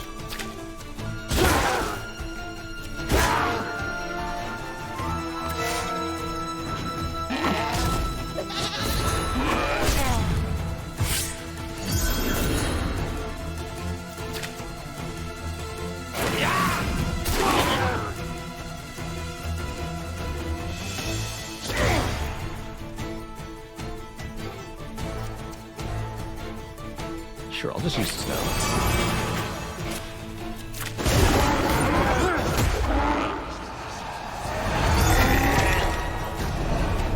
Oh yeah, I did waste the heal though. It's alright.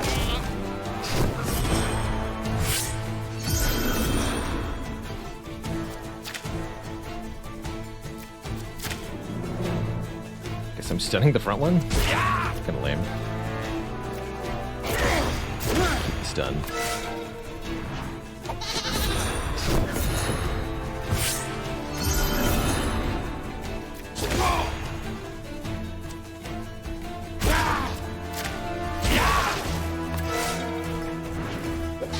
Block so much. It's so powerful.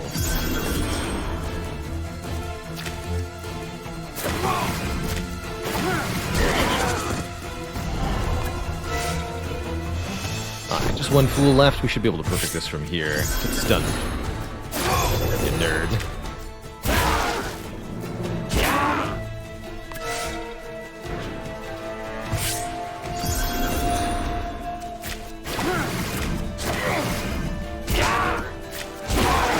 GG.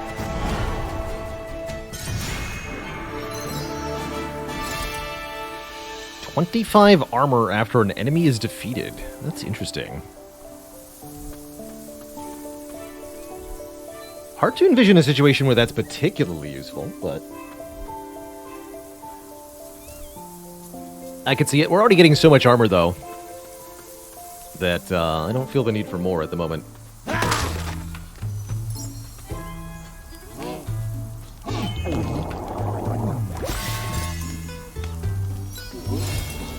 48 runes, that might be enough for an upgrade here.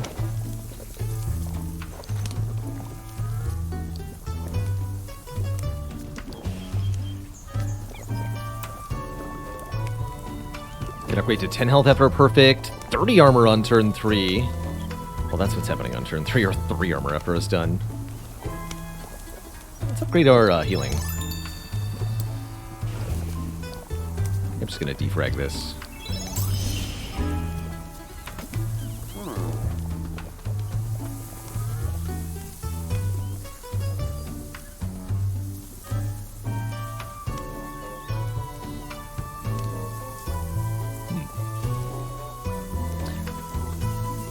Yeah, Slay the Spire does have unlocks, but they're so insignificant, and they're also the sort of just unlocking things for the item pool isn't always necessarily even a good thing.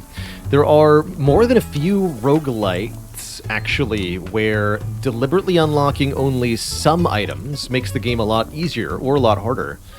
I can think of Crypt of the Necrodancer as a quick example of that, actually. If you're not playing the All Zones mode, you can control the items that are in the pool and build something stronger than usual. So imagine if you could only find the Strength Relics in Slay the Spire, for example, because you'd removed all the other ones from the pool. Count says, in Isaac, you need to not unlock multiple items to make it easier. Isaac is definitely a weird game example there. Lots and lots of items, and many of which are absolutely abysmal. Oh god, it's even bigger now. Shaman Gumball. 210 health. What are you doing? Moves forward. Alright, you got it.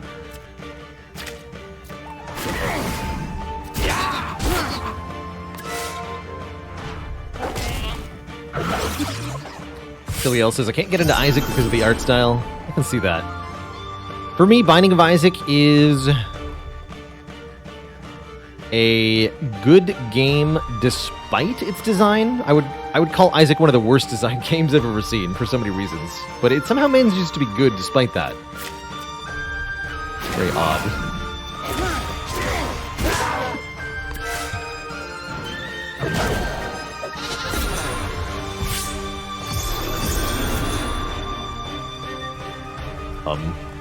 Add curse cards to my deck. Excuse you. Please don't do that.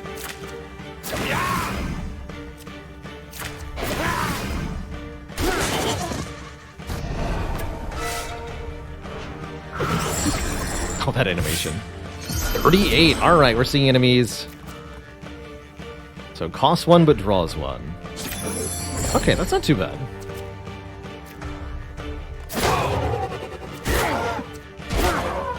So, could play our perfect here. Don't think I want to yet.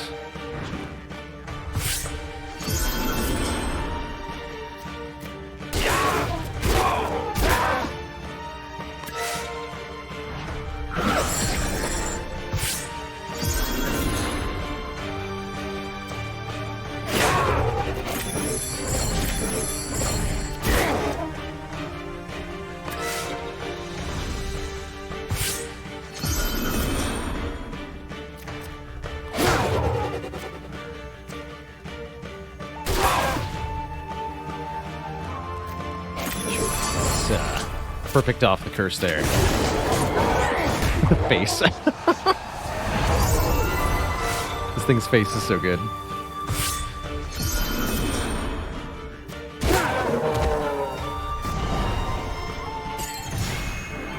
Catacle says, I have opinions about Isaac and how little it tells the player, or in some cases, outright lying to the player about what an item does.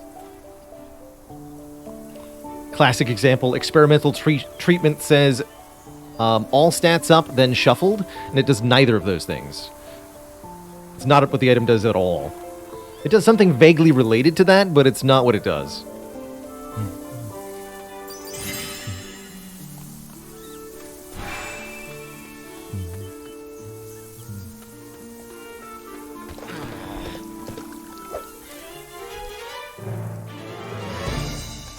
Yeah, a more accurate description on that one would be all stats up or down. At random.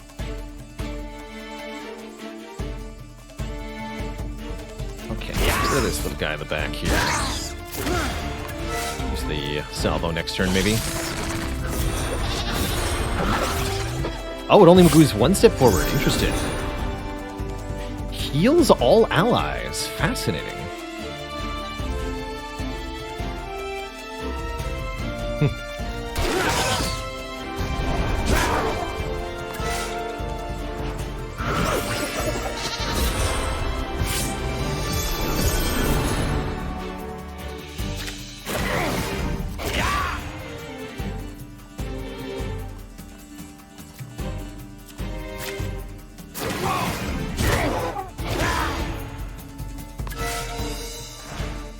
Block.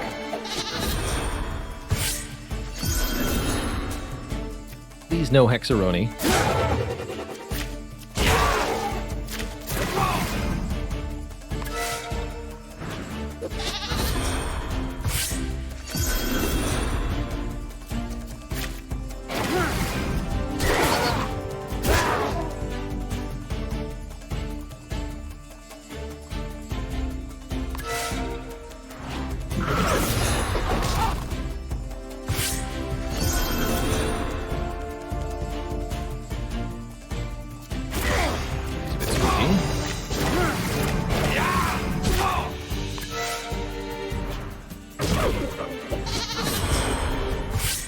Workable Clover, thanks for 31 moons of support.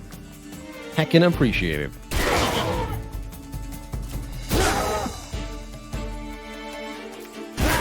Next turn.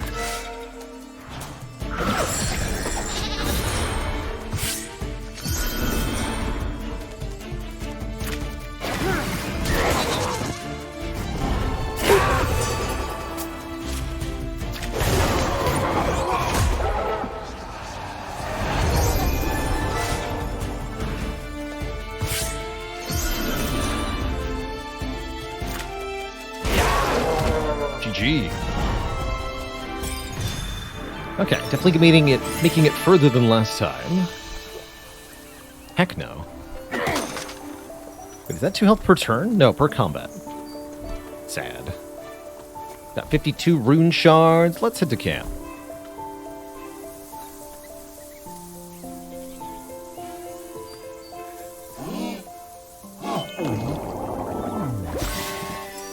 Yeah, that's currently true, Zagasu. I'm holding out hope that there are better perfects we can get later that will make using the perfect more worth it. Consistently.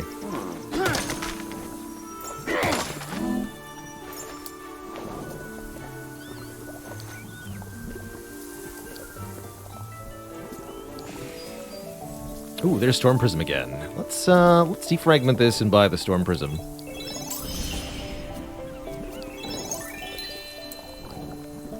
Upgrade. Cool. So now our angers will also do 4 to all, like before. Are there more characters to choose? I think only this character at the moment.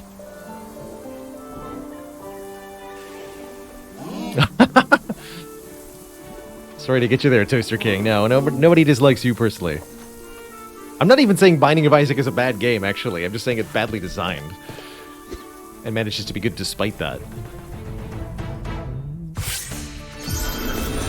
It's a funny game.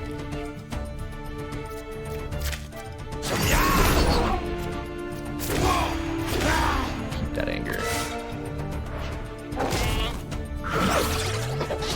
Welcome to being Stunned Land. Population. Your face.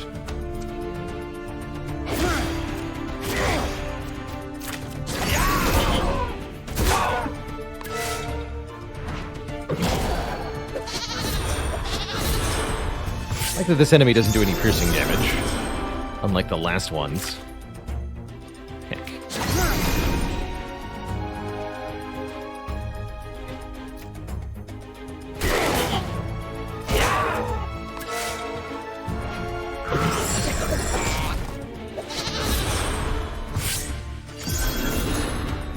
Don't heal them for 32. Get out of here. Unacceptable.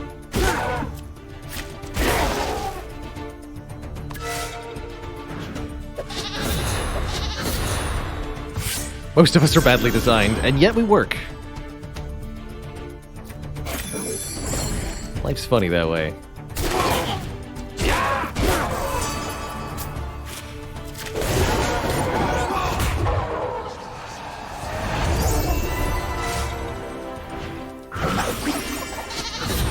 Heal though. Brutal. Whew. Big damage. Looks like I gotta take a bit here.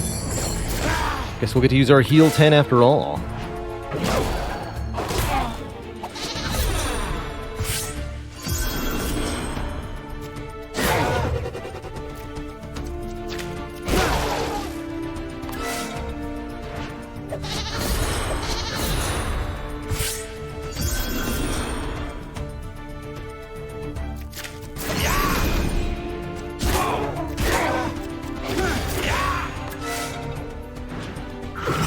Back to full. Yikes.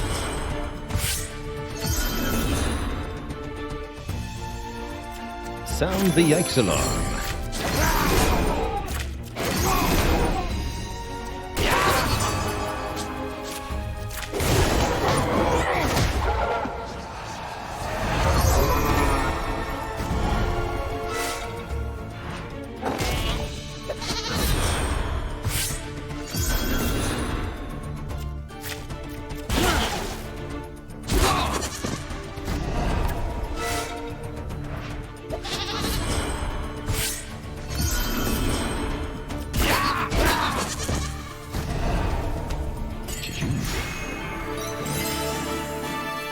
4 HP per enemy defeated. That might be better than Scourge of Life, actually. Scourge of Life is, what, 10 or 20 health in a combat? This is up to 12? Probably Scourge is better.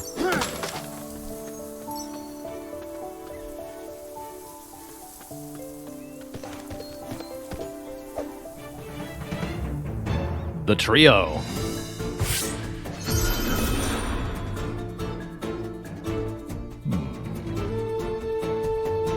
Okay, so this is getting blocked. We just do damage here.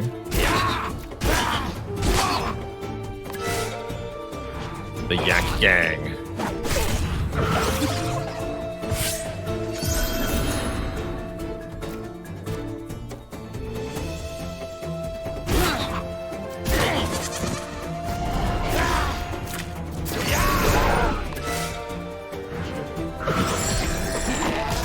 Actually, having one of these things in the back is very scary.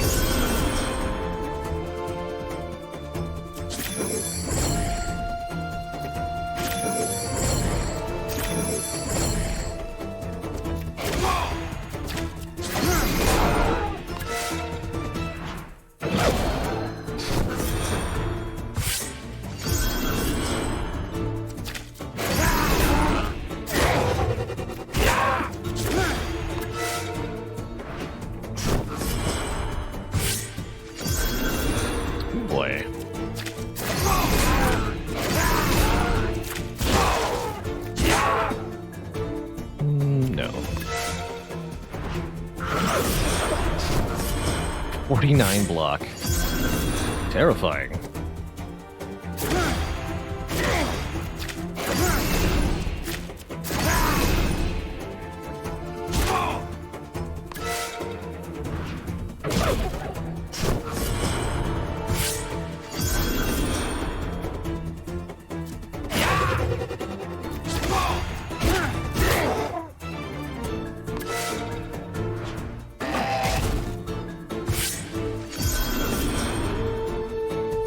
Our damage is not going to be able to keep up if the enemies keep escalating this way, though.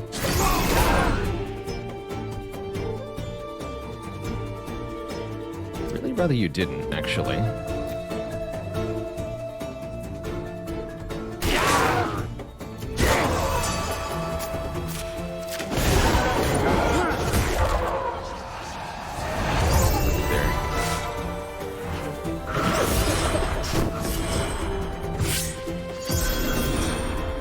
No, don't heal them. Don't do that.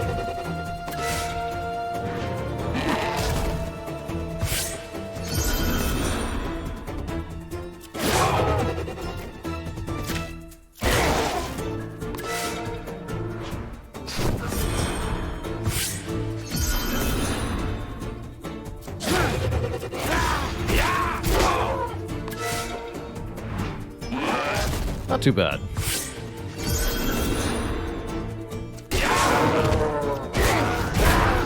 Yeah, I'd like to see more options to modify the contents of the deck, but it might just be that we have yet to get the upgrades required, or the progression required. But it certainly doesn't feel like we're doing much of a deck building currently, as we haven't really modified the contents of the deck. At least it doesn't even seem like you do modify the contents of the deck during a run, rather between runs. It's interesting.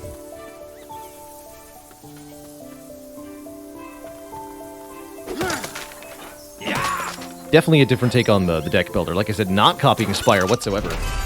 Very much doing its own thing. 20 commas per enemy. Really liking the healing, though.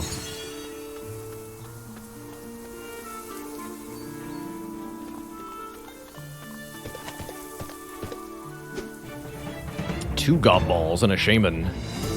I would like to see a bit more variety in the enemies, definitely, but maybe that's, again, part of our progression. Also, probably part of the early access experience. More enemies can be added over time. Do I know the game Griftlands? Yes, we played some Griftlands on stream. Got a moderately positive opinion of Griftlands. Pretty cool game overall.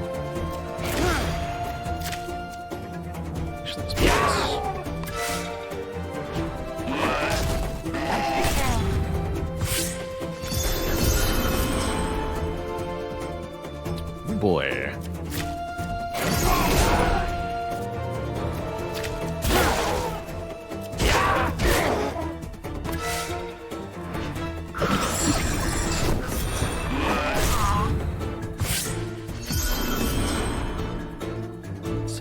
$17. Oof.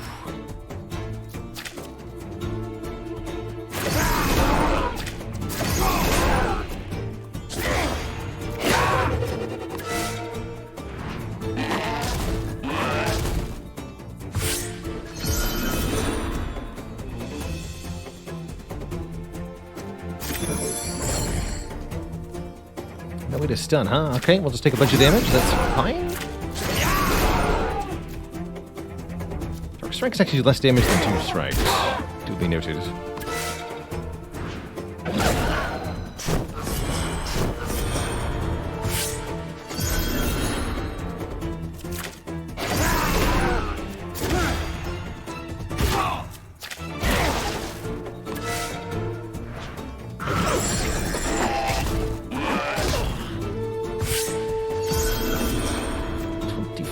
Block tool.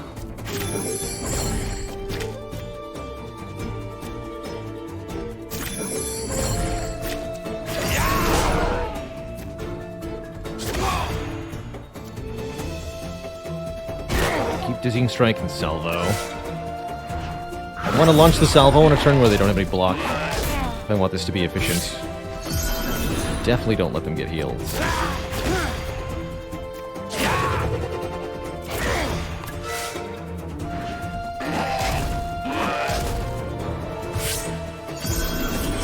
Here's my chance.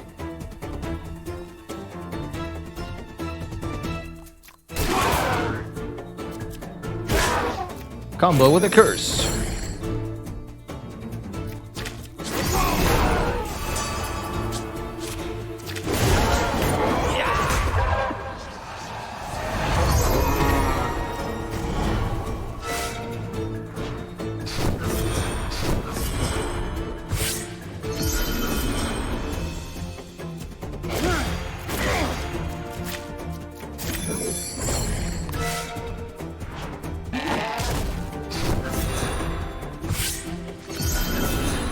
It's interesting, we haven't seen them use that higher damage piercing attack in a while.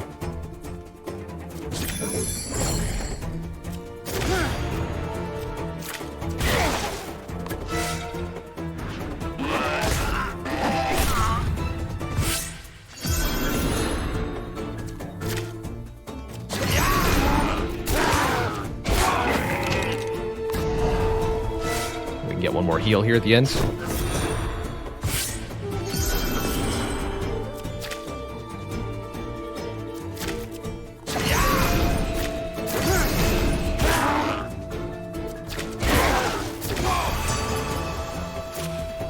Yeah. It'll says this looks like Slay the Spire, doesn't it? The way the game is laid out, absolutely, it looks like Slay the Spire. Does it play like Slay the Spire? Not at all. Very, very different game. 30 max health, interesting. Very, very different game from Spire. You don't do deck building in the same way. You're not offered card rewards after each combat. And there are between-run upgrades you're looking to acquire to permanently get stronger. Hey, this is the same fight I just fought. I demand a recount. Unacceptable.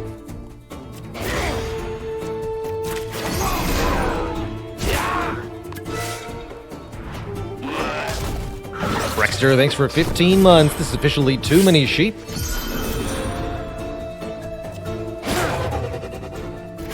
Way too many sheep.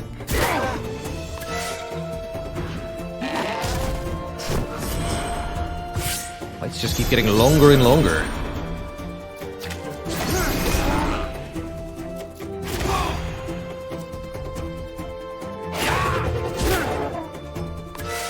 The fact that you can only attack the front enemy with most of the attacks is a little problematic.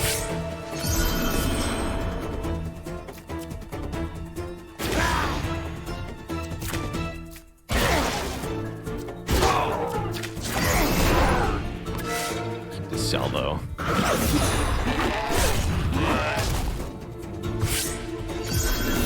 That's a lot of damage. Yikes. Not much I can do here.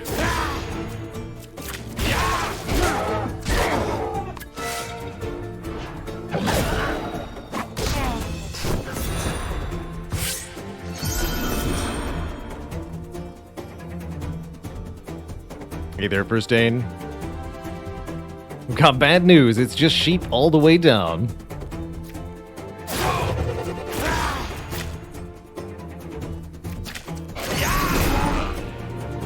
Don't want to use perfect hits.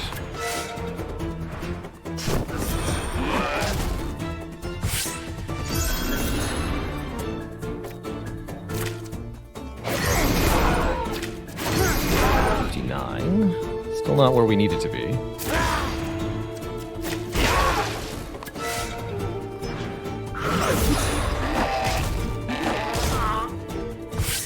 Guess we get 12 block per turn, but yikes, man. Big yikes.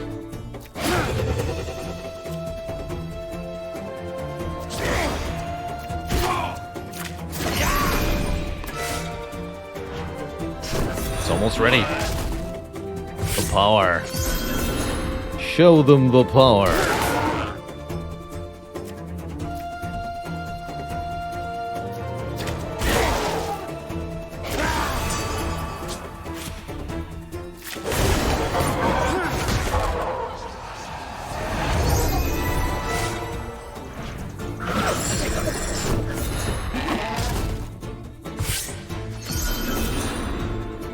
No healing. Unacceptable.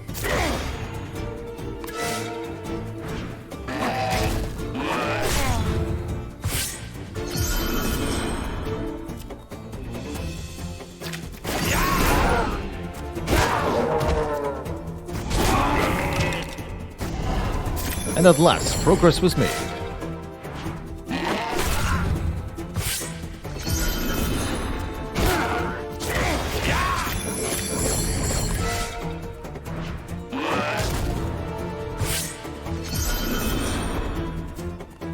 Ooh, 15. But we have 6, so we can do...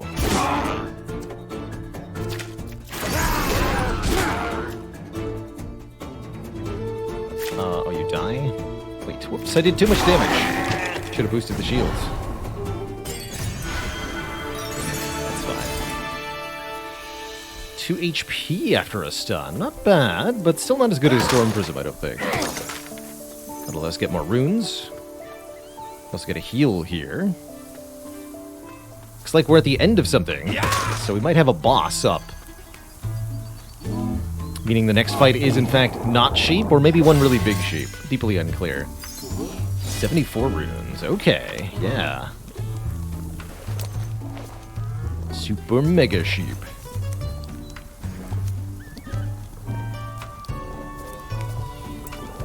Definitely upgrade this. 15 health pepper, perfect. Cool. So those are all powerful. And it's time for whatever this icon is. A boss? Question mark? Do any of the cards allow you to target a specific enemy? Currently, no. All the cards either target the front or just hit all enemies.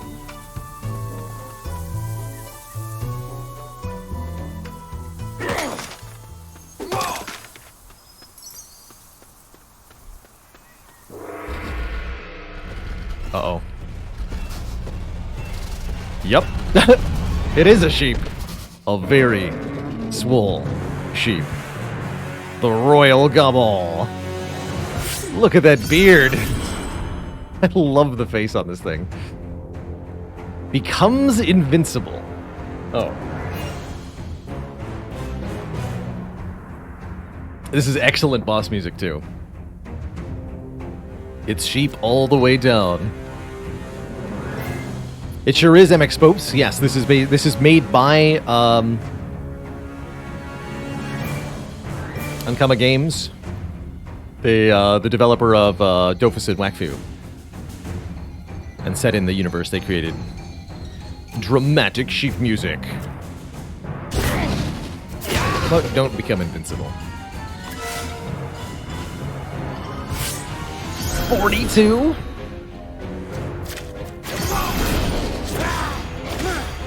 Terrifying.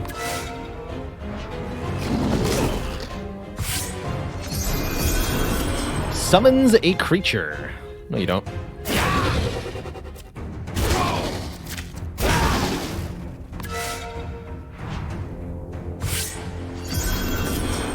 I said, no, you don't.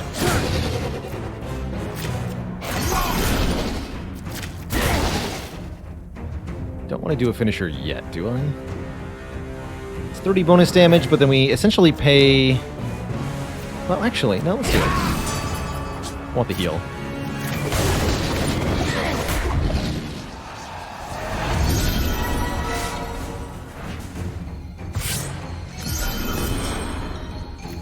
No!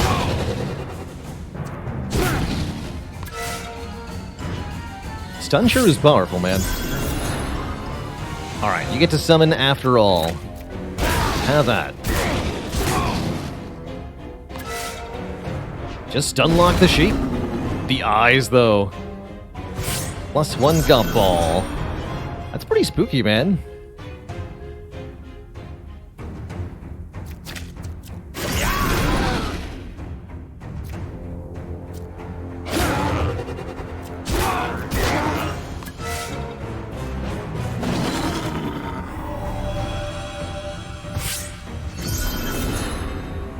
Stand corrected. This is pretty spooky. Cannot take damage.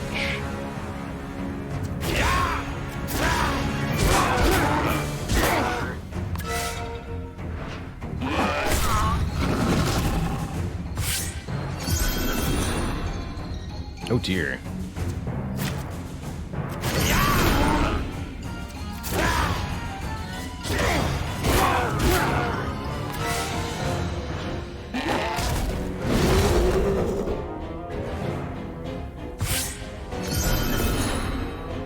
See, this fight getting out of control if you don't have the damage output. Spooky.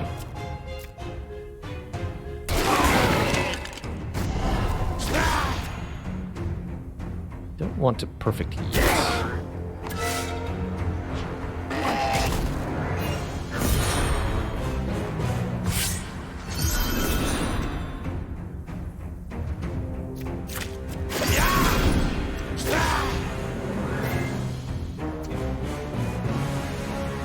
Barely does any damage.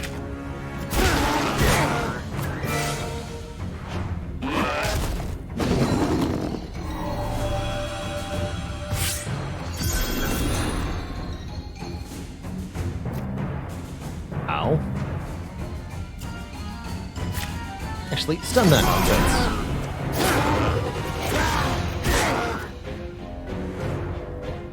Actually, yeah, just kill that.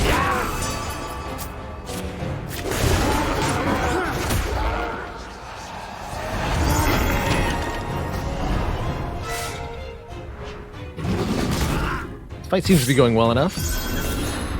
So you're still invincible.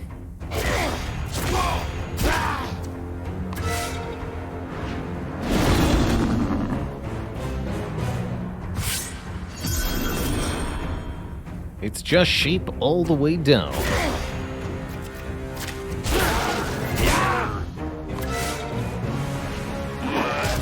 Thankfully, we do area damage with the boost cards, too. This is nasty. Yeah, that 5 to all is good.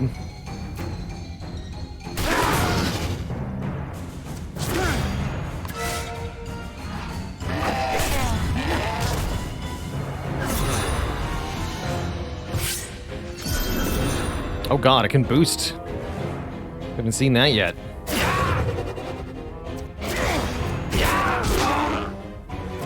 Not quite.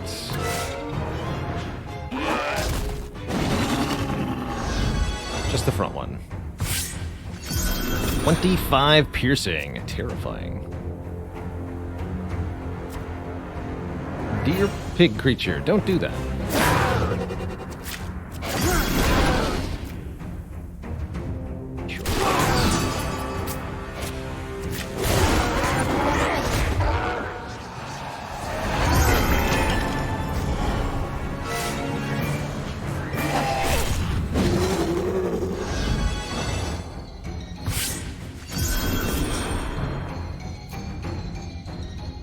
Bad sheep.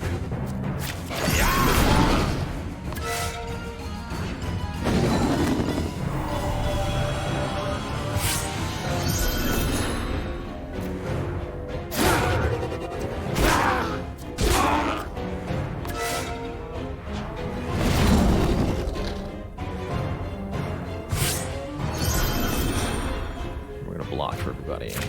I see.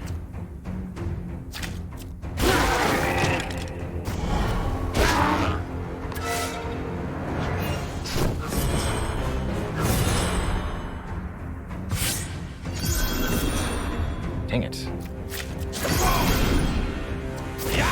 A very tanky boss.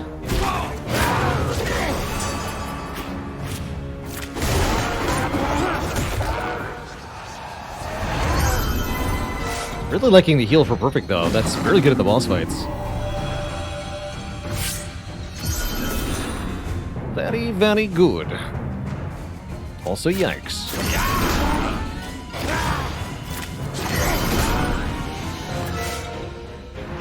Slay the Shire. How's it going, Thanator?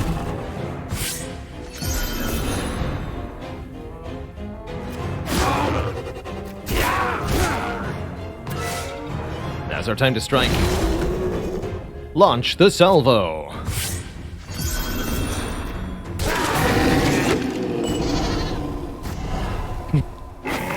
GG.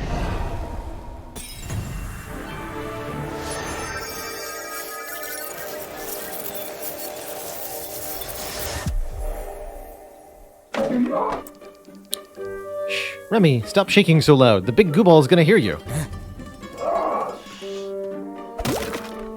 Oh god. Oh! What are you doing? No, go away. That's my hiding place. What? You defeated it? No way. Did you see the glyph? I caught a glimpse of it before hiding in this barrel. So it went toward the village Zap. Very well, go on ahead. I'll go dig up some treasures for my shop. Feel free to come and spend all your commas whenever you like. Will do. Game seems weeb, it's worse. French.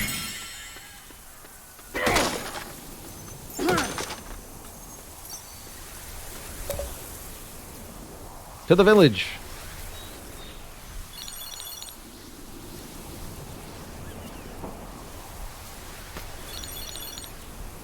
$922 XP. How many levels is that? Swift salvo. +3 poison on all enemies. Interesting. A way to scale poison. Blast. Is that a finisher card? Explosive strike. Spend all your armor to do damage equal to that. I love how we've seen multiple deck builders where there's a card that, like, lose all your block and turn it into damage. Meanwhile, Spire just has body slam. Just do damage equal to your block. Easy. No problem. Barricade. +2 tenacity. Armor no longer expires at the end of your turn.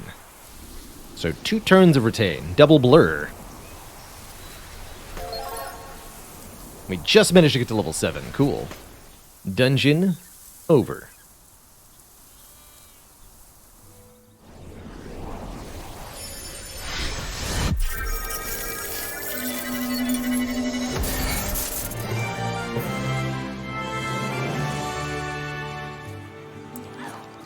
So you've decided to fix the zap, have you? You might not be so bad after all. The Royal got all on its own, huh? I clearly underestimated you, kid. It never says a word. By the way, Hildegard is looking for you. And, well, you should watch out. She looks fit to be tied. Yeah, I'm hoping that should unlock the second biome. There are 4 total planned for the end of this. Oh, that's right, and the quests are here. Exterminating rats. A rat has moved into my basement. Those filthy pests terrify me. Could somebody help an old lady like me get rid of that horrid parasite? Do I need 1,000? No, that's the reward. Interesting. Next biome, the pig biome. That's right. Let's check the new merchant first.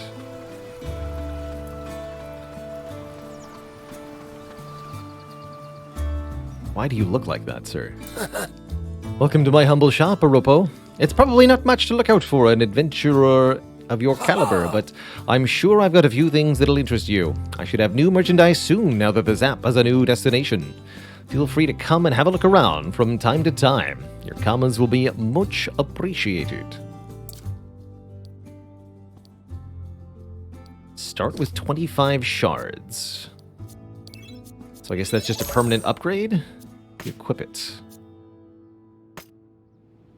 Interesting. Can I see where that's equipped?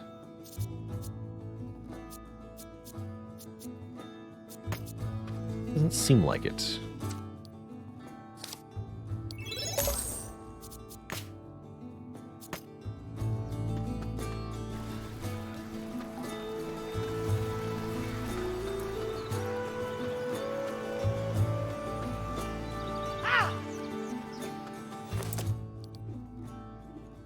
Oh, so Noxious Strike. We have poison cards available to us. Catalysis.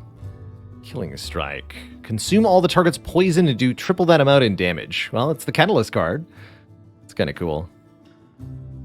Support. Card that draws. Got a -1 cost. That seems pretty good.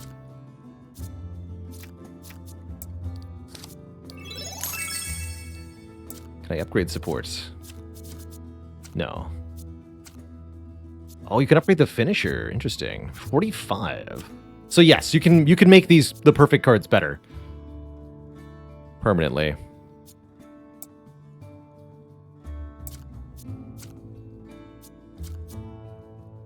Barricade upgrades to 1 cost. Shock.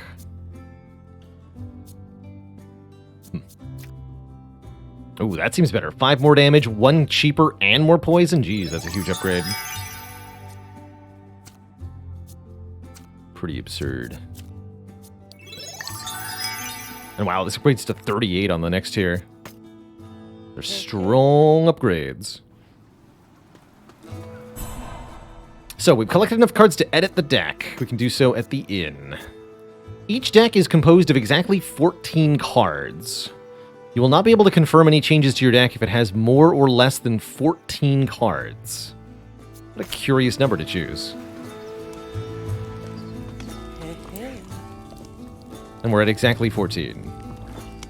But we can add that and remove one of these cards.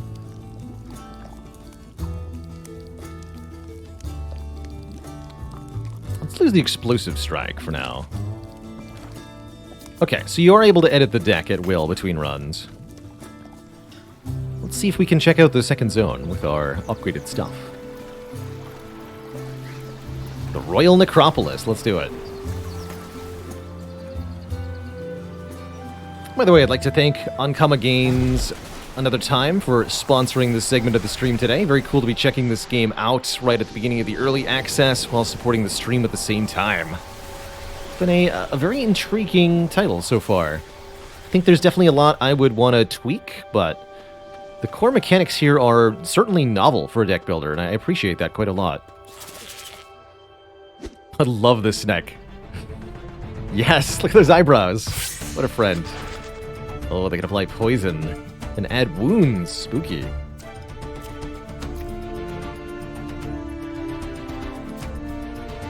So, initiative if the card is played first. Makes sense.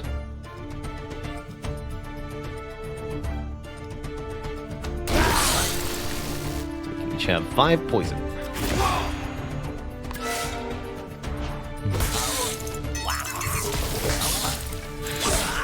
Wow, I love the animations on these guys. Very well done. So am I allowed to block poison damage? I don't think so, right?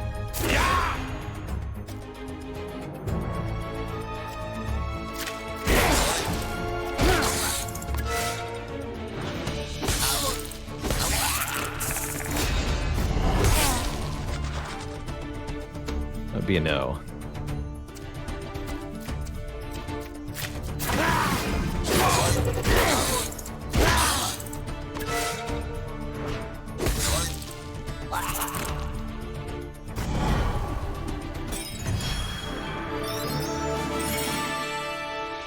2 tenacity when an enemy is defeated, so 2 turns of retained block.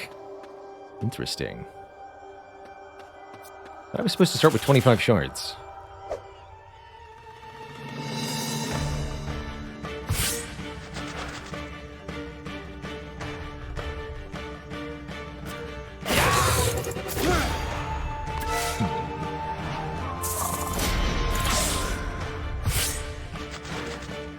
Spooky. Take the damage, huh?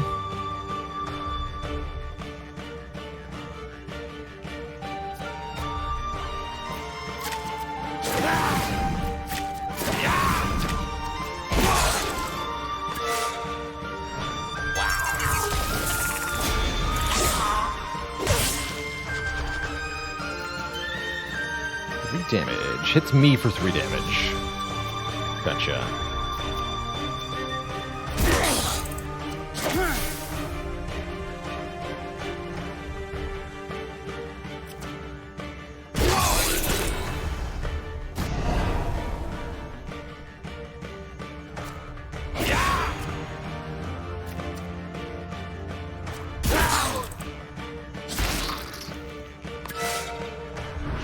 And the wounds will stay in my hand too, huh? Bummer.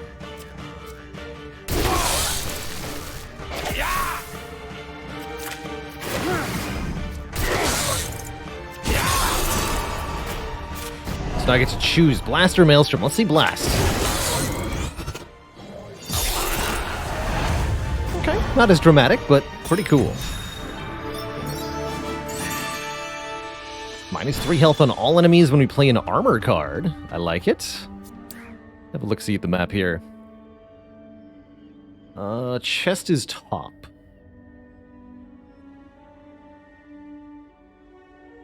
Let's go the top route. Yeah, we haven't unlocked any new ways to block. Oh. Skeleton Foot Soldier. Got 5 tenacity. Getting wounds added. Very tricky.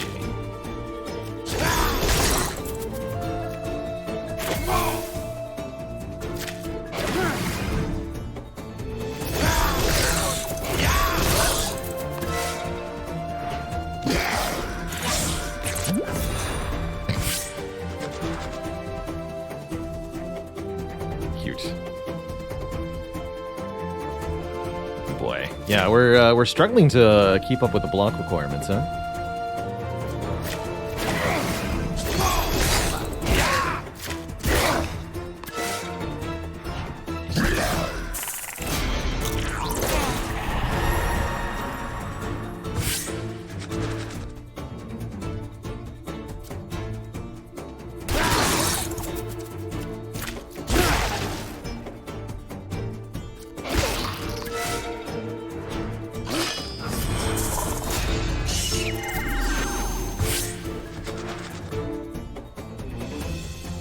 Does damage equal to its own armor?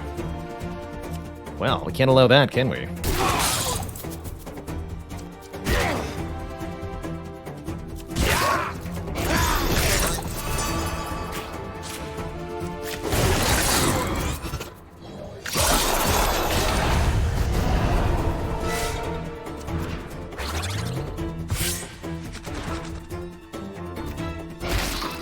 So you can block that. Oh, and the barricade counts as a block card, too, so it also does the area damage. Cool.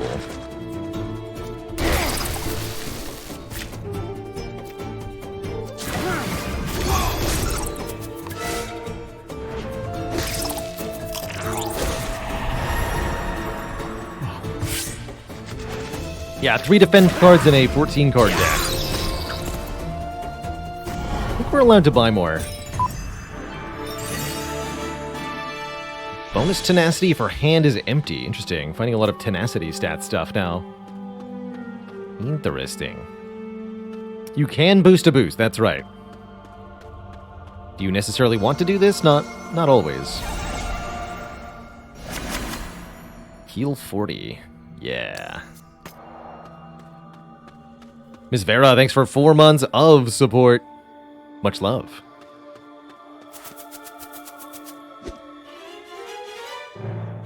Boarbat.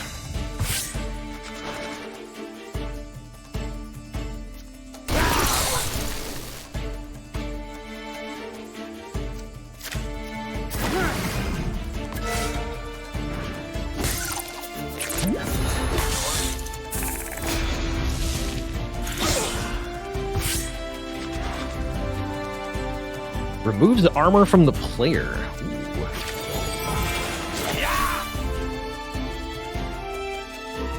Don't like the sound of that.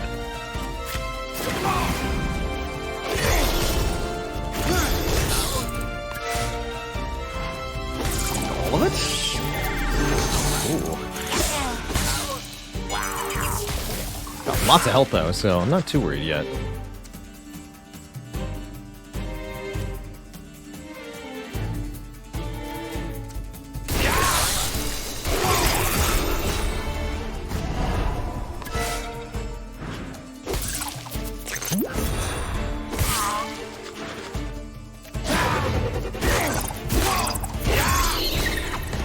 GG.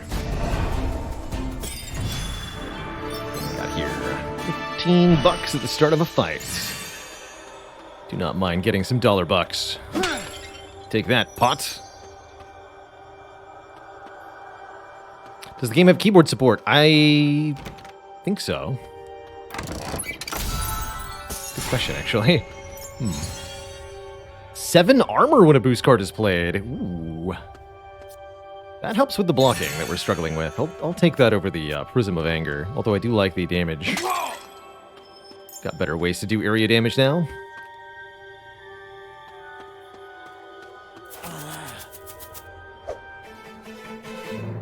Double Skellington.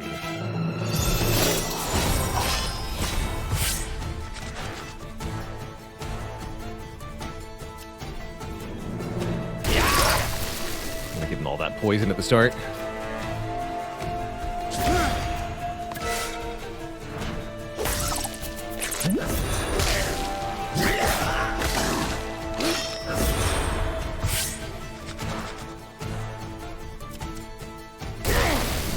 More poison.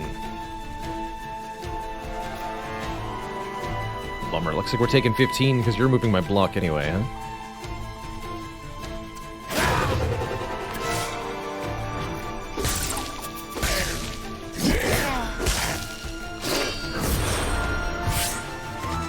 Stinkers have barricade too.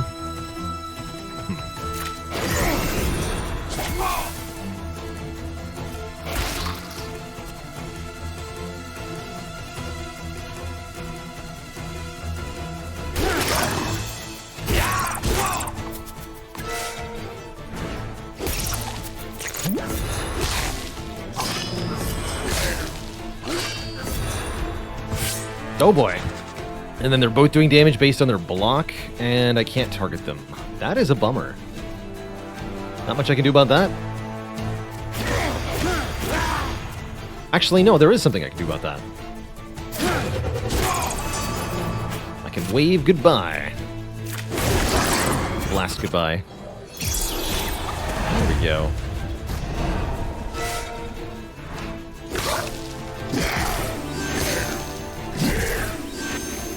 Looks like they are blocking the poison, actually.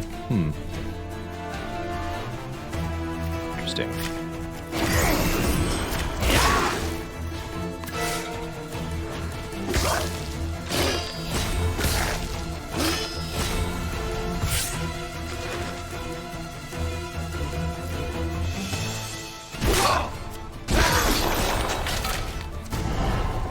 Got 30 block? Apparently they've got 30 block.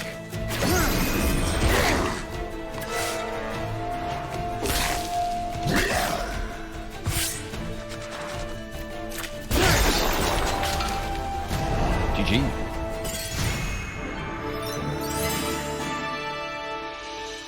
That's right, you don't discard at the end of turn. There's also not a... Sure, Morbid Scourge. Poison on all enemies after playing a wound. There's lots of wounds happening here, so I'll take it.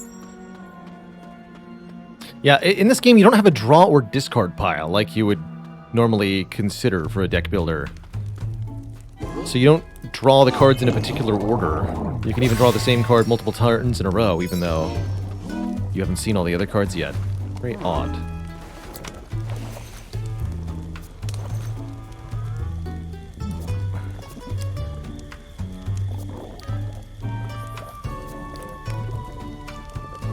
Armor for hand is empty.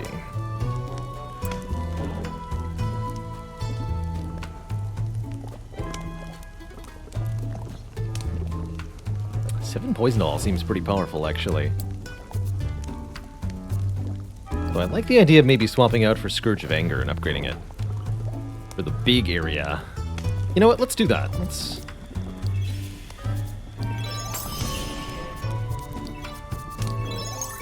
see what this upgrades to. 24 and then 31. I like it.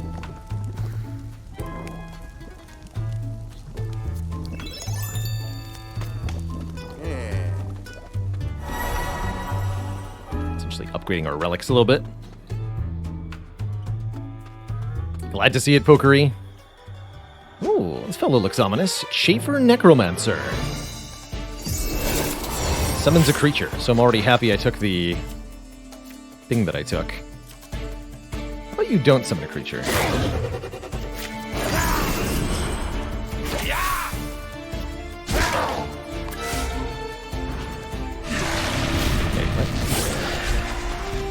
Cannot receive or negative status effect.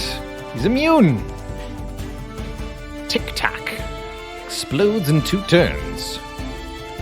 Terrifying.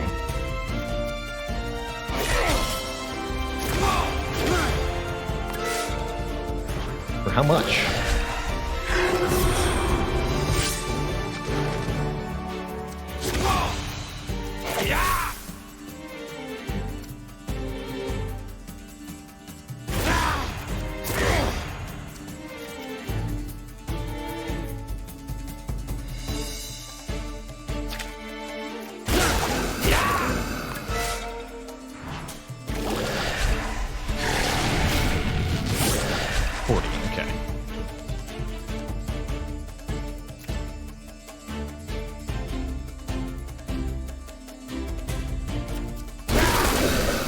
Still immune to poison, unfortunately.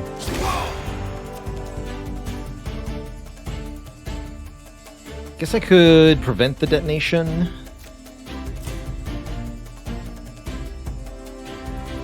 Sure.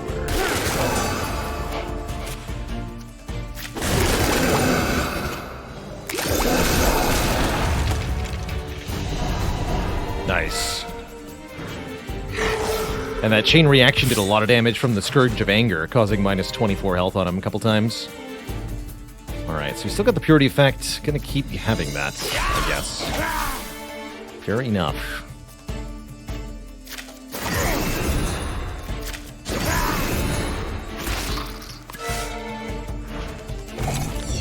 Cool fight.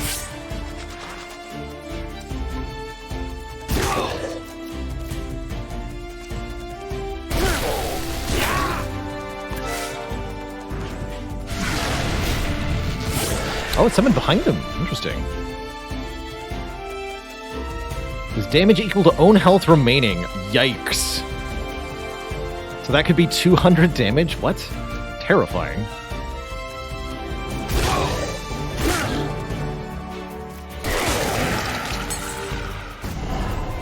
GG.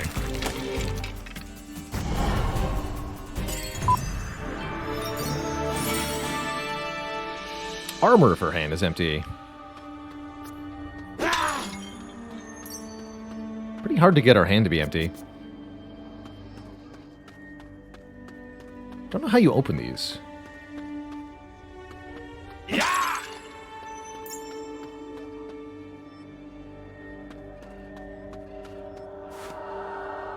Again! But with snakes now. Snakes might actually make it easier, though. Still a pretty nasty turn 1.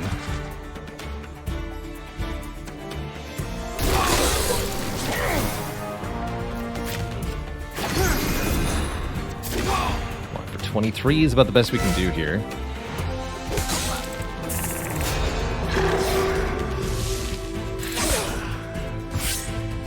Yikes, that's a lot of damage. Terrifying. Nothing I can do about this.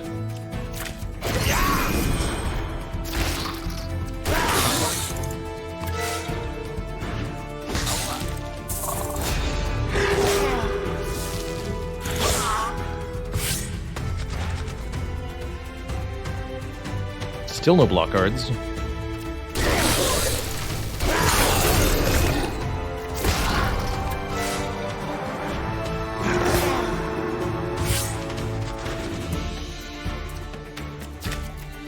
Can't boost that.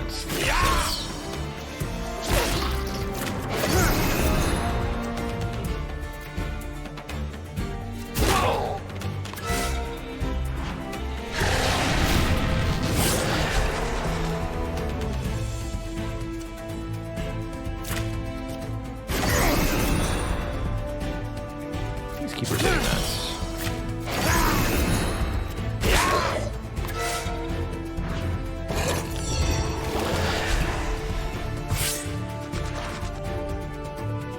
Chris says, how does that bar at the top of the screen works?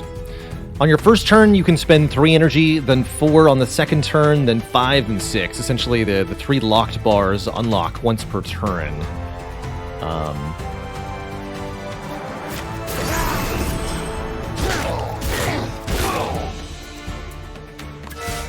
And then if you spend 6 energy when you have the bar fully unlocked, you'll achieve something called a perfect special attack. Like so.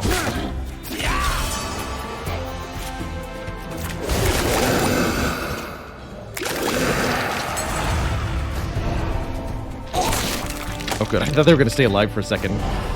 Terrifying. Armor after a sacrifice. That's when I discard a card. No thanks. Hey, I see you back there, sir. Good fishing. Good luck. Alright, we want to go to an encampment sooner rather than later. Probably this one. Look at this map, man. This is crazy. Map is crazy. Gold chest here. Maybe I don't need an encampment. Clearly what this game is lacking is a fishing minigame. Big agree. Got a heal for me? Ooh, these are getting stronger. 34 to all or 68 to 1? Take the AoE for the chain reaction.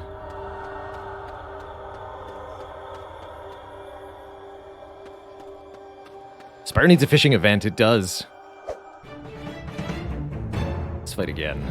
Fair enough. Maybe we'll do better this time. Signs point to no.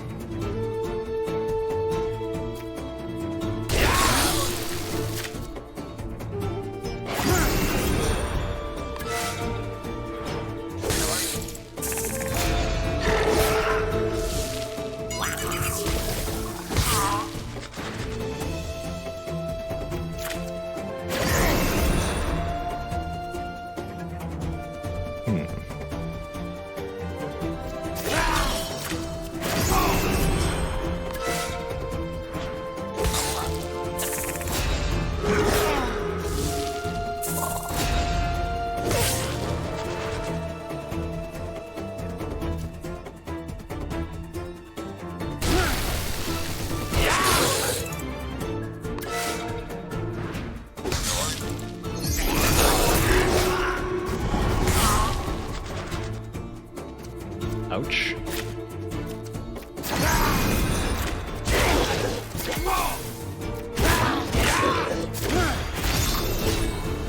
Hey, the tenacity. Guess it works with wounds, huh?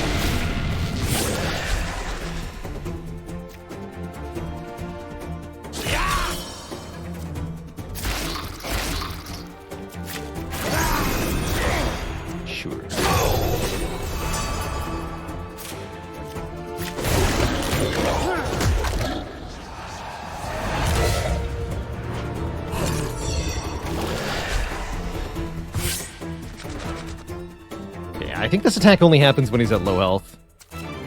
Seems likely.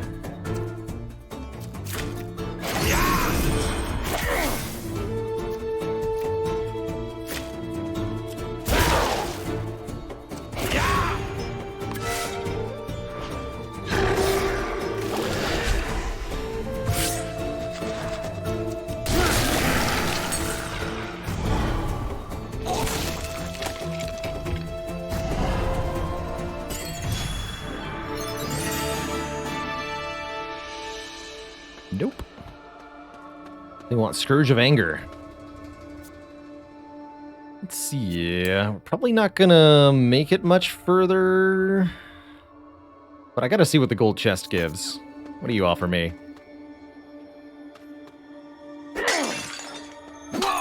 Okay, if that ends the run. What is it? Scourge of Pain. Minus 10 health on all enemies after playing a wound card. Don't think that's as good as Scourge of Anger, but it's almost good. Yeah.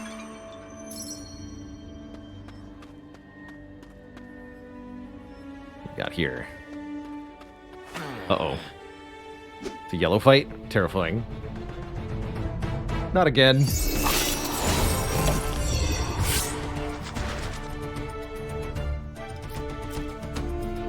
Not again. Alright, let's boost the Swift Salvo a couple times. Use it next turn. There, we at least managed to block on turn 1 this time.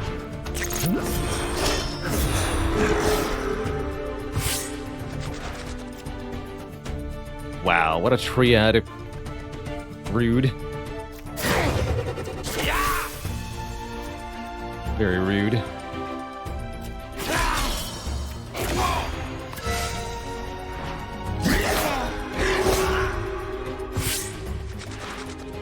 We're not long for this world, Twitch chat. I'm okay with that.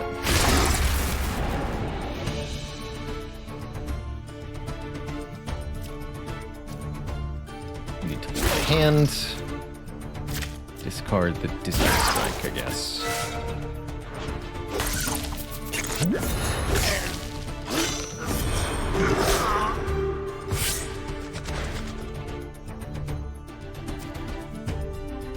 I don't think that lives. Sure doesn't look like it. GG.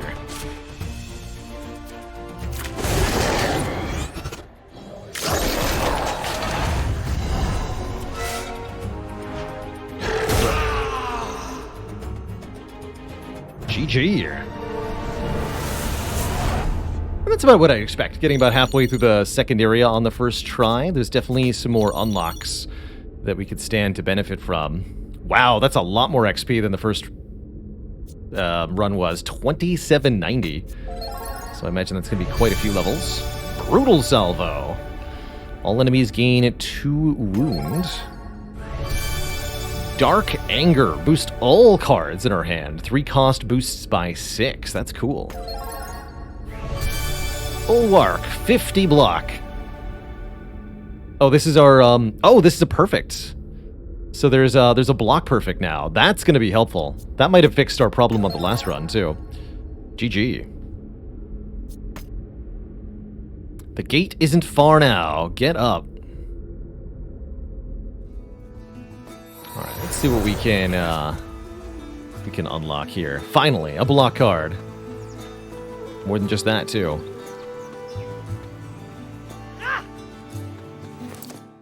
So we can also buy these Aegis cards. You can buy several of these. We neglected to do that previously. Dark Protection. 15 block for 2. He's got the Sacrifice keyword, so also drops a card. Remedy can remove poison. Okay, so we're seeing answers to the shenanigans the enemies are doing. And the cards for a poison build, although the money cost to add these is quite steep. We can upgrade Dizzying Strike to the highest tier. Ooh. Salvo 2 is a huge damage up. What about Brutal Salvo? Wound. Is that 2 wounds to us or the enemies? I'd probably want to upgrade Dizzying Strike.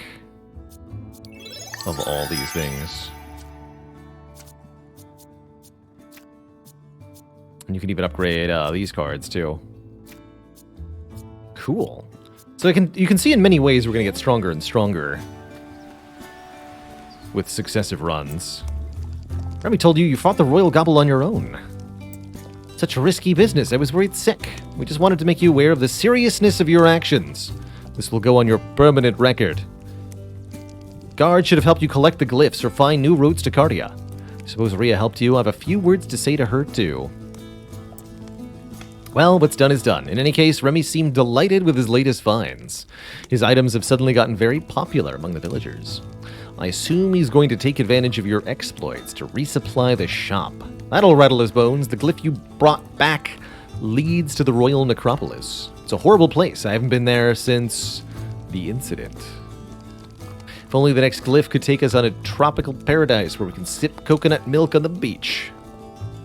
That sounds pretty good to me.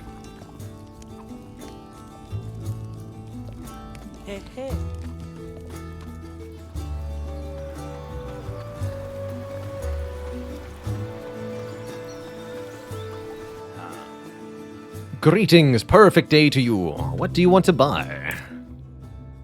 More items. 1 max health after winning a fight.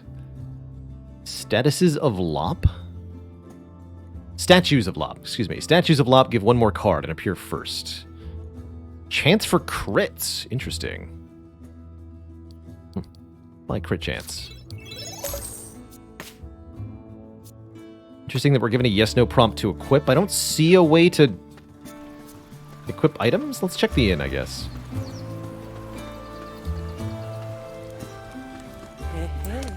Equipment. Equipped. Okay, we can only have 1 of these equipped. Got it. We choose 1 for a run. Understood. Rhythm Prison, thank you so much for 7 months of support.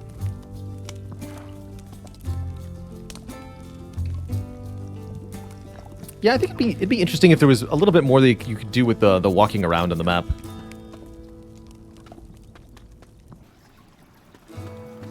So it looks like we've seen most of what One More Gate has to offer. We cleared the first area and defeated the boss there. We've seen many of the enemies in the second area, and we've seen kind of how a run progresses. You level up, you gain more max health, permanent card upgrades, and more stuff in the shops means you'll get stronger and stronger each run, eventually allowing you to make some very silly builds indeed, I bet.